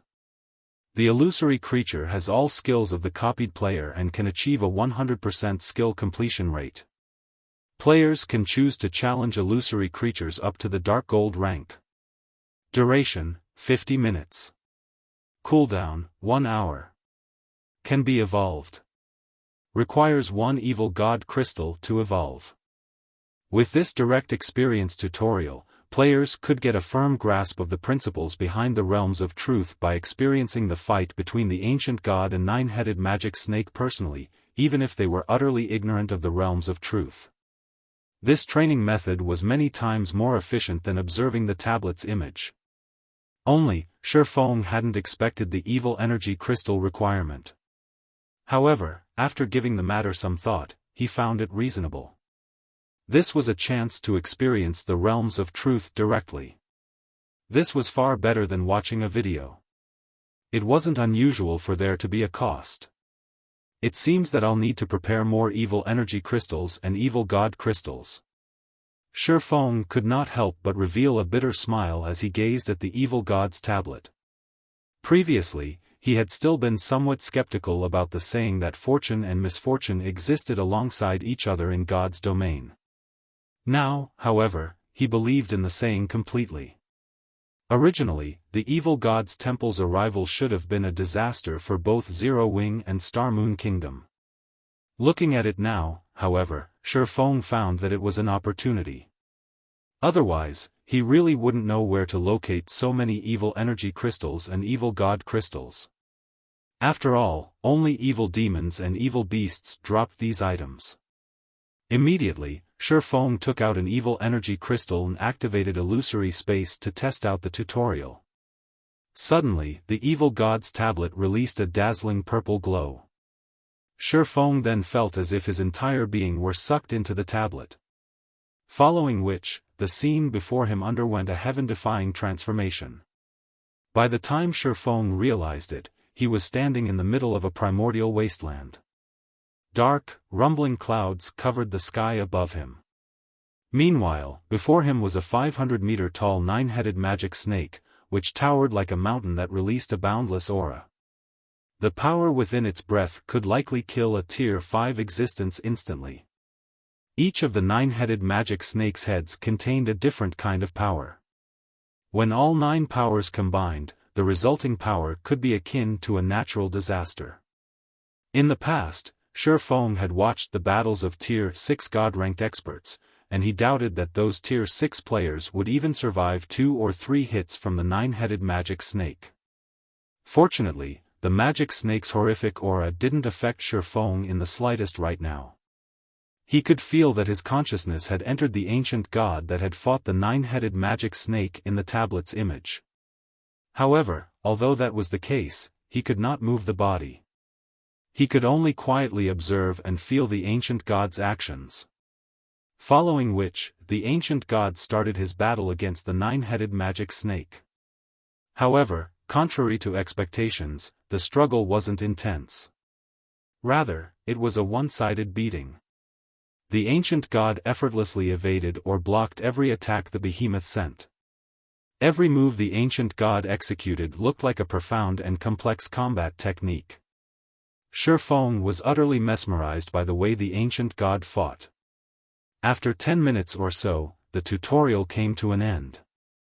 Before Xiaofan even realized what was happening, his consciousness left the evil god's tablet and returned to his body. Amazing! So, these are the true realms of truth. Xiaofan was at a loss for words.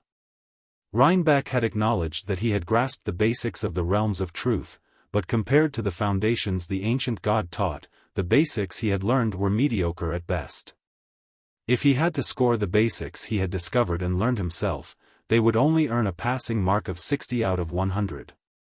Meanwhile, the ancient god's basics would score a perfect 100. There were simply too many aspects he needed to improve. Although Xiaofan wished to experience the tutorial again, he could only experience the tutorial once each time he activated illusory space. He had to wait until the cooldown was over. However, the 1-hour cooldown was too long for Xiaofan. He still had many things he needed to take care of. He had no choice but to give up for now. Moreover, he had gained plenty of inspiration from his first visit. It would take him quite some time to digest all of the newfound information. Following which, Xiaofan called Judy over to start rearranging the layout of the battle arena's 7th floor. Previously, the evil god's tablet had only had a 100-yard radius. Now, it had increased to a 200-yard radius. The total available area had essentially quadrupled. There was definitely a need to rearrange the floor's layout. After spending around 20 minutes or so deciding on the layout, they ended up squeezing in 40 advanced combat rooms into the evil god's tablet's range, that was more than 4 times of what had been previously available. With this, the battle arena could earn at least 4 times more income from the advanced combat rooms. But Xiaofan still wasn't satisfied.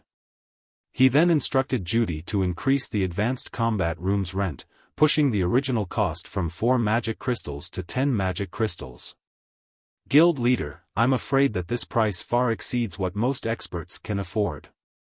If we go through with this price increase, many experts will give up on renting the advanced combat rooms, Aqua Rose anxiously said when she saw the new price Xiaofan offered.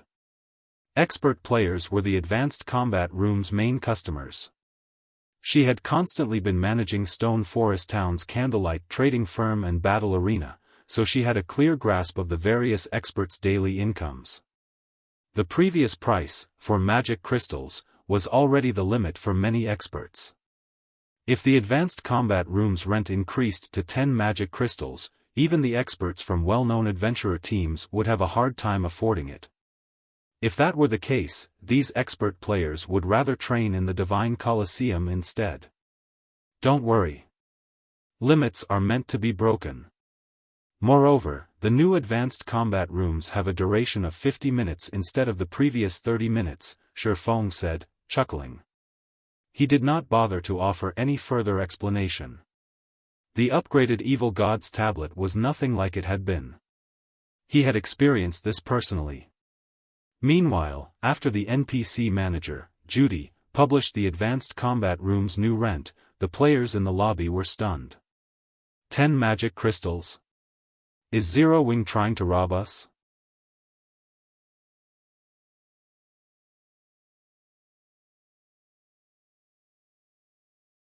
Chapter 1701, Hidden Dragon Rises. Chapter 1701, Hidden Dragon Rises. Zero Wing sure has guts to demand such a price. Do they really think the advanced combat rooms are the only things that can help players improve their skill completion rates?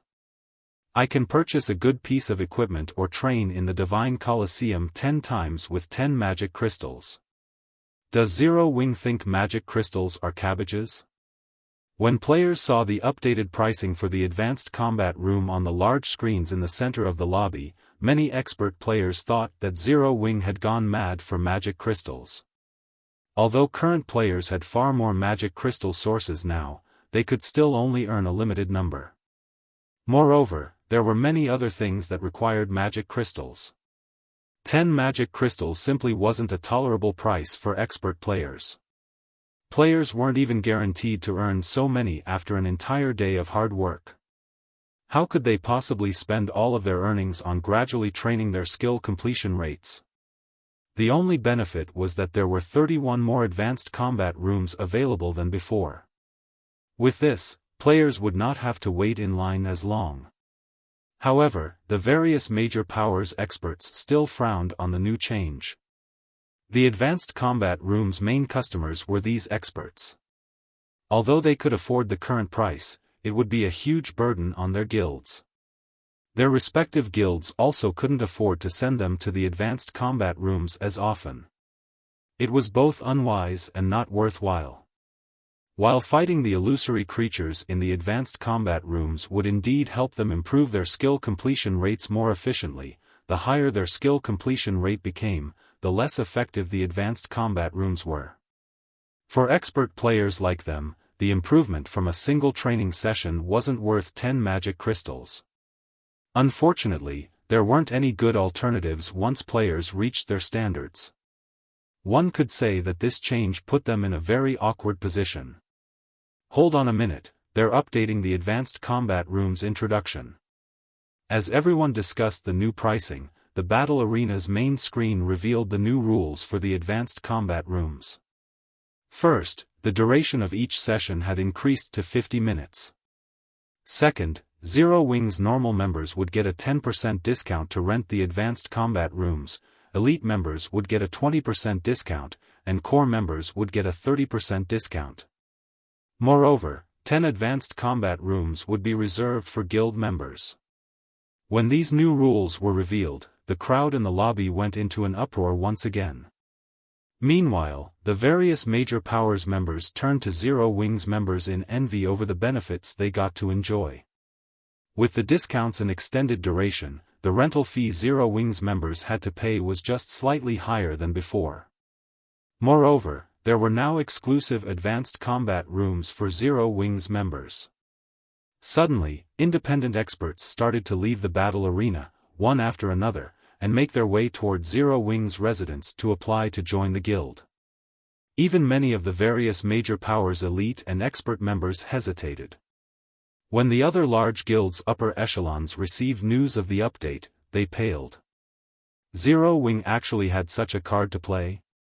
With this, Zero Wing's rise really will become unstoppable. Now that Zero Wing had solidified its position as Star Moon Kingdom's #1 guild, there was no longer any local guilds that dared to challenge it. This meant that Zero Wing had a monopoly over the best resources in Star Moon Kingdom.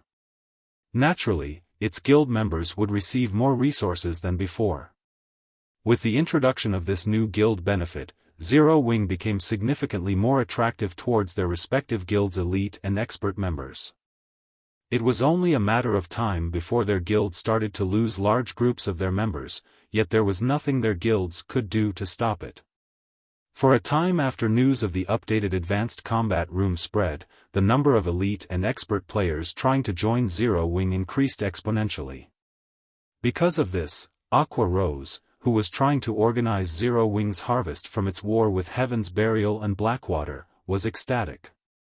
In less than half an hour since the new advanced combat rooms had been introduced, Zero Wing had received 20,000 plus applications from ordinary players, 5,000 plus applications from elite players, and 200 plus applications from expert players. Just testing all of these players would take a very long time. The guild's development speed had far exceeded Aqua Rose's initial expectations. Aqua Rose had estimated that it would take Zero Wing roughly 2 or 3 days to recruit so many elite and expert players, but it would seem that Zero Wing might increase its elite member count past 250,000 sooner than that.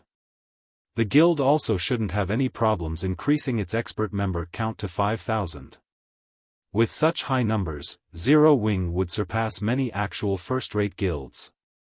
The only real difference separating Zero Wing from actual first-rate guilds now was the guild's smaller sphere of influence and fewer normal members.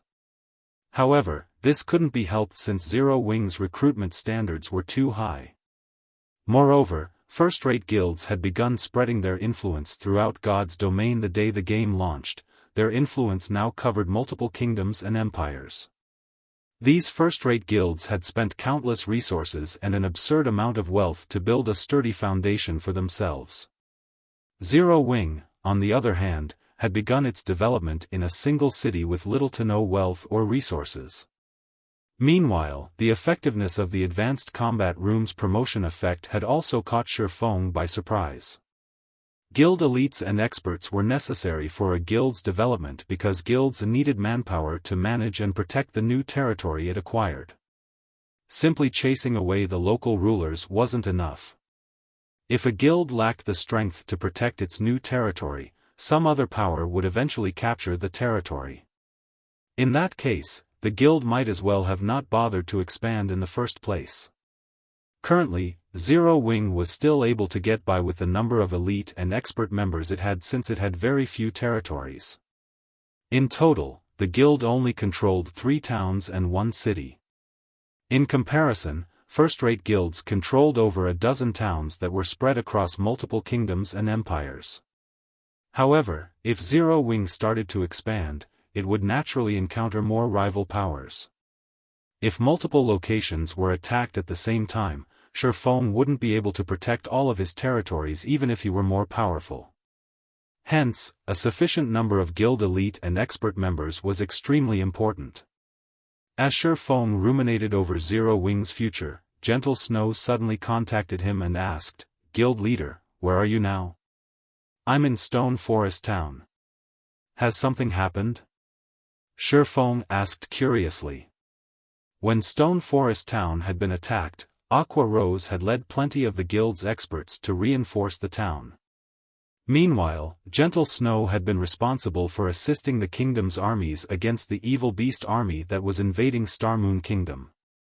Since the evil god's temple's NPCs controlled these evil beasts, not players, they were much higher leveled. The lowest leveled evil beast was level 60, while the majority of the evil beasts were chieftain rank and above. In addition, quite a few Tier 3 NPCs from the evil god's temple commanded the evil beast army. If Gentle Snow hadn't led Zero Wing's forces to help the kingdom's armies, the evil beast army would have long since broken past the defensive line. If that happened, the evil beasts would devour every resource in their path, growing stronger as they made their way toward Zero Wing City. The number of evil beasts over here has started to decrease. According to our scouts' reports, Beast Emperor seems to be pulling out the evil beasts and demons under his control. Beast Emperor has sent his monsters to surround the primordial divine ruin. The 2,000 elite members and 100 expert members we stationed at the ruin have been annihilated. Moreover, Beast Emperor has announced that Zero Wing is prohibited from entering the primordial divine ruin from now on. "It seems that we're his only target," Gentle Snow said, gritting her teeth. The primordial divine ruin had already become a prime location for the various large guilds to acquire weapons, equipment, and combat techniques. Most importantly, it was the only entrance to Primordial City. Primordial City was the only place to obtain primordial souls, which could help players complete their Tier 2 promotion quests. If Zero Wing's supply of primordial souls were cut off, its development would definitely fall behind other guilds. By only preventing Zero Wing's members from entering the primordial divine ruin, Beast Emperor was clearly trying to provoke the guild. Naturally, the other guilds were more than happy to watch from a distance. Now that Zero Wing had already entered Primordial City and gained an advantage over their guilds, the other guilds wanted to see Zero Wing's members enter the primordial divine ruin even less. Although Gentle Snow wanted to do something about this, the Orc Empire was a neutral map. Even if she notified the kingdom's armies about the evil beasts and evil demons at the primordial divine ruin, the kingdom's armies would not take action. Beast Emperor must really think that no one can touch him just because he's in a neutral map. Xiaofan could not help but sneer when he heard Gentle Snow's report, killing intent flashing in his eyes. Since he dares try to cut off my path to fortune, I'll cut off his legs.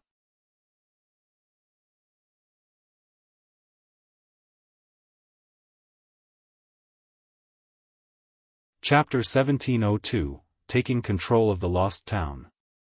Chapter 1702, Taking Control of the Lost Town. Although Xiaofan had spoken very softly, Gentle Snow could clearly hear the determination and anger in his tone. Guild leader, we aren't really going to take action, right? Gentle Snow grew anxious at Xiaofan's words. That Beast Emperor is obviously doing this to lure us over to the Orc Empire. If we really march our army into the neutral map, we will be beyond the kingdom's protection. Those powerful evil beasts and evil demons will tear us apart easily. If we get dealt a heavy blow now, it will diminish the reputation and prestige we've garnered from the previous war. Although Zero Wing had not suffered any casualties during its battle with Heaven's Burial's armies, it had expended a lot of its resources. In fact, Zero Wing's expenditure in the battle had been astronomical. Other guilds might not have a clear idea of how much the battle had cost Zero Wing, but how could she, a vice-guild leader of Zero Wing, not know? Of the 140,000 magic crystals the guild had prepared for the battle, over 120,000 were spent. With the few magic crystals Zero Wing had remaining, going up Beast Emperor's evil beasts and evil demons would be impossible. Meanwhile, once Zero Wing exhausted its magic crystal reserves and lost the protection of the movement-type defensive magic array, the outcome would be horrendous for Zero Wing's forces. Unlike the evil demons that attacked Stone Forest Town, the evil demons and evil beasts Beast Emperor controlled were all level 60 and above. The majority of those monsters were also at the chieftain rank. Even a Tier 1 player of the same level might not be able to solo a chieftain-ranked evil beast or evil demon. Not to mention, there were still the stronger Lord, High Lord, Great Lord, Grand Lord, and Mythic-ranked evil demons and evil beasts. It might be a different story if Zero Wing could summon more Baphomets as it did during its battle against Heaven's Burial. If that was possible, Zero Wing might have a chance at victory. However, Xiaofan had already stated to Zero Wing's upper echelon that he had summoned the 3 Baphomets using a consumable item and used up all the summoning chances during the previous battle. Trying to pick a fight with Beast Emperor while being at such a disadvantage clearly wasn't a wise decision. Of course we need to make a move. Xiaofan nodded. In a resolute tone, he continued, moreover, we're going to beat him up badly. He understood Beast Emperor's motives. Currently, Zero Wing was like the midday sun in Star Moon Kingdom. Through the prestige and reputation it earned from the previous war and the attractiveness of the advanced combat rooms, Zero Wing's growth potential was clear for all to see. If Beast Emperor did not take advantage of Zero Wing's current undeveloped state to suppress the guild or even deal it a heavy blow, Zero Wing would definitely become an even greater obstacle for him in the future. Hence, Beast Emperor had dispatched a considerable number of evil beasts and evil demons to surround the primordial divine ruin and prevent Zero Wing from obtaining the resources available there. With this, regardless of whether Zero Wing took action against this blockade or not, Beast Emperor would be able to suppress the guild's development. Most likely, Beast Emperor had already made a thorough investigation of Zero Wing's available combat power. After all, with how large Zero Wing had become, some information about the guild was bound to leak. Meanwhile, if other guilds were faced with Beast Emperor's blockade, they would most likely hesitate over whether to take action against Beast Emperor or not. Unfortunately for him, Xiaofan would not hesitate. He might not have any way to deal with Ancient Rock City at present, but dealing with the evil demons and evil beasts that had left the protection of the city was not entirely impossible. Notify Aqua and have her gather 1,500 experts at Zero Wing City. It's best if they're trustworthy. It's about time we let Beast Emperor know that the Orc Empire isn't his to monopolize. Shifeng instructed. 1,500 people? Isn't that a little too few? Gentle Snow was a little confused when she heard Shifeng's words. She had thought that Shifeng was planning to mobilize the entire guild to show Beast Emperor who's boss. Yet, now, Shifeng was gathering only 1,500 experts. No, they're more than enough.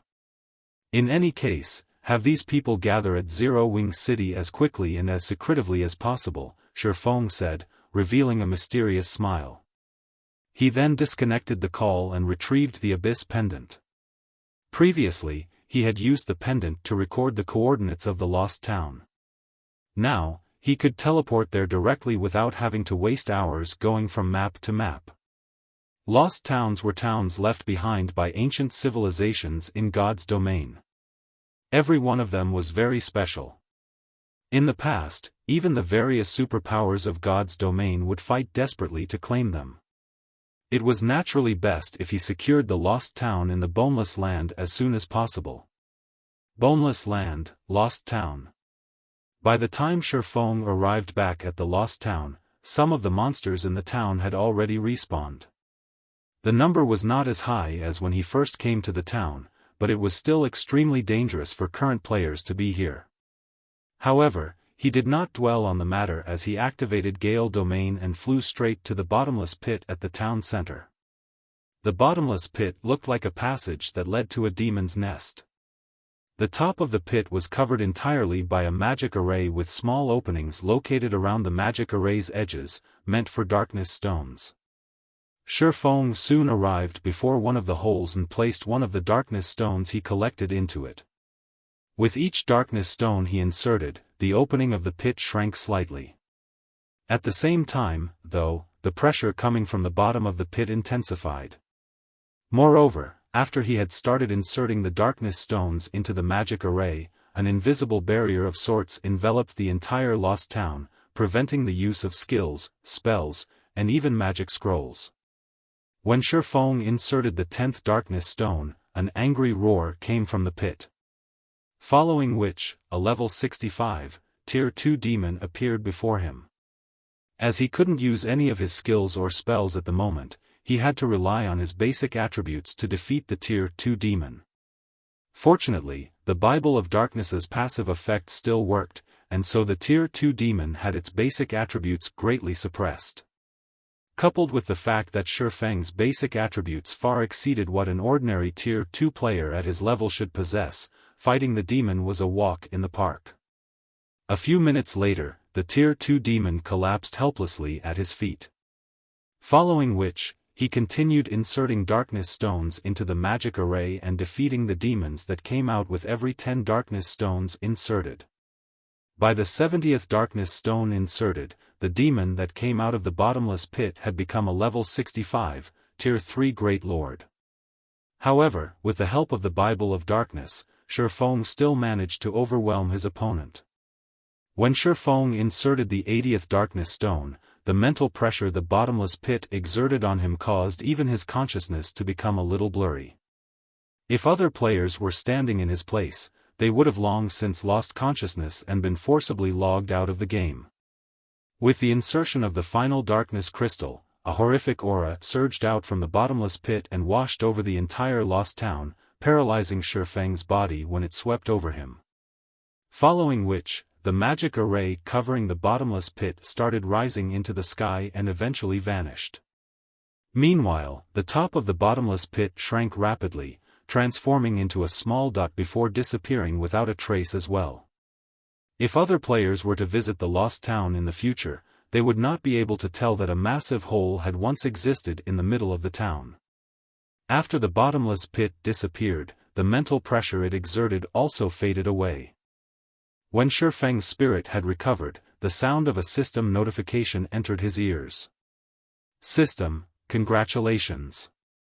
You have completed the epic ranked main storyline quest, Demon's Nest. Rewarding Lost Town's Town Order. System, congratulations. You have obtained the Lost Town's Town Order. Do you wish to bind the Lost Town to yourself and become its master? Upon hearing these system notifications, Shifeng breathed out an involuntary sigh of relief. Had he failed to complete the quest, he would have been hunted down by a Tier 5 Demon King. Aside from hiding in NPC cities, he would have had no chance of surviving anywhere else. Following which, Shifeng agreed to become the Lost Town's master.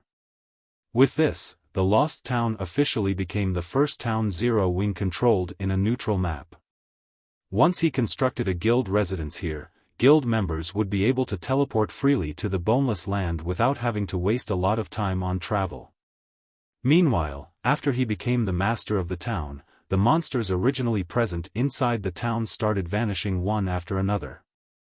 Now, players could roam the town without worrying about monster attacks. In addition, all of the town's functions were made available to him. Around 30 seconds after the monsters had disappeared, NPCs suddenly started popping up all over the town, filling it with life. Meanwhile, Shifeng quickly made his way toward the main goal of his visit this time. The White Tower.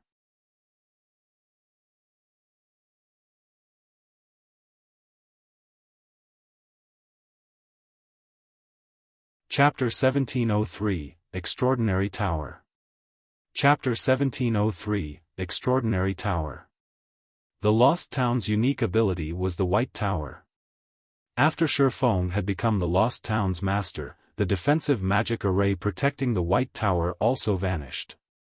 Now, the beam attacks didn't target him when he stood within 100 yards of the tower, and silver divine runes had begun to appear on the White Tower's walls, radiating faint divine might.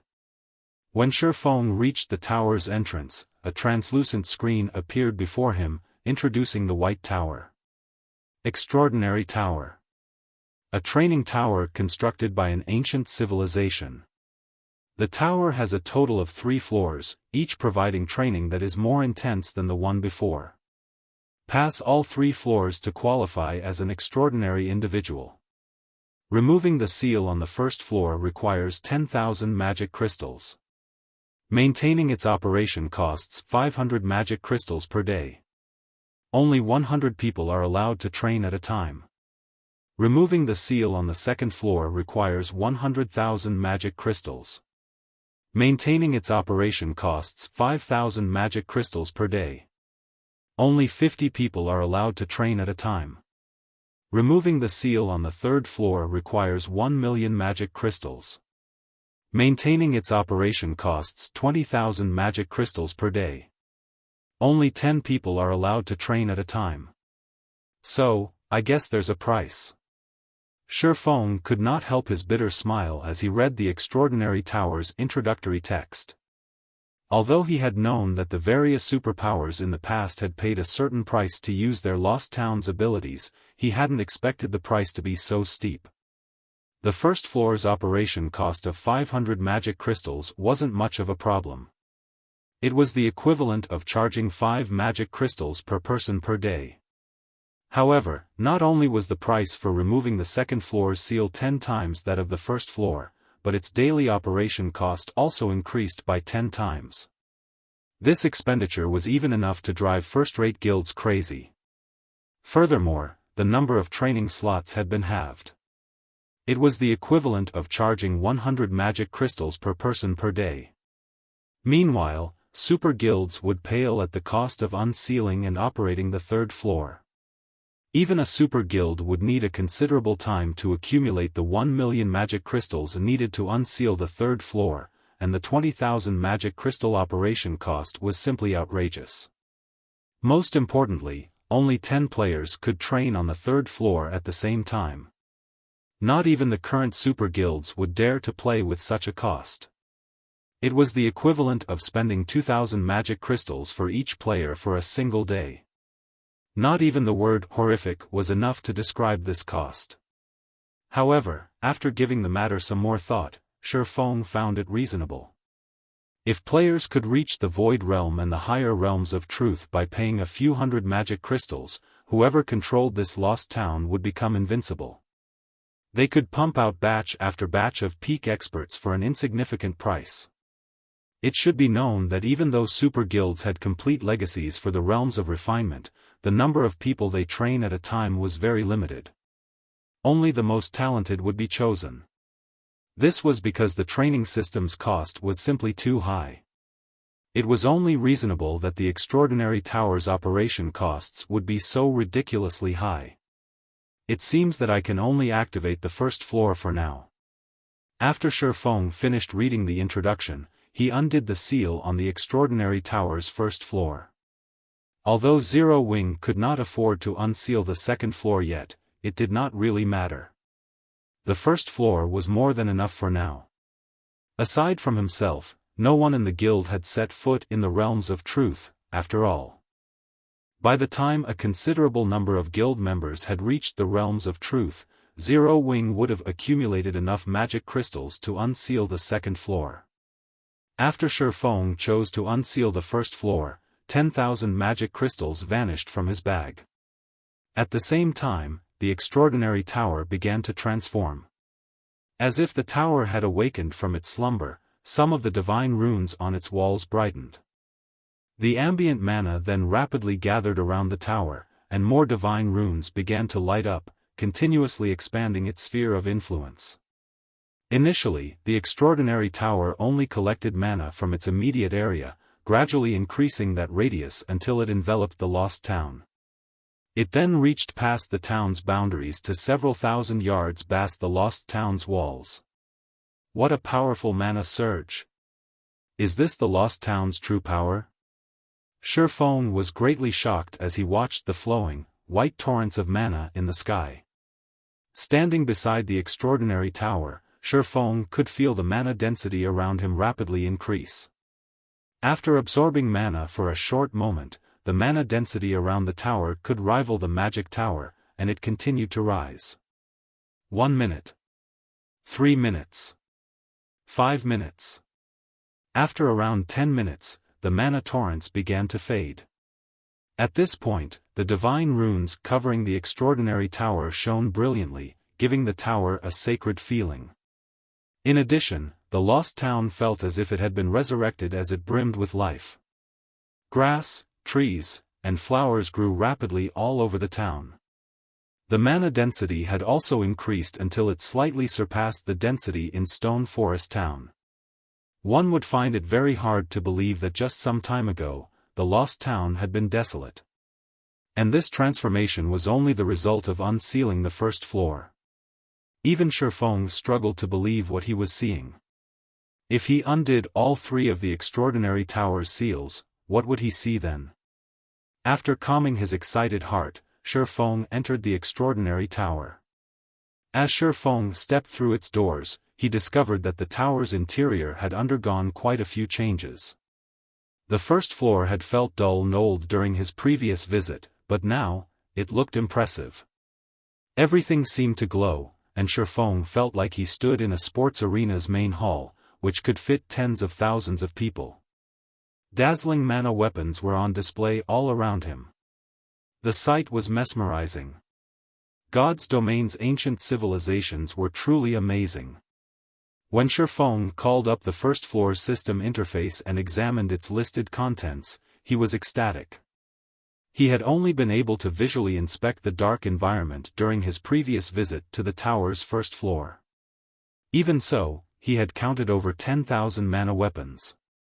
Now that he was the lost town's master, he could inspect any information related to the town. What he learned about the first floor made him realize that he still underestimated the strength and foundation of the ancient civilization that had once ruled over this land. Mana weapons were extremely rare in God's domain, but the first floor hall contained 24,671 of these weapons. There were enough mana weapons here to arm a 20,000-man army. The majority of the mana weapons here were Tier 1, with 1,823 Tier 2 mana weapons, and 12 Tier 3 mana weapons. To Xiaofan's surprise, there were even 2 Tier 4 mana weapons in this hall. He was utterly stupefied. Even after learning about the Lost Town's unique ability, Xiaofan had thought that the Demon's Nest quest had been more trouble than it was worth. If Primordial City hadn't activated, he would never have found a way to collect 100 Darkness Stones in time. But now that he had completed the quest and inspected the extraordinary tower's armory, he realized the Demon's Nest quest's reward was far beyond his expectations. Tier 4 mana weapons. Although only Tier 3 players and above could equip these weapons, they'd even perform better than fragmented legendary weapons. And this tower's first floor hall actually contained 2 Tier 4 mana weapons. When the guild's experts eventually reached Tier 3, he could help 2 of them become apex experts by arming them with these weapons. The upper echelon from an ordinary guild might not realize the benefit of 2 more apex experts, but Xiaofan did. This meant that Zero Wing could occupy more towns and obtain even more resources. Zero Wing would not have to worry about lacking experts to protect its towns. I can't retrieve them. When Xiaofan tried to collect the Tier 4 mana weapons through the system interface, the system informed him that he had yet to meet the requirement for such an action. To retrieve the 2 weapons, he had to promote the town to advanced rank. Xiaofan could only shake his head and chuckle. Sure enough, the system won't let players obtain Tier 4 mana weapons so easily. However, Xiaofan wasn't particularly disappointed. Developing the Lost Town was necessary regardless, and with Zero Wing's current foundations, upgrading the town from a basic town to an advanced town before the guild's experts reached Tier 3 wouldn't be a problem. Following which, Xiaofan retrieved every Tier 3 and Tier 2 mana weapon available. This had been his main goal in visiting the Lost Town, after all. With these mana weapons, the strength of his guild's experts could undergo a qualitative transformation. This was especially true for the players who would wield the Tier 3 mana weapons. After retrieving the mana weapons, Xiaofan followed the spiral staircase to the second floor. Previously, he had been focused on obtaining the magic crystal treasure chest. As a result, he hadn't inspected the tower's second or third floor. Now that he was the Lost Town's master, however, he had to examine the tower properly.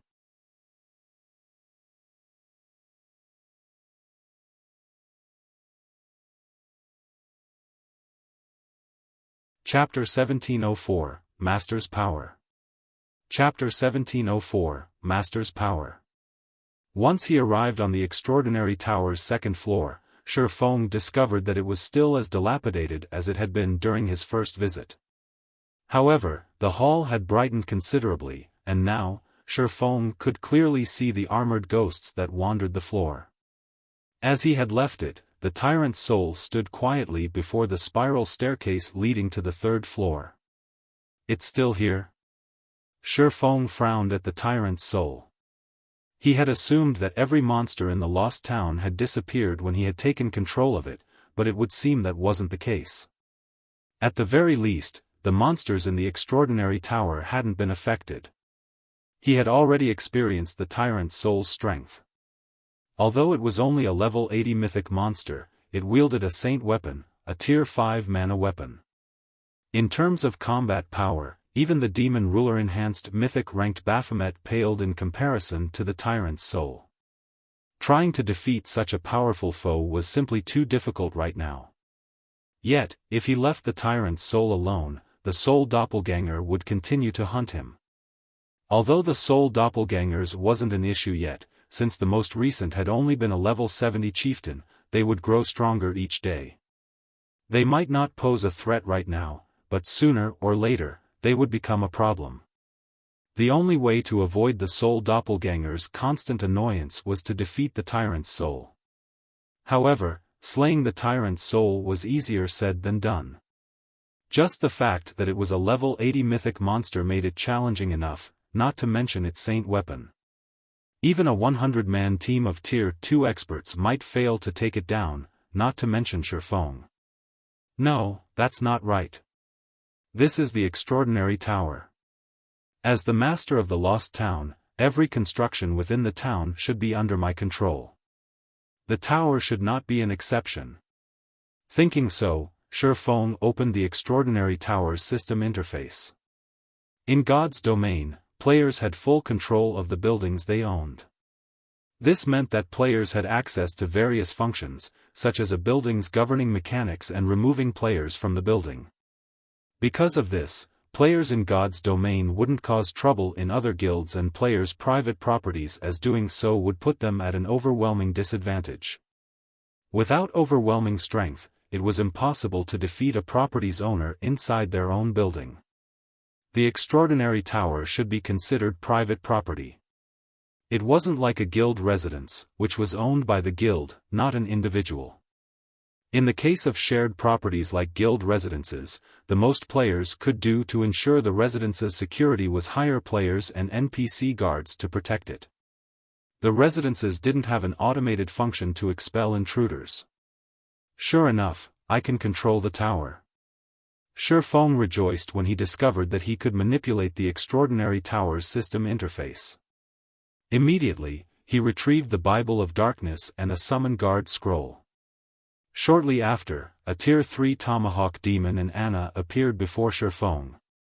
Dealing with the 9 Wandering Souls would be difficult enough for the level 80, Tier 3 Demon and a Tier 2 NPC like Anna, let alone facing off against the Mythic rank Tyrant Soul. The 9 Wandering Souls were all level 80 Grand Lords, and if they worked together, they could easily overwhelm Anna and the Tier 3 Demon. However, Xiaofan did not mind. He then instructed Anna to summon her Golden Giant and Rock Guardians. Anna's actions immediately attracted the Tyrant Soul's attention, and the mythic monster abruptly opened its eyes. Despicable thief! You dare to show yourself before me again? I will tear your soul to pieces. The Tyrant Soul quickly recognized Xiaofan's aura, its eyes glowing red with rage. It bellowed with fury and vanished. Meanwhile, the Wandering Souls turned to charge at Xiaofan. Even Xiaofan grew nervous while facing a level 80 mythic monster and 9 level 80 Grand Lords. Seal. Not daring to be careless, Xiaofan immediately utilized his special privilege as the tower's owner. Suddenly, countless chains appeared around the Tyrant's Soul and Wandering Souls. Following which, the 10 monsters' basic attributes plummeted, falling to 50% of their original values in the blink of an eye. They couldn't use their skills or spells either. Suppressed, the Tyrant's Soul was forcefully revealed. The Tier 3 Tomahawk Demon then charged at the Tyrant's Soul. Seeing this, the Tyrant's Soul wielded its blue lightning blade and swung it at the Tomahawk Demon's battle axe. When the two weapons clashed, a storm began to brew in the hall. The impact also forced the Tomahawk Demon to retreat by 3 steps, its battle axe slightly vibrating. Surprisingly, the Tyrant's Soul had also slid back 4 steps, the lightning blade in its hands instantly shattering. Although the two monsters had only clashed once, the difference in their strengths was obvious.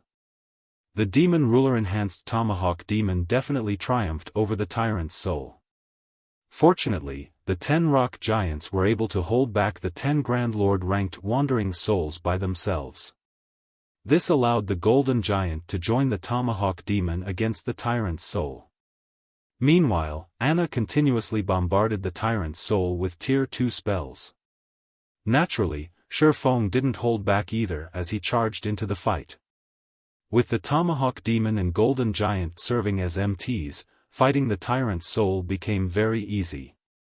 Xiaofan was able to deal around -6,000 damage with his normal attacks, while his skills dealt damage in the tens of thousands.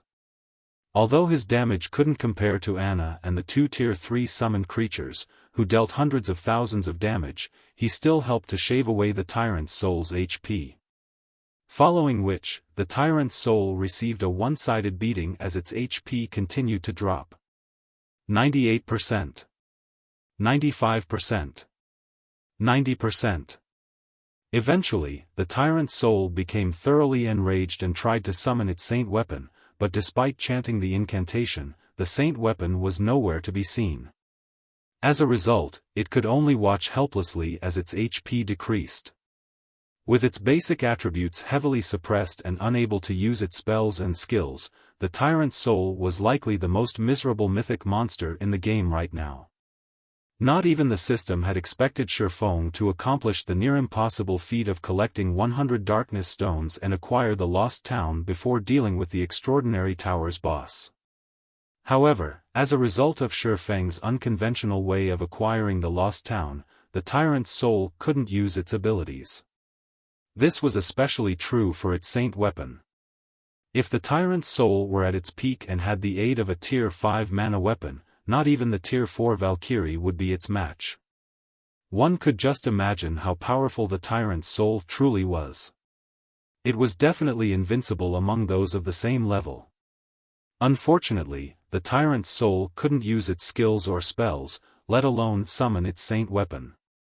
Although the tyrant's soul had a maximum HP of 210 million even after the suppression, its HP fell steadily under Shifeng and his minions' assault.